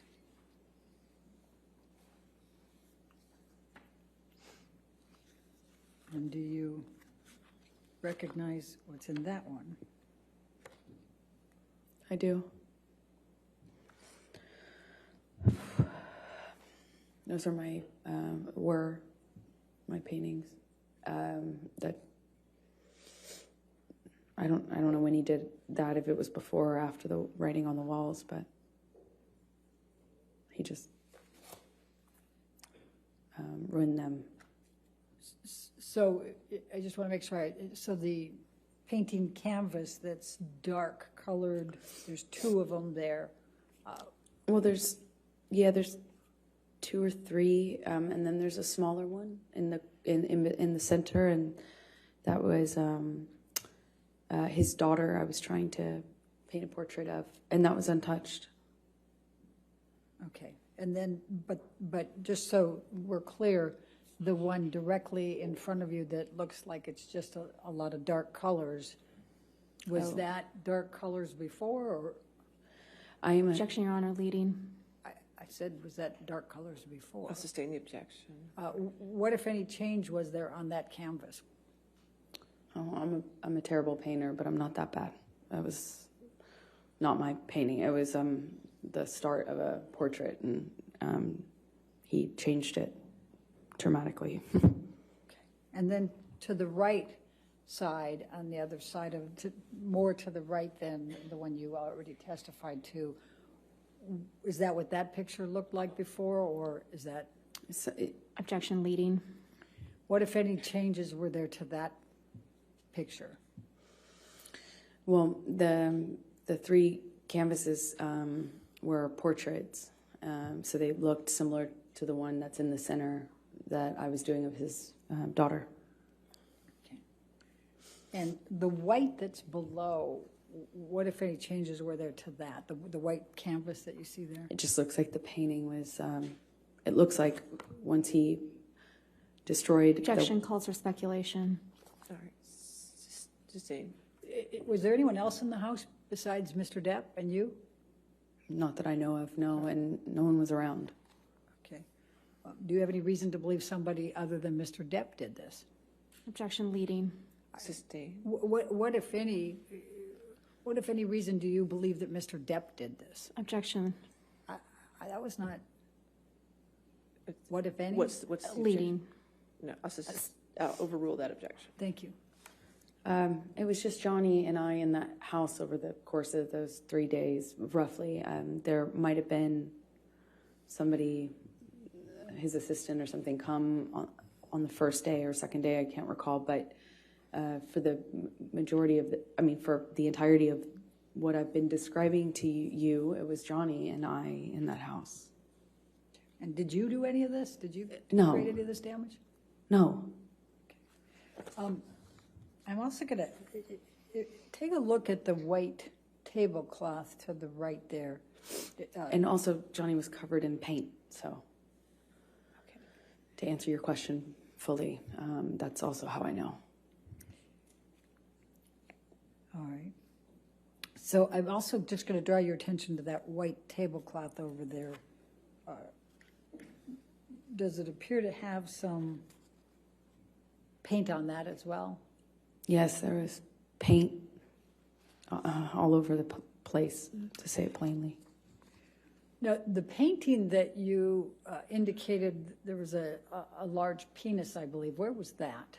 I believe it was just, like, if you're looking at this, I believe it was on the wall, almost right next to the painting directly center that we're looking at. That's my best recollection, but I can't be entirely sure. Okay.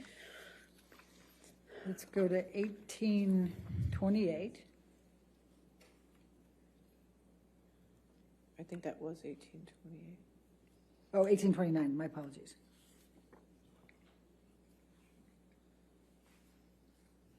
And do you recognize this photo?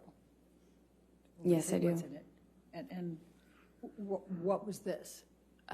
This is one of the lampshades that Johnny chose as a medium to leave me messages in blood and paint. Okay. Let's go to 1830.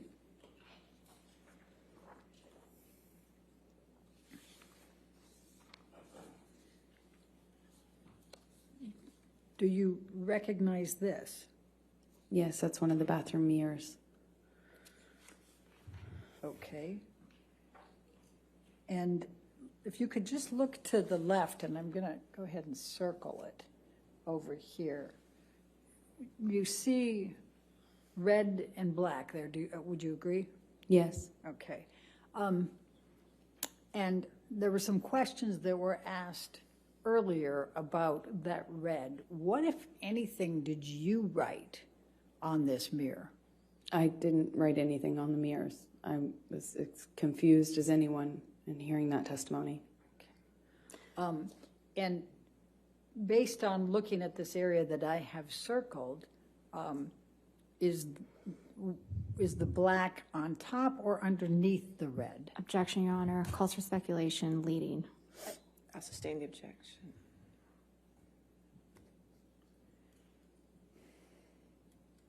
All right, this might be a good time to take a break. Why don't we go ahead and take our afternoon break, ladies and gentlemen. Let's go ahead and have our break. Do not discuss the testimony with anybody, and don't do any outside research. We'll come back here. All right, in 15 minutes.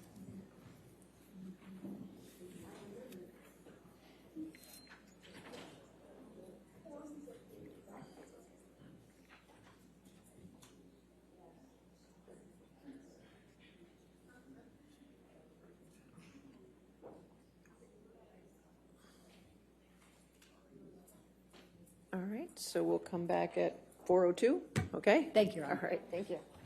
All right.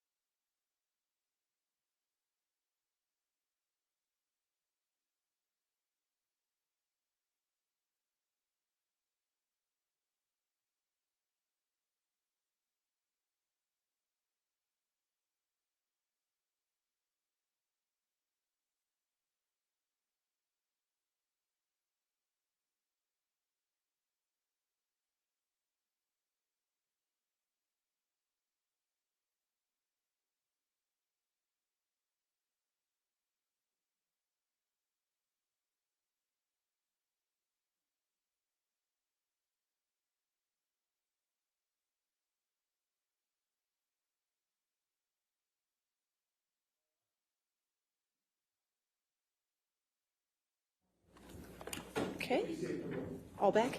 Thank you, Your Honor. All right, before we get the jury, I just want to see, talking with Sammy, is Friday, May 27th? It's not, we usually don't meet on Fridays, but is that an okay day to have trial on that Friday? It's the Friday before Memorial Day. I want to check with the jury, but I want to check with you first. Yes. That'll actually be closing argument day for anybody that wants to know. Okay. Okay. So, right. So I just want to make sure that keeps on track. But if it's good with the jury, I just want to make sure that Friday is good with them. That works for me, Your Honor. Okay. Okay, sure.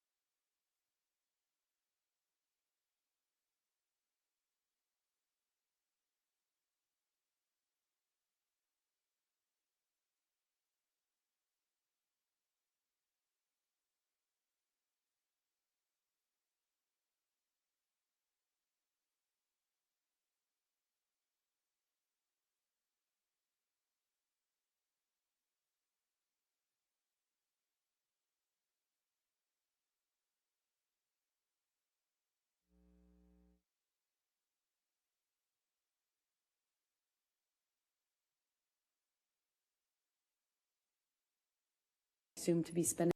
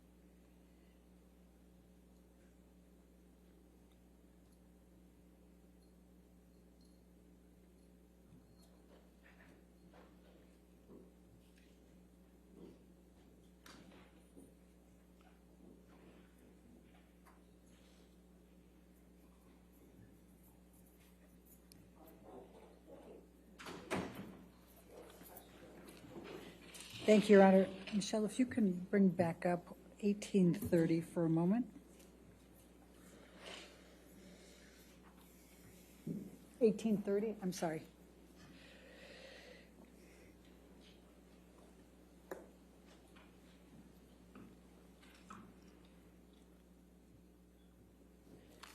Amber, we were talking about this right before the break. It still has my highlight. Which color is underneath the other? Objection. Calls for speculation. Based on your perception, which I'll- color is I'll underneath? sustain the objection. All right, let's do this. Let's bring up defendant's 375, which is already into evidence.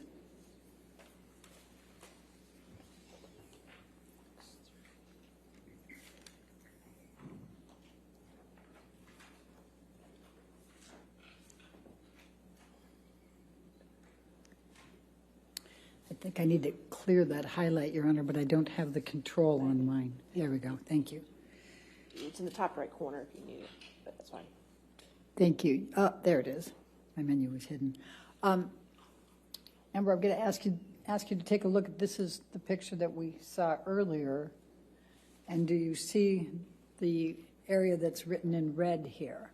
Yes. Okay. What, if anything, did you have to do with the writing of that red? Nothing. Do you, before this trial, did you know who Carly Simon was? I might have heard her music, but no, I didn't. Okay. Did you know what songs Carly Simon wrote or sang? No, you had to tell me. Thank you. All right. And then if you can just remember this picture, again, the red area there that I've circled, and then I'm going to ask Michelle to take this one down and put 1830 back up.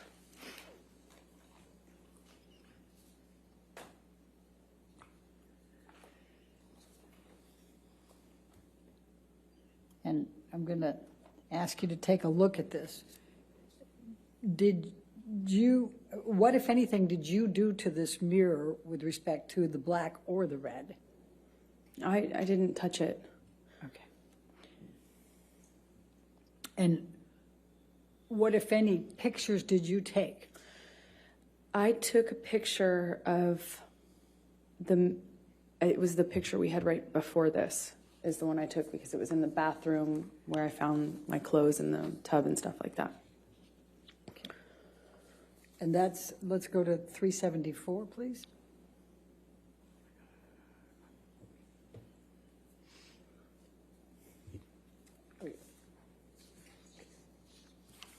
That's already in evidence.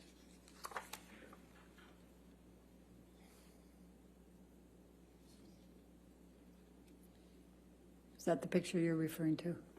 Yes, it is. Okay, and I'm sorry, I just want to make sure that I understand.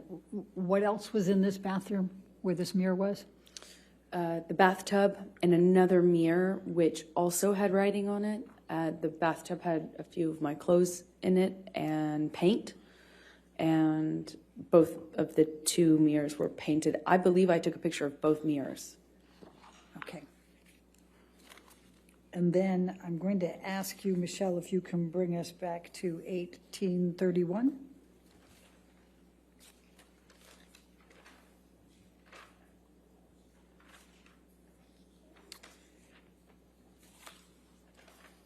And did you take this picture? No, Okay. And do you see in the mirror there, can you see the bathtub in the back there? yes, I can. All right. Was that the bathtub that you're referring to? Yes, it is. Okay. And that had your clothes in it? Objection leading. I'm sorry. What, if anything, did it have in the bathtub? A few of my clothes with paint on them. You can see I think that's what I see in the corner of the mirror. Okay. And then let's go to 377 for a moment. That was in evidence already.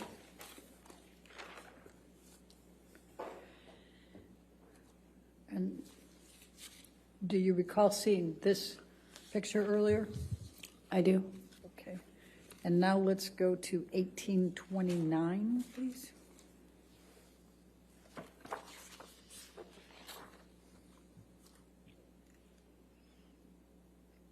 Does that appear to be the same lampshade but in color? It does appear that. Okay, It is. thank you. All right, now let's just go through. I'm going to ask you to take a look at 1834.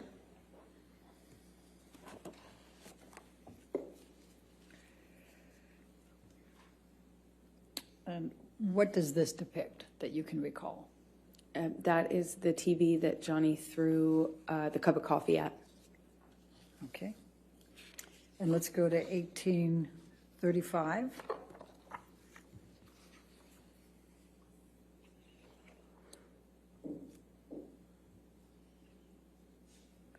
And what does this depict?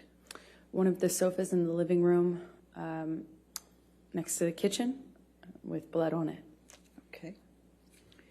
And then let's go to 1837.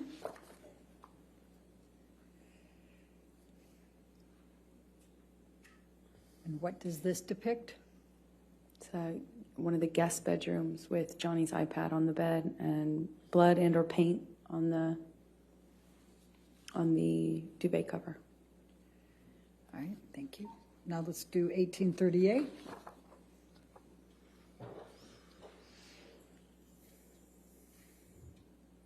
And what does this depict? A lampshade or a lamp that has been robbed of the shade. Okay. Let's go to 1839.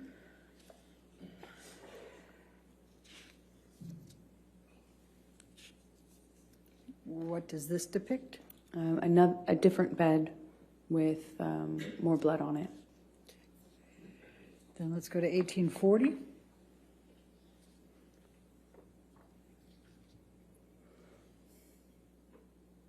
And what does this depict? Blood on one of the guitars that Johnny was apparently trying to play. Okay. Then you didn't try to play the guitar. Objection, Your Honor. What Calls if for any- speculation. I didn't even get the words At out. this point, your question. Go ahead. Okay. What, if any, effort did you make to play a guitar? I've never played the guitar. Okay. Let's go to 1841.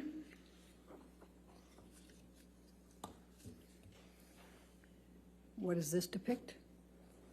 It is where Johnny slammed the end of a bottle into the wall while holding me up against it. Is this in the bar area? This happened in 2 rooms, so it's hard to tell. Okay. The bottle into the wall, the best of my recollection, happened in the kitchenette bar area downstairs, but I can't be 100% certain. Okay. And let's go to 1842.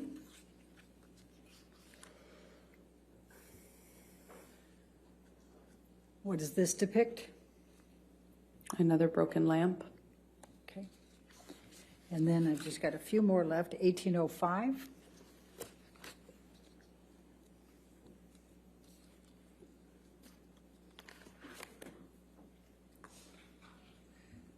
And what does this depict? Wine spill.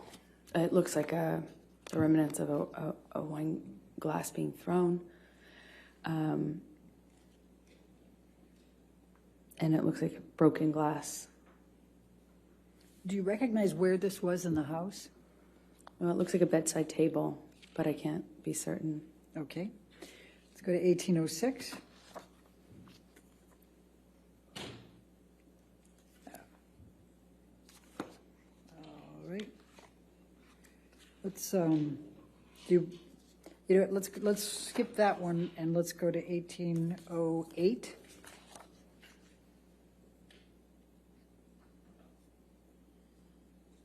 Do you know what this depicts?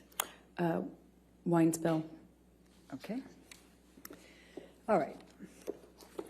Now, you started to testify about, well, before we go there,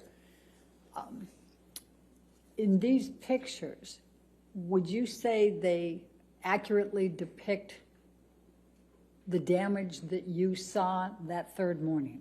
No. What else, how are they not accurately depicting? Well, if you can believe it, this is it seems significantly cleaned up. There was much more damage, specifically broken glass. On the countertops, there was a lot of broken glass. I could feel it cutting my arms when I was trying to get up. And I could feel it underneath my feet. So I don't know when these pictures were taken, but there's been some cleanup. Okay. Now, you indicated that that Johnny had turned on your iPhone and recorded. Is that correct? Yes. Did there come a time that you discovered a recording on your iPhone from Australia? Yes, much later. There was this 5-hour-long recording, and naturally I didn't know what that could possibly be, because even though Johnny and I recorded each other often as part of our, struggles to figure out our relationship, this one was, 5 hours was unusual, and that's when I discovered that there had been this recording of the end of that Australia incident, if you will. And did you listen to that recording? I have heard it, yes. And does it accurately represent what was depicted in that recording? Yes. Objection, form, lack of foundation. You want to approach? I'm not sure.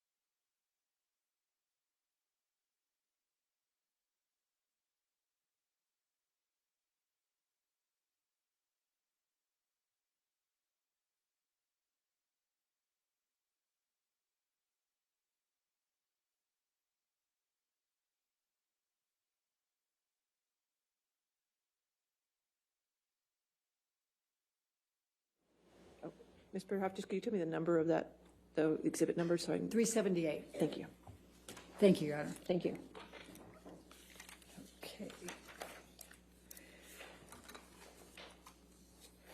Amber, you testified that you made arrangements to return home. Can you describe, let's take you to the point you left the Australia house to go to the airport and were accompanied by Ben King. Could you tell the jury what transpired during that period of time? So I left Australia shortly after that. My understanding was Johnny was in the hospital for his finger, and Ben King was going to accompany me. And on the way to the airport, Johnny calls me, and we were just crying on the phone.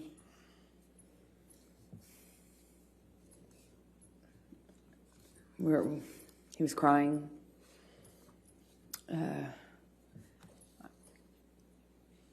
He asked if it was,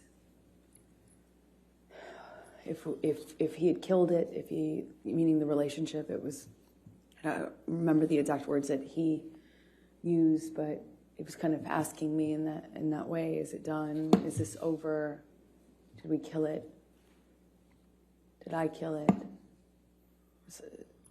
That sort of thing. I don't remember what I was saying to him, but we hung up as I went into the airport. I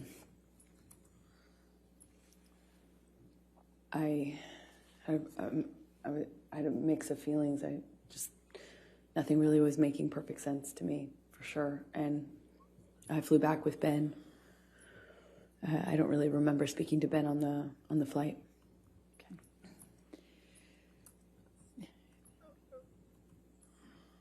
Do you, when Mr. Depp was, what you testified on what Mr. Depp said to you on the phone ride, were you on the phone with anyone else, or was it just Mr. Depp you were on the phone with? I only remember speaking to Johnny, and I remember sitting in the backseat of the SUV that had driven me, and we were outside of the entrance where you walk into the airport, and I even then felt torn about leaving. I obviously didn't want to stay, but I was in such shock and Objection, Your Honor, non-responsive. I don't know how that's non-responsive. We're going to ask you a question again. Okay. Please tell us how you felt at that point and what Mr. Depp was saying to you. I remember. Objection, Your Honor, asked and answered. She was in the middle of responding to it, Your Honor, and Your Honor said It was a different question, but I'll sustain that objection if you want to ask a question. Okay. How did you feel at that time? I felt destroyed. Like my heart was broken. I didn't know what to do.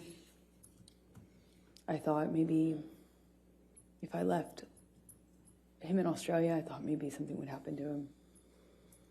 I thought he might die or kill himself, because it certainly seems like the trajectory he was on. He told me he had put a cigarette out on his face before, the Friday before, and combined with all the, when I was in the bedroom and he was in the hospital, I found, and I was packing my bags and stuff, I found all these empty bags, Coke bags, dime bags with white residue on them. In them. They were in books, in the bedside table. There were so many that I was like, I wondered how I didn't see it before, even though I had, just gotten there. So I was worried he would die, and I was worried that we couldn't come back from what happened. I was worried that there was just no way to turn this around. There was no going back, but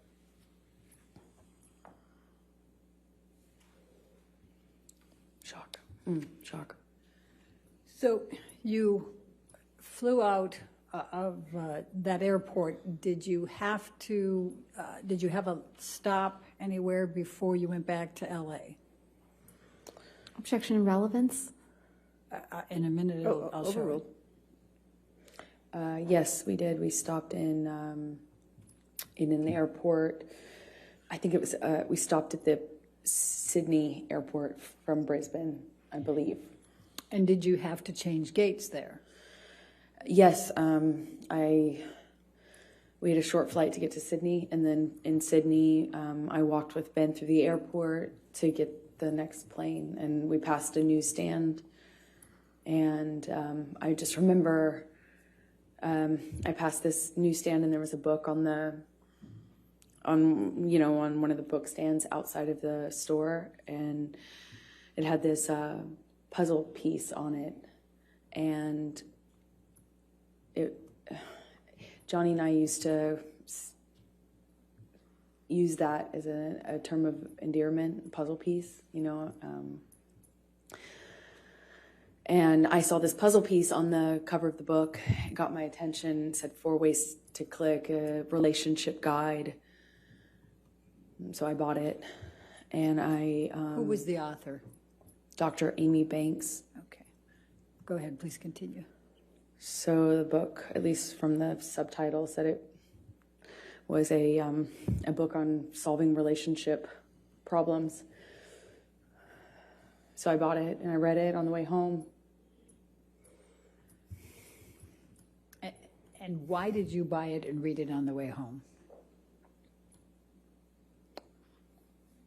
Because I loved this man. I loved this man so much. And it was so toxic. And for some reason, I couldn't get him to...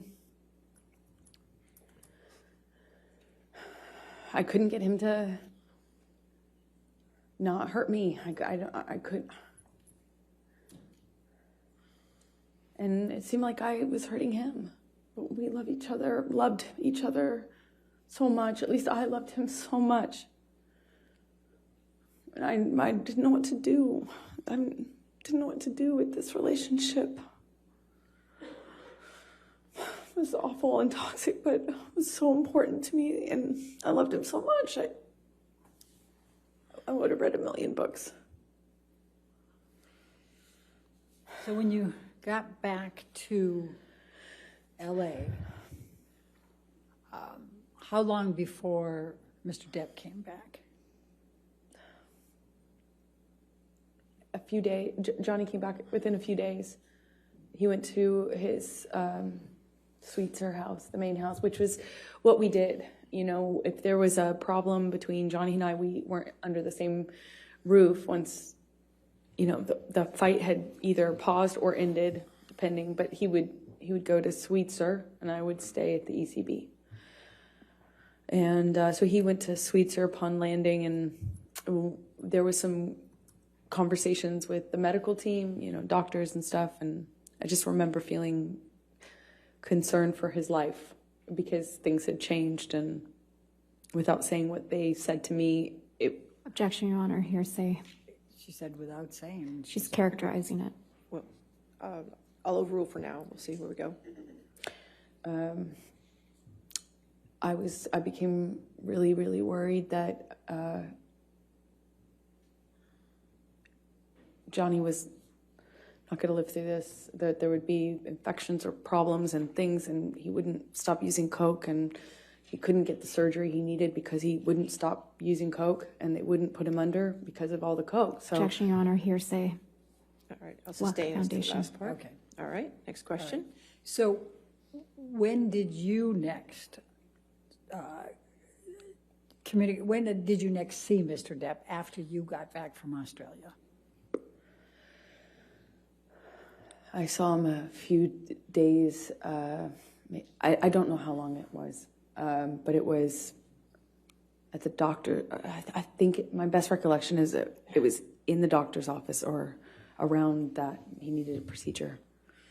Did there come a time that you reconciled after Australia? Yes, because it almost felt like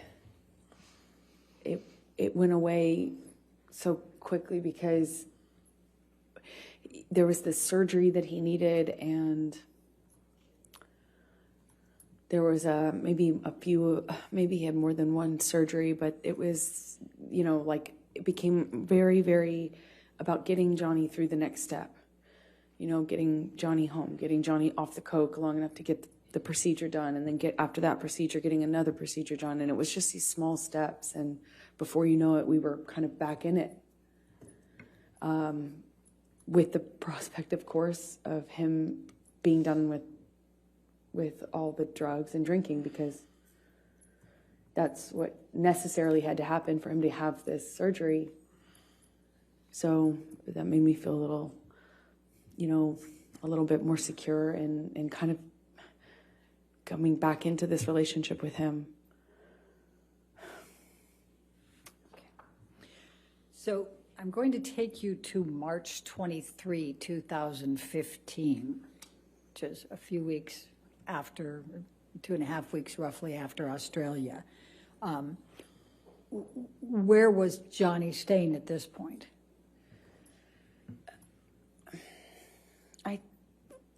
I think he was staying at the Eastern Columbia, at the ECB.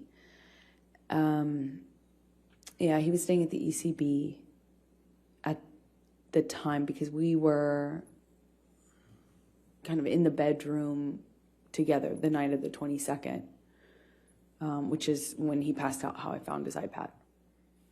I'm sorry, when you...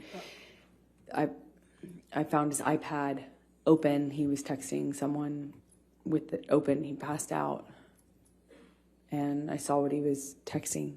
Please tell the jury about that. He was texting this woman that he had a relationship with on and off, kind of at the beginning of our relationship. So I recognized the name, but the date was right after the wedding. I saw it. He had gone to her house after we got married. Like, upon touching down in Los Angeles, I think it was the next day, he went to this woman's house that he has this sexual relationship with. And What did you do as a result of seeing that on the iPad? I freaked out. I immediately, confronted him about it. I was, I didn't care in that moment if he did kill me, which is likely in confronting him at that stage of our lives. I didn't even care anymore. At this moment, he had already ripped my heart out. I've just been through after having been through what I went through in Australia. Just weeks prior, I see this. It was like,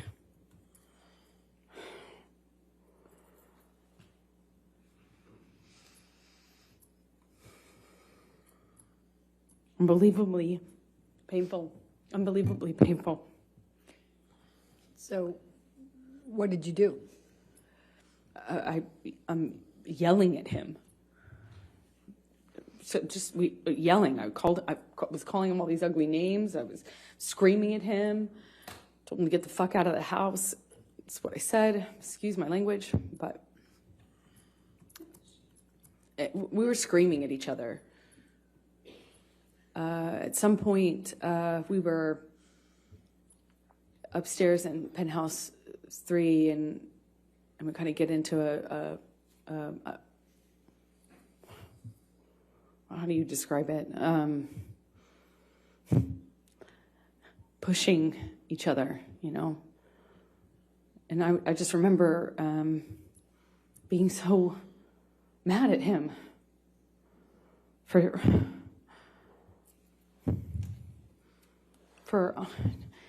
cheating on me and doing so in this way, like right after the wedding. And then right after my wedding, go to see him, and then Australia happens, and it just felt like everything came crashing down, and I was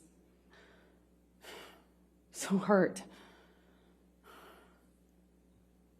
Anyway, I break out of his grasp at some point, and I go into my sister's room. The apartments in the ECB are connecting, at least 3 of them are, and they connect from upstairs only.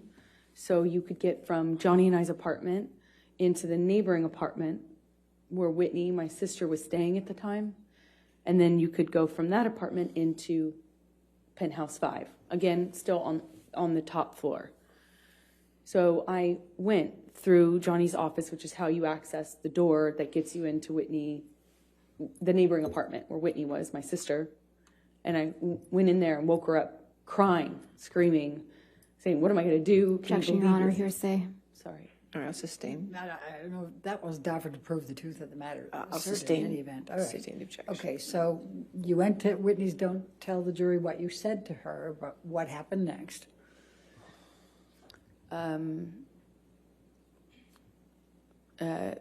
Johnny comes into penthouse 4 and grabs me. I don't know why. I don't know what he was doing, but at one moment I I'm aware that my sister's somewhere nearby, and I thought about that. I just remember thinking about that, and he, I remember getting kind of free from Johnny, and he left, or he walked out of the room. When you say free from Johnny, what, if any, connection did you have, the physical connection before that? Well, I mean, I'm, trying to stand up for myself, and Johnny would, at that stage in our relationship, he would just throw me, shove me, hit me in the face. I mean, it was just like, all I could do is just try to fight back, or try to not get more hurt than not doing anything would have certainly left me. I don't really recall specifics. I remember at one point he had his uncasted hand in my hair, and I was looking at the carpet. I don't know what happened immediately after that, but I remember he left. He was out of the room for a while. I don't know how we got into, I think I heard him in P5. Again, this is the neighboring apartment of that. So there's P4 in between, and P5 is the corner. And that apartment was empty, basically. And so I used it, the top bedrooms, the bedrooms on the top floor as my closet. And I had all these clothing racks and shoe racks and stuff like that in there. And then it had another level, the mezzanine, which is it hung over the rest of the bottom floor. And I use that as my office. And the bottom floor is, of course, the living room with just some sparsely decorated, just some big couches and a low table. And I I hear him in penthouse 5. And on the lower level also is another painting studio, like painting area of mine. So I go in there because I hear him, and he's screaming, but I don't know why. I don't know who he's. My understanding was he was screaming at me, but I wasn't in that apartment. I could hear him, and when I heard him, I came into penthouse 5, and I have to go down the stairs, and I went down the stairs to the mezzanine level where my office was, and I could see him and a security guard and Debbie, the nurse, and he was sitting on the sofa when I first walked into the room, and he kind of stood up. He was drinking Red Bull and screaming at me, and Debbie came up the stairs because I'm screaming back at him. She came up the stairs, I think. And while she came up, I'm supposed to kind of comfort me. And while I was up on the mezzanine floor, Whitney came down, and he threw the Red Bull can up at me, certainly, but it kind of either hit or narrowly missed Debbie. And I said I called him a pussy, and said something about, I'm screaming at him angrily. I at least called him a fucking pussy. I don't know what else I said, but I was screaming at him because he threw this can at me and everything else that had happened. And when I did that, he bolted up the stairs. And, there's only, he was up the first flight of stairs. Again, I'm on the mezzanine, which is in between two flights of stairs. He bolted up the steps. And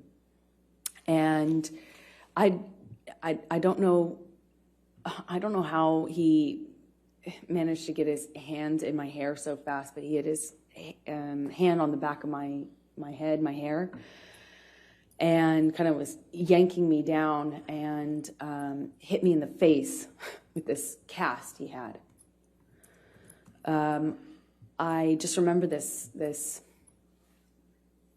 brief struggle we had before we kind of break away. Whitney, my sister, all of a sudden put herself in between Johnny and I. She just threw herself like in the line of fire or whatever. She just all of a sudden was there and was trying to get Johnny to stop. Her back was to the staircase, and Johnny swings at her, and I just see my little sister with her back to the staircase, and Johnny swings at her, and I don't even wait for any other, I don't hesitate, I don't wait, I just in my head instantly think of Kate Moss and the stairs, and I swung at him. In all of my relationship to date with Johnny, I hadn't landed a blow. And I, for the first time, hit him. Like, actually hit him. Square in the face. He didn't push my sister down the stairs. And all my time of being in that relationship to that point, hadn't even landed one on Johnny. Sure, I had tried to fight back, threw my arms, flailed my arms, hit whenever I could to try to block blows myself, but never landed anything. And Johnny kind of looked stunned and then laughed at me and then lunged at me again. And before I know it, security stepped in between us and pulled Johnny away.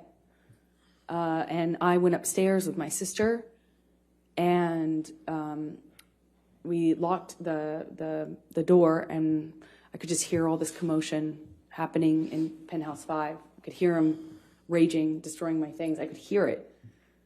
And at some point I saw it the next day. Tell the jury what you saw the next day.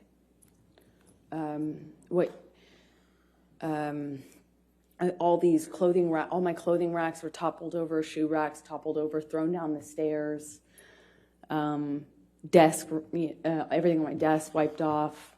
Just it looked like everything that he could touch, he tried to turn over, destroy, smash, But my clothing racks, these huge, heavy clothing racks full of clothes, there was at least one of them he threw down the stairs. The rest were toppled over.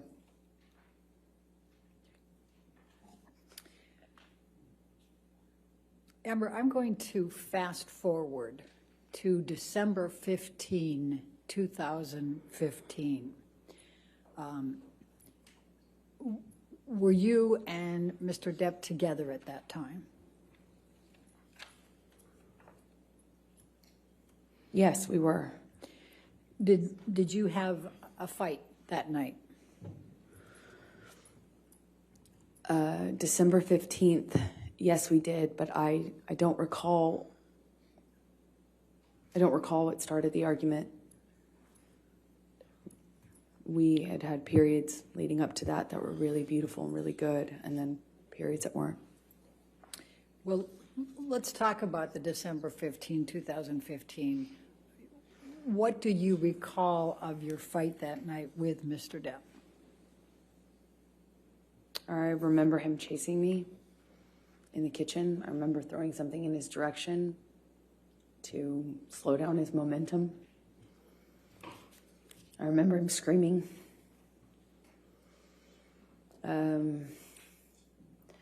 I remember him getting on top of me at some point, toppling me.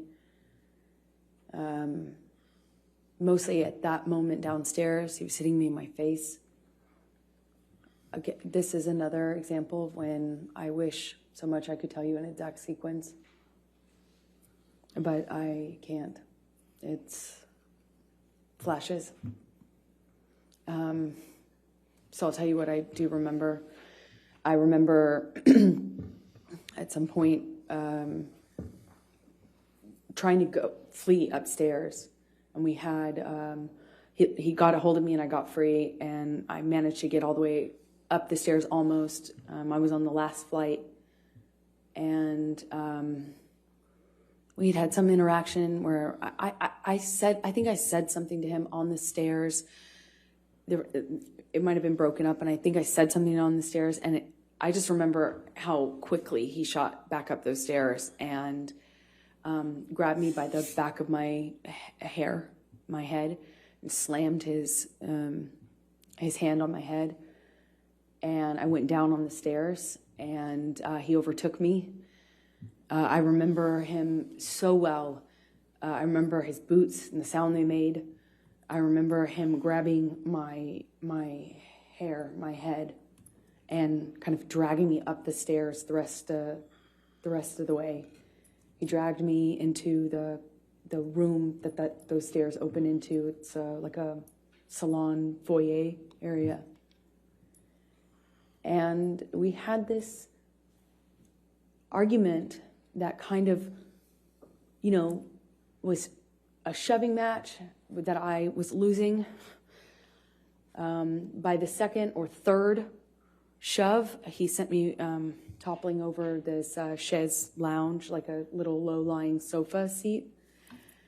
And I hit my head on the brick wall. There was an exposed brick wall. I remember I stood up, and I remember Johnny asking me if I wanted to go. And he did that thing where he's like challenging me. He said it in that way, challenging me to stand up and get back up. And when I did, he said, "Oh, you really want to go now, tough guy?" Shoved me back down. "Oh, you really want to go, huh? Oh, you're so tough." I stood back up again. This time he hits me in the face.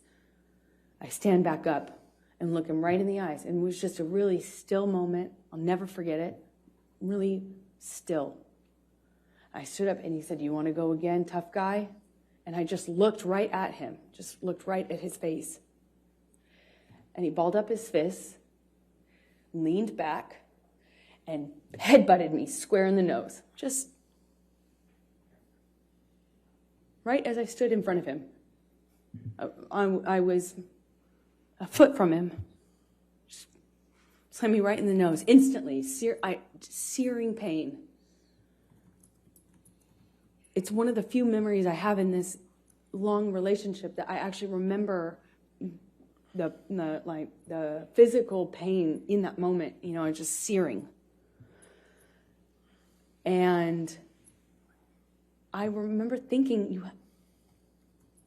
you have your hands free. I had time to think. You have your hands free. You could have hit me with your hands. Why did you headbutt me?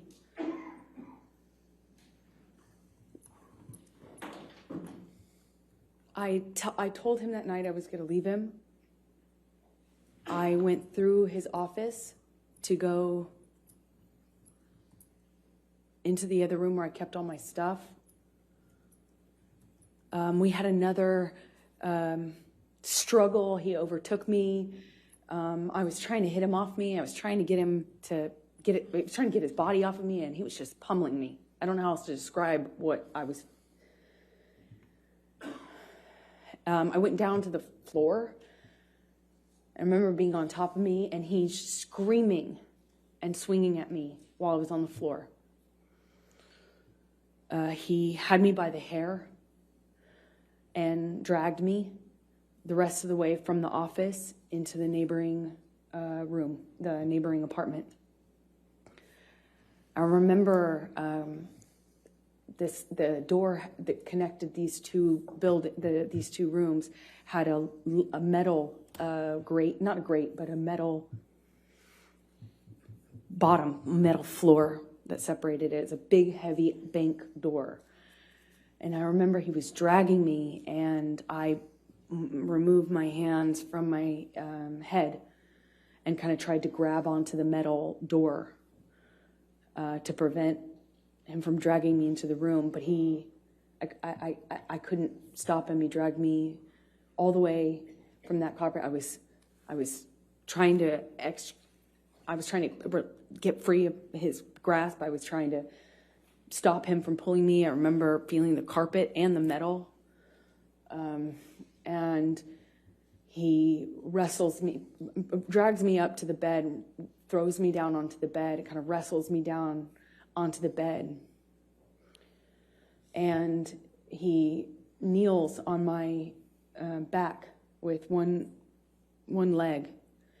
And I was trying to fight him off me because I was face down on the bed top. And he wrestled me down, kind of trying to hold me down with his knee on my back. And he's punching me with a closed fist, punching me repeatedly.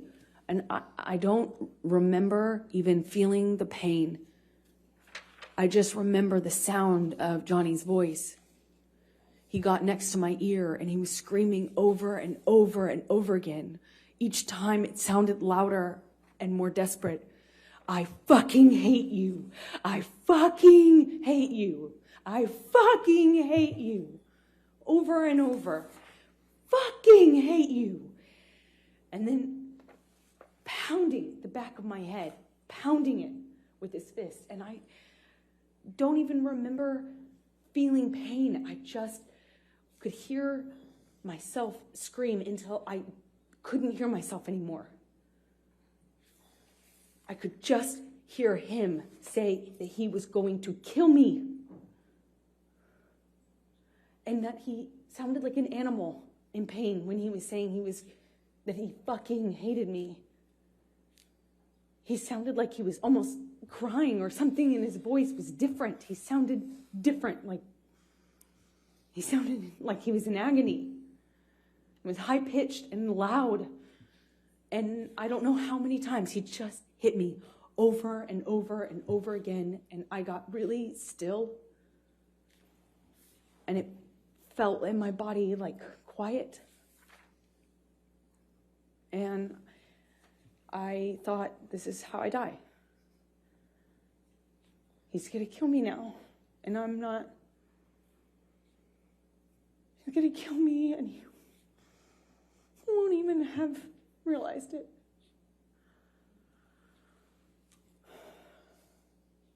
I couldn't breathe.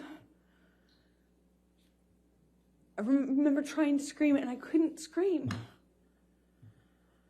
I was suffocating in this pillow top with him holding me down, punching me over and over. And I don't have any memory after that until I woke up.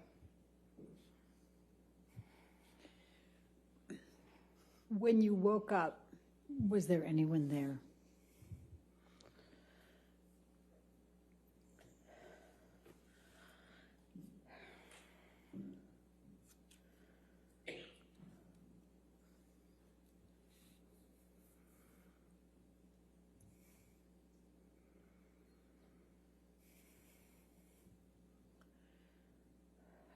I remember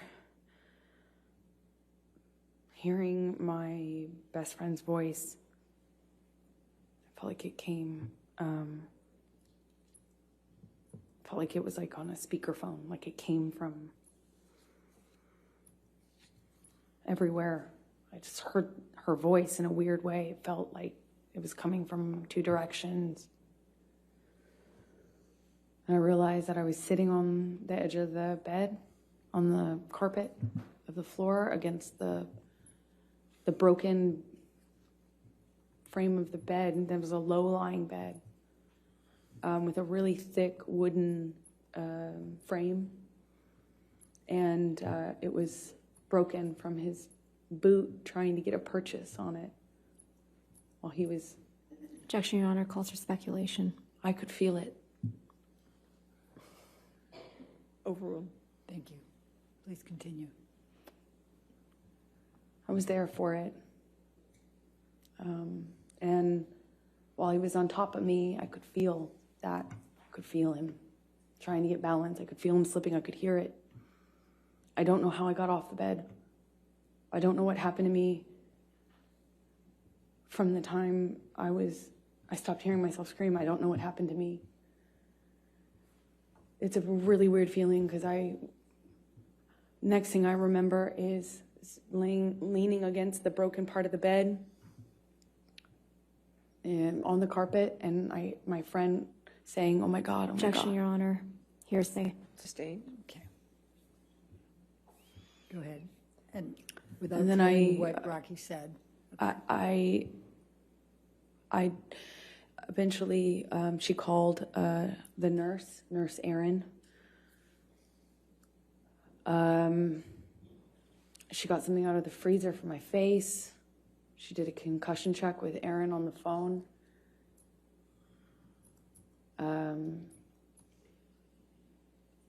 I thought I probably had a concussion, and certainly thought I had a broken nose. There was blood everywhere, blood all over those pillows. My head was bleeding from the ripped out hair, chunks of hair on the floor all over the place, actually. It was just all over the apartment. He after leaving me, had written on the countertops in Sharpies.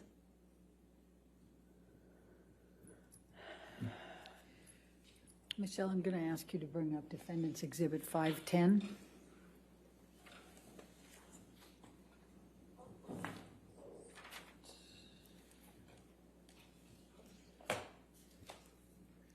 Do you recognize this photograph? Yes, I do. And does it accurately depict the scene portrayed? Yes, that's the next day, I think. Your Honor, I'm going to move the admission of Defendant's Exhibit 510. No objection. All right, 510 in evidence. You can publish it, please. Thank you. And could you describe to the jury what that is? It was chunks of my hair that Johnny ripped out while dragging me and punching me. Thank you. Michelle, could you bring up 513, please? Defendant's 513.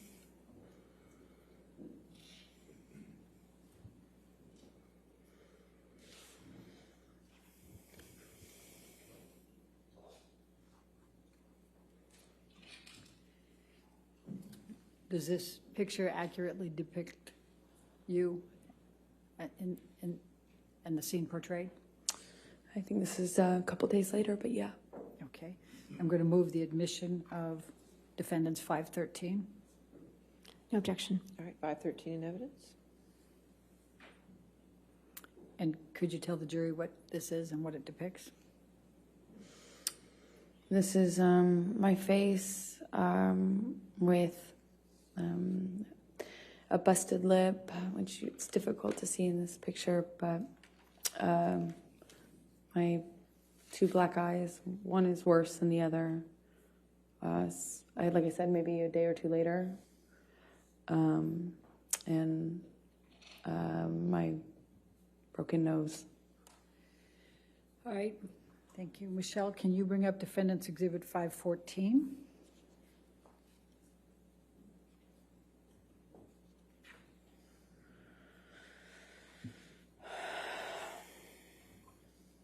Does this accurately portray the scene depicted? Yes, that's my face sometime after. Your Honor, I'm going to move the admission of defendants 514. No objection. 514 in evidence, you can publish. All right, if you could just briefly describe for the jury what this one is. That's my face. Some time after, and Johnny beat me up. Thank you. Michelle, if you could bring up defendants 515.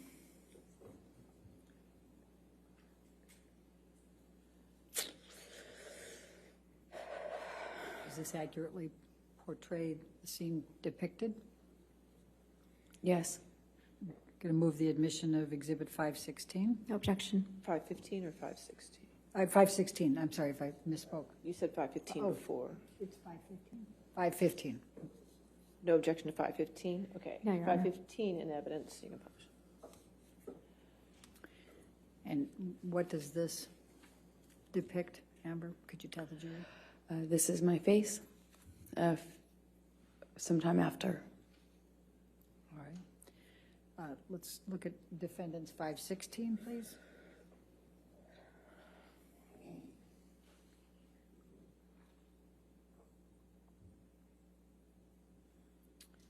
Does this accurately portray the scene depicted?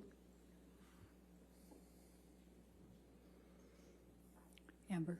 Yes, it does. This I'd like- is maybe, Wait, let me move it first. May I move the Sure. admission of defendants exhibit 516, No objection. 516 in evidence? published to the jury, please? Okay, Amber, go ahead and explain what it is. I think this is maybe that night or the next night after Johnny left me on the bed. Let's go to 517.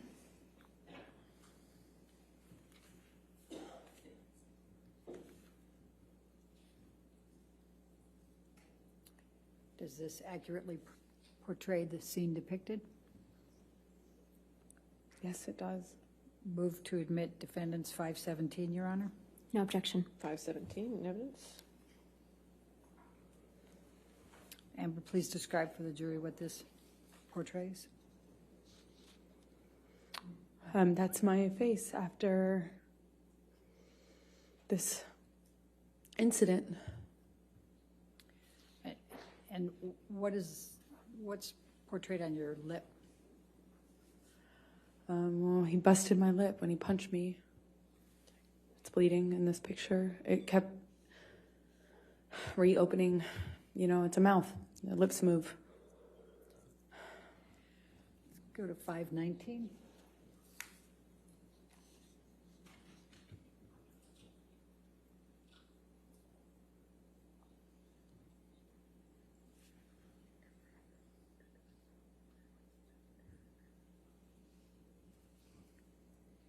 Does this accurately portray the scene depicted? Yes. Move the Yes. admission of 519. No objection, Your Honor. 519 in evidence? And tell the jury what this shows. This is my lip a few days later. Let's go to defendants 520, please.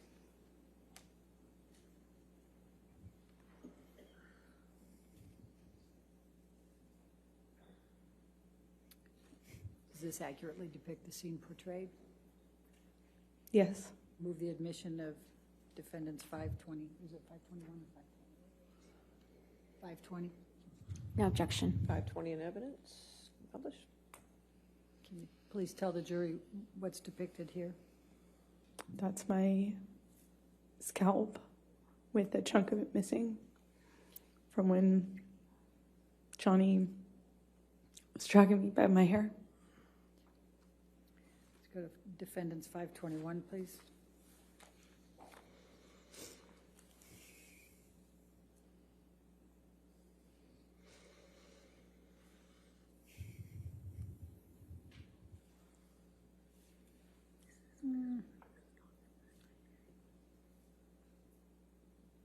don't think that's the same. Let's take that one down. Let's go to 522.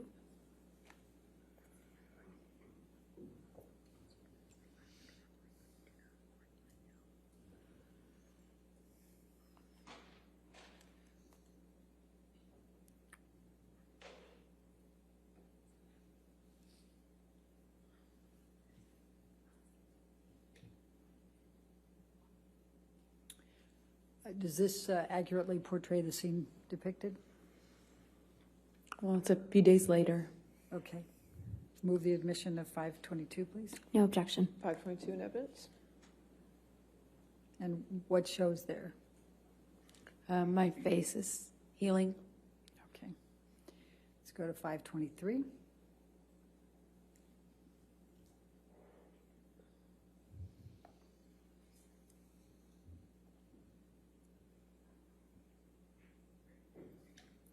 Does this accurately portray the scene depicted?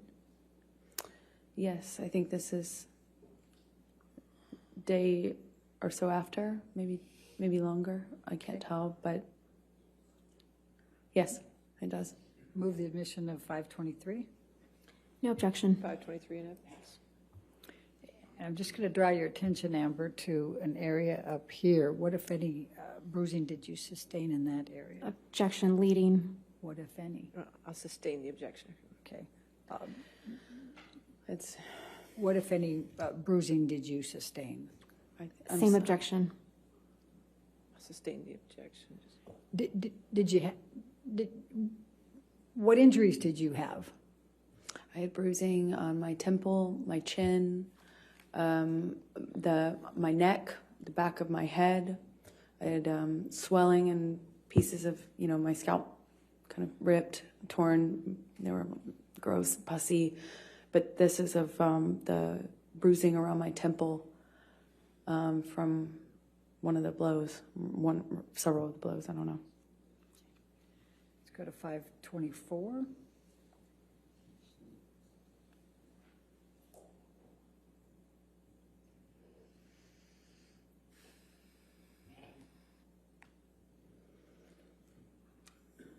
Does this accurately portray the scene shown? Yes. Okay. Move the admission of 524. No objection. 524 in evidence? And what does this show? It's, I had a pretty,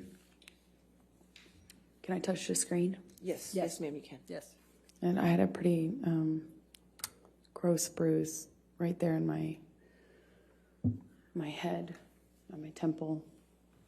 It's difficult to see it in this light, but I remember it was pretty ugly. Now let's go to defendants 509.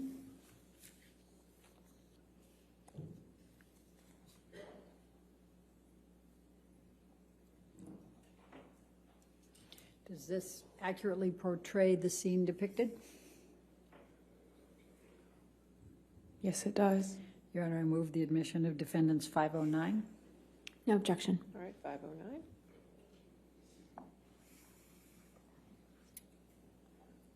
Will you please tell the jury what this is? That's the bed that Johnny broke.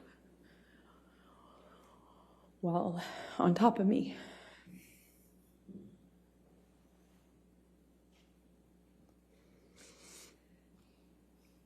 All right, let's go to defendants 511, please.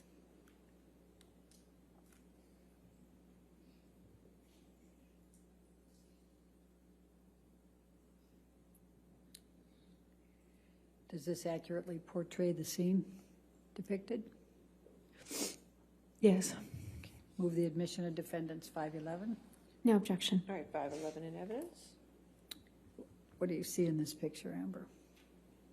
Just more destruction from a part of the fight that happened in the bedroom. Not the bedroom that I was just talking about. It was the main bedroom. There had been a part of the fight that happened in there too. Let's go to defendants 512, please.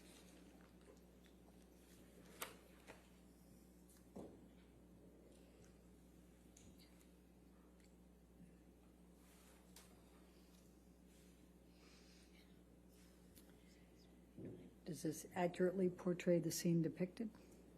Yes, that's downstairs in the main.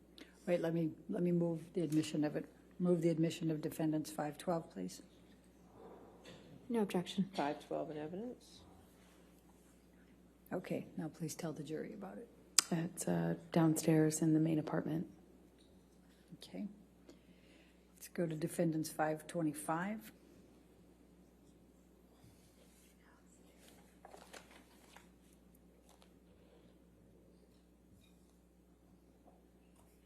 And does this accurately depict the scene portrayed?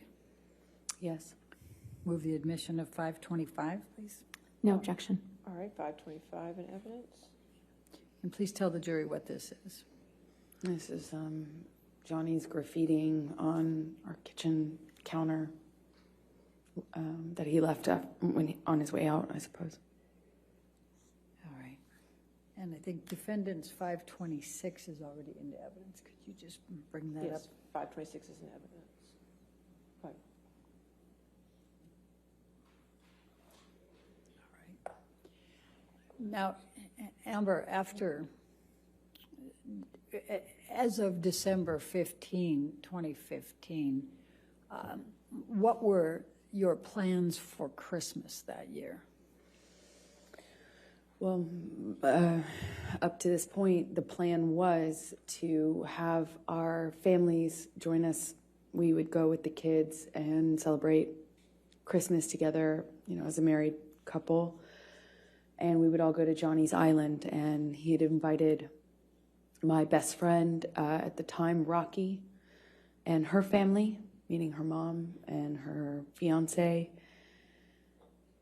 and my parents, and my sister, and we were all going to go to this island I've told you about that Johnny has in the Bahamas and spend it together. And that was the plan leading up to this.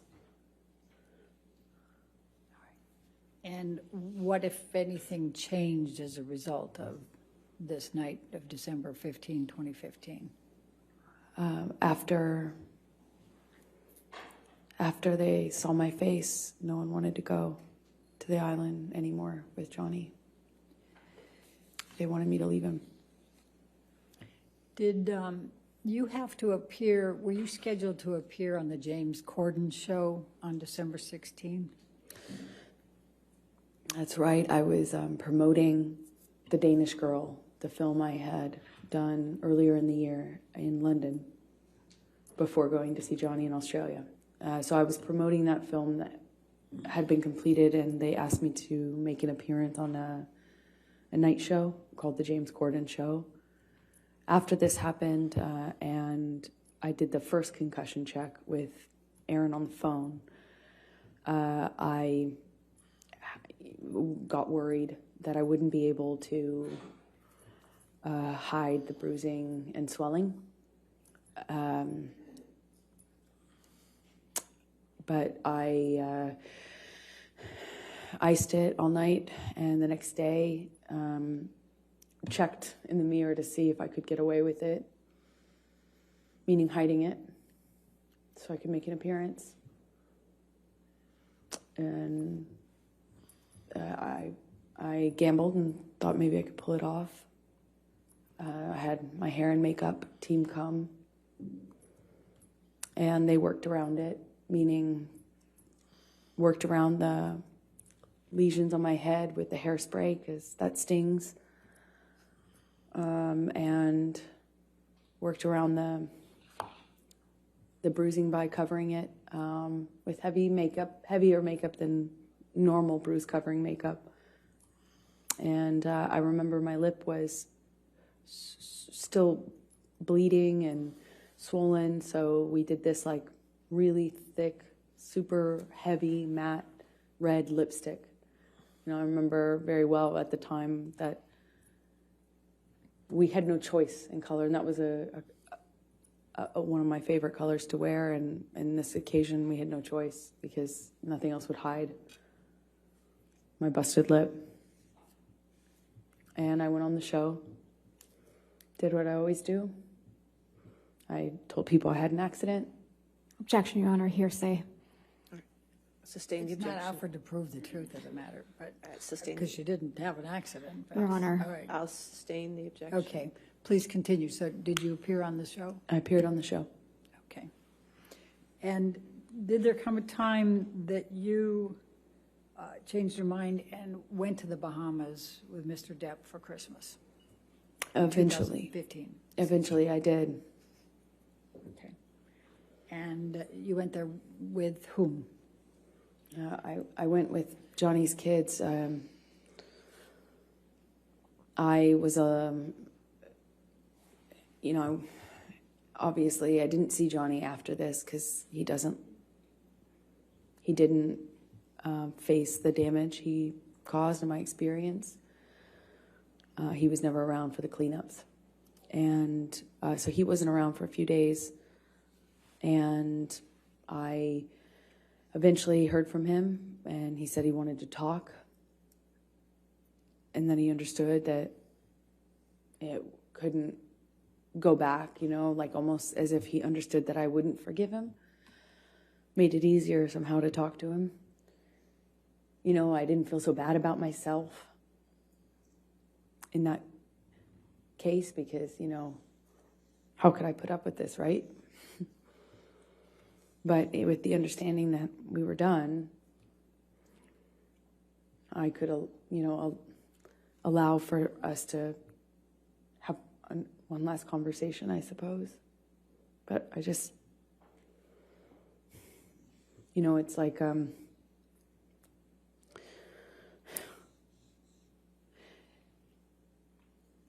I was heartbroken by the idea that I would spend my first Christmas as a married couple with his kids and everything on the island.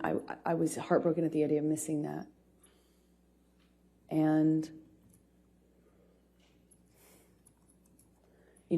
it's the best I can describe it is it's like for every hit, every instance of violence, every time I was choked, every single one of these instances was like a heavy coin put into a piggy bank. And you think, okay, well, each single one of these is like... Objection, Your Honor, non-responsive. I think it's responsive, Your Honor. The question was, with whom did you go? If we could ask the question. Tell us how you felt and what you were thinking in this process of whether to go to have Christmas with Mr. Depp and his children. I guess I was trying to explain. Go ahead. That, just after you think each one of these is, it's almost like for each one of these things that happens, you lose the will or resolve to leave. It's like every single heavy coin you put in this piggy bank is like an investment into the future you're going to get to, and then before you know it, you're just carrying around this weighted ball. This piggy bank's too heavy, you can't leave. For every single time I went back or allowed him back after this sort of thing would happen, I lost a piece of myself, a piece of my self-confidence, my trust in myself to leave and move on. I lost the fortifications, I lost myself, and it was somehow easier to stay. I didn't want to stay in the violence or in this. I wanted to stay with Johnny, the good Johnny that I loved. So I put another one of those coins in the piggy bank of investment in hope and future, and I forgive him. It wasn't even that simple. I just decided to believe him that it would never happen again. Clean and sober once again. This time was the last time because it couldn't be worse than this, right? It couldn't be worse. And part of me thought that maybe it just needed to get this bad to get, like now we can't go back. There's no way this could happen again. So I went to the island after a few days of talking with Johnny, arguing with Johnny, talking with Johnny, negotiating that it's going to be clean and sober. I wasn't going to drink anymore. He wasn't going to use anymore. He'd never lay a hand on me again. He'd rather die than do that, is what he was saying. And I was scared. My friends were scared, but I decided to go. After a few days of having the plane and the kids waiting, not knowing what was going on, they were at Sweetser, the main house, kind of just waiting to go on this Christmas vacation. And eventually, I got in the car with Johnny. And we picked his kids up and left for the island. So let's go to the island for the Christmas holidays. And what, if any, arguments did you have with Mr. Depp at the island over the Christmas holiday? Towards the end of the trip, the trip itself was pretty nice, but towards the end, he started drinking again, started with wine, and we were on the couch in the main house, a cabin. It's like a one-room kind of cabin. And we were sitting on the couch, and Johnny, what I perceived as nodding off, I don't still know what it was, but he was kind of passing out or nodding off or something like that. And I'm sensitive at this point to the clues that I can pick up on to know what pattern of behavior I'm dealing with, because they made a huge difference in my life. So if I knew what he was on and what he was doing, I could react accordingly. So I'm picking up clues. I'm sitting next to him, and he's nodding off, and every single time he kind of like nods off, he dumps this glass of wine on my lap. And I say every single time because it happened like 3 times. First time, whatever. Second time, I'm like, Johnny, are you all right? And I probably say it like a little weighted. And in my head, I'm just wondering what he's on. Does this mean he's on the Roxy's again? Is it nodding off? What's going on? What am I going to deal with? He just had promised that it was clean and sober. We had this horrible thing happen in December. I thought we were moving forward. And the third time this happens, I jump up. I already changed my pants twice. And I jumped up and I shout at Johnny, like, what are you doing? Or, Johnny, you spilled on me again, something to that effect. And I get up, get up off the couch, and Johnny's son says, Objection, Your Honor. Hearsay. Your Honor, not offered to prove the truth of the matter. It explains what's coming. Give you a good approach. I just don't know.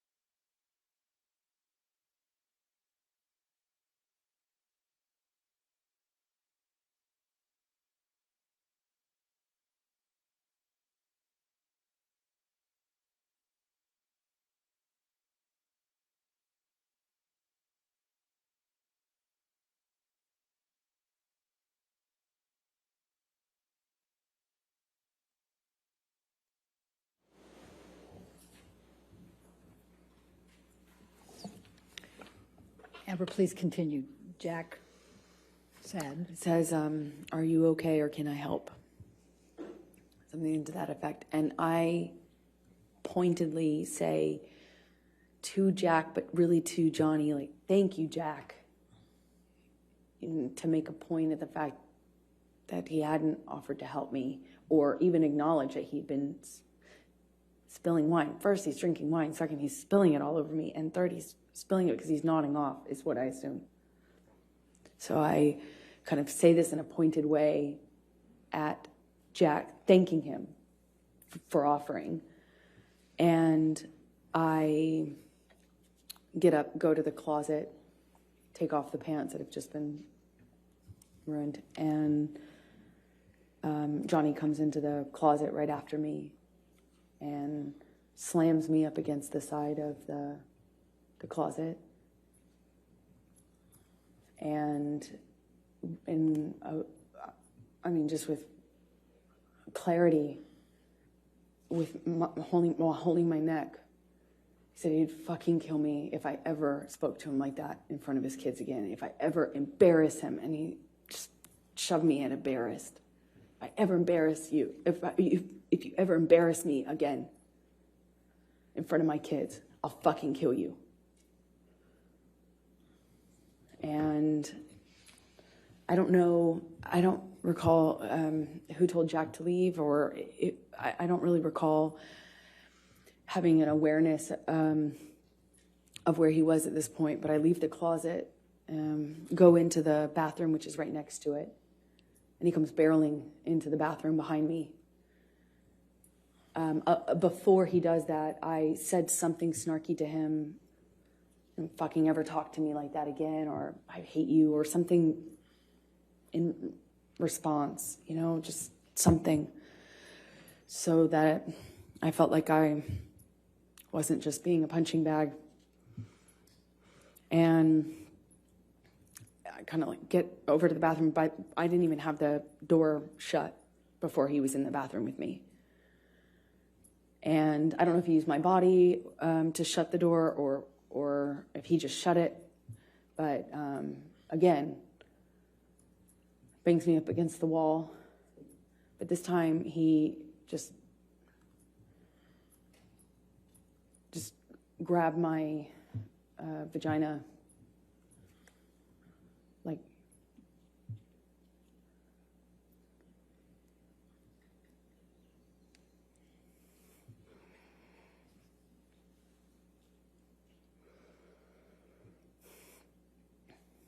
I was wearing this peach, kind of like netted kind of style swimming suit underneath. That's what I had on from the waist down, and he just grabbed me. Best I can explain it with his shoved his fingers inside me, but through my bathing suit. He didn't move my bathing suit out of the way, and just kind of held me there and asked me if I was so fucking tough. If I thought I was so fucking tough. Said, "Oh, you tough like a man now? You some man now?" Just kind of taunting me while jerking me around. And he kind of seemed to do this thing where he was smiling. It was like teasing me. Like, "Oh yeah, you think you're so fucking tough. Now what? Now what?"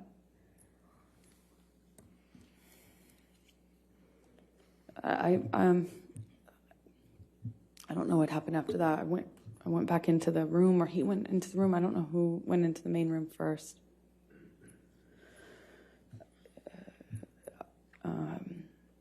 I just remember his hand landing on the back of my shoulder neck area. I remember trying to get him off of me.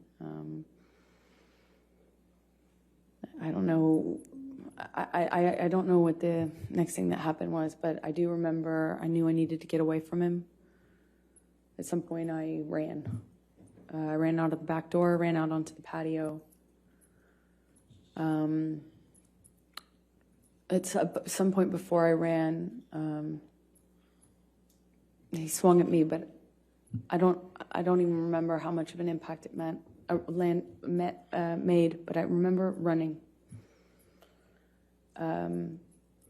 I threw something in his direction when I was getting away from him.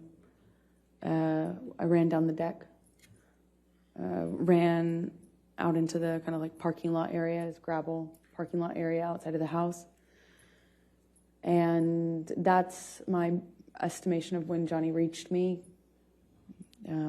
grabbed me by the hair, swung me around. I remember he hit my face at least once, but I'm not quite sure in what sequence. Was it before I broke away or after? I don't remember. I just remember the lights of the ATV coming up.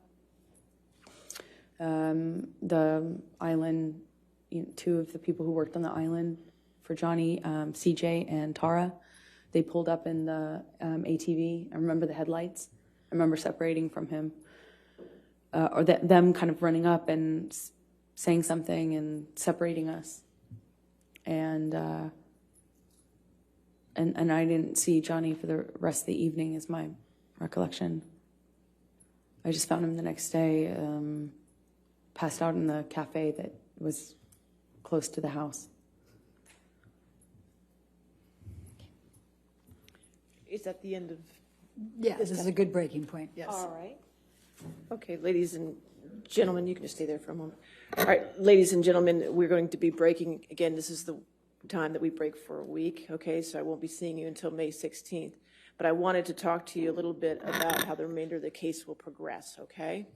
All right, so we promised to get the case to you by Memorial Day. So in order to keep that promise, there's going to be a few things I need from you, okay?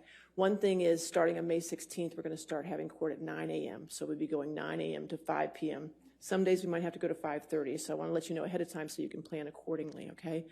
The other thing I need from you is Friday, May 27th, which is the Friday before Memorial Day, is going to be a court day. On that day, we're going to go ahead and have closing arguments, and the case is going to be turned over to you for deliberations on that day, okay? So again, I wanted to let you know ahead of time so you can plan accordingly so we can get this taken care of for you, okay? All right, so those are the announcements I want to make for you and make sure you had time to schedule what you needed to do.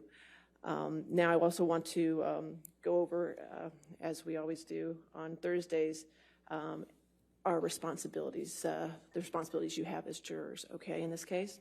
All right, so you're not to read anything about this case. You're not to watch anything about this case. You're not to listen to anything about this case. This applies to television, newspapers, magazines, the internet, and any online sites. Further, you're not to read, watch, or listen to anything about this case on any social networking sites such as Twitter, Facebook, Instagram, Snapchat, etc., or any similar sites. In addition, you must not communicate with anyone about the case, whether in person, over the phone, by email, text, or instant messaging, or by any other electronic or non-electronic means. This includes friends, family, coworkers, acquaintances, and strangers. I also instruct you that you cannot do any research or make any inquiries about this case, whether online or by any other means. What you learn about this case is limited to what you learn in the four walls of this courtroom when proceedings are underway, okay?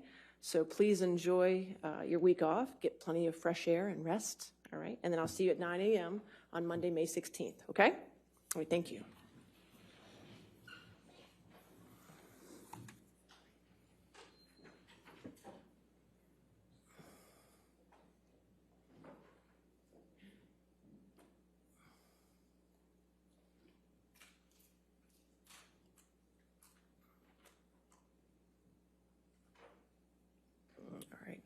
And again, ma'am, since you're still in the middle of your testimony, you can't discuss your testimony with anybody to include your attorneys, okay? You can step down, though, and have a seat with your attorneys. I have a few housekeeping matters I want to take care of before we finish.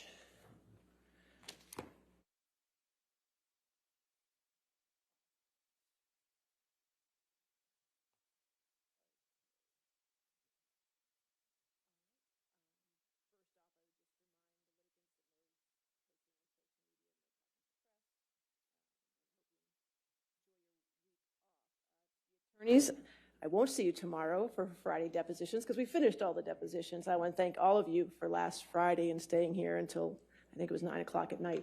But we got them all done, and I really appreciate all your work on that. It does mean a lot. And now you're rewarded because you don't have to see me tomorrow. So, no more depositions. What I'd also, for planning purposes, though, since we're going to be going 9 to 5, the day is going to be a little different, so we'll start at 9. We'll probably break for a morning break between 10:30 and 10:45. we're going to break for lunch between 12:30 and 1:30, so I want you to plan accordingly for that. Our afternoon break will probably be between 3:15 to 3:30, maybe even a little later to 3:45, we'll see. And then we'll try to break at 5. There may be times when we might go to 5:30, as I told the jury. So I just want to make sure you know that. Since I won't see you tomorrow, I wanted to go ahead and give you your times as of this very minute of what you have used and what you have left, okay? Are you ready? Okay, Mr. Chu's going to try to use it with a highlighter. Let's wait. That's There why we we're go. here. There we go. That's right. Okay. There we go. All right. So plaintiff has used 35 hours and 6 minutes. Defendants have used 36 hours and 31 minutes, which means the plaintiff has 26 hours and 9 minutes left, and the defendant has 24 hours and 44 minutes left, okay? And just a reminder, as we said from the very beginning, once time is up, once your time is up, your time is up. If it's in the middle of a witness, I'm going to stop you, okay? So make sure, I mean, the 9 to 5 schedule when we start back on May 16th will give us a little buffer, but not much. So I will be keeping everyone on task for those last 2 weeks, so keep that in mind as well. Enjoy the next week. I don't anticipate I will hear from you for this next week. If there's an emergency, I understand that, but just remember what my definition of an emergency is. Okay, we all remember that? All right, great. So other than that, does anybody have anything else for me? Yes, sir. It's just a math question. I'm thinking we have 25.44. Sammy says 24. If you add 36 hours and 31 minutes and 24 hours and 44 minutes, you get... You get what? 60 and 75. What is our allotment? 61. Well, you can get with Sammy when we're done, okay? Is it right or wrong? What's the total? What's that? What's the total? 61 hours and 15 minutes. Does that add up then? That is right. Mr. Ronenberg says I'm right. Okay. So that's the right time. Sammy did it 3 times over, so I thought that was right. You made him very nervous. Okay, so that's good. Everything else? Anything else? Yes, Your ma'am. Honor, we do have our updated exhibit Okay. page that you requested. Oh, perfect. From All right. plaintiff. May All I right. approach? That's fine. I think that's something Jamie needed. Okay. All right, we'll get that. All right, anything else? No, Your Honor. We're good? All right, we'll see you Monday, May 16th, 9 a.m., right? All right, thank you. Thank you very much. All right.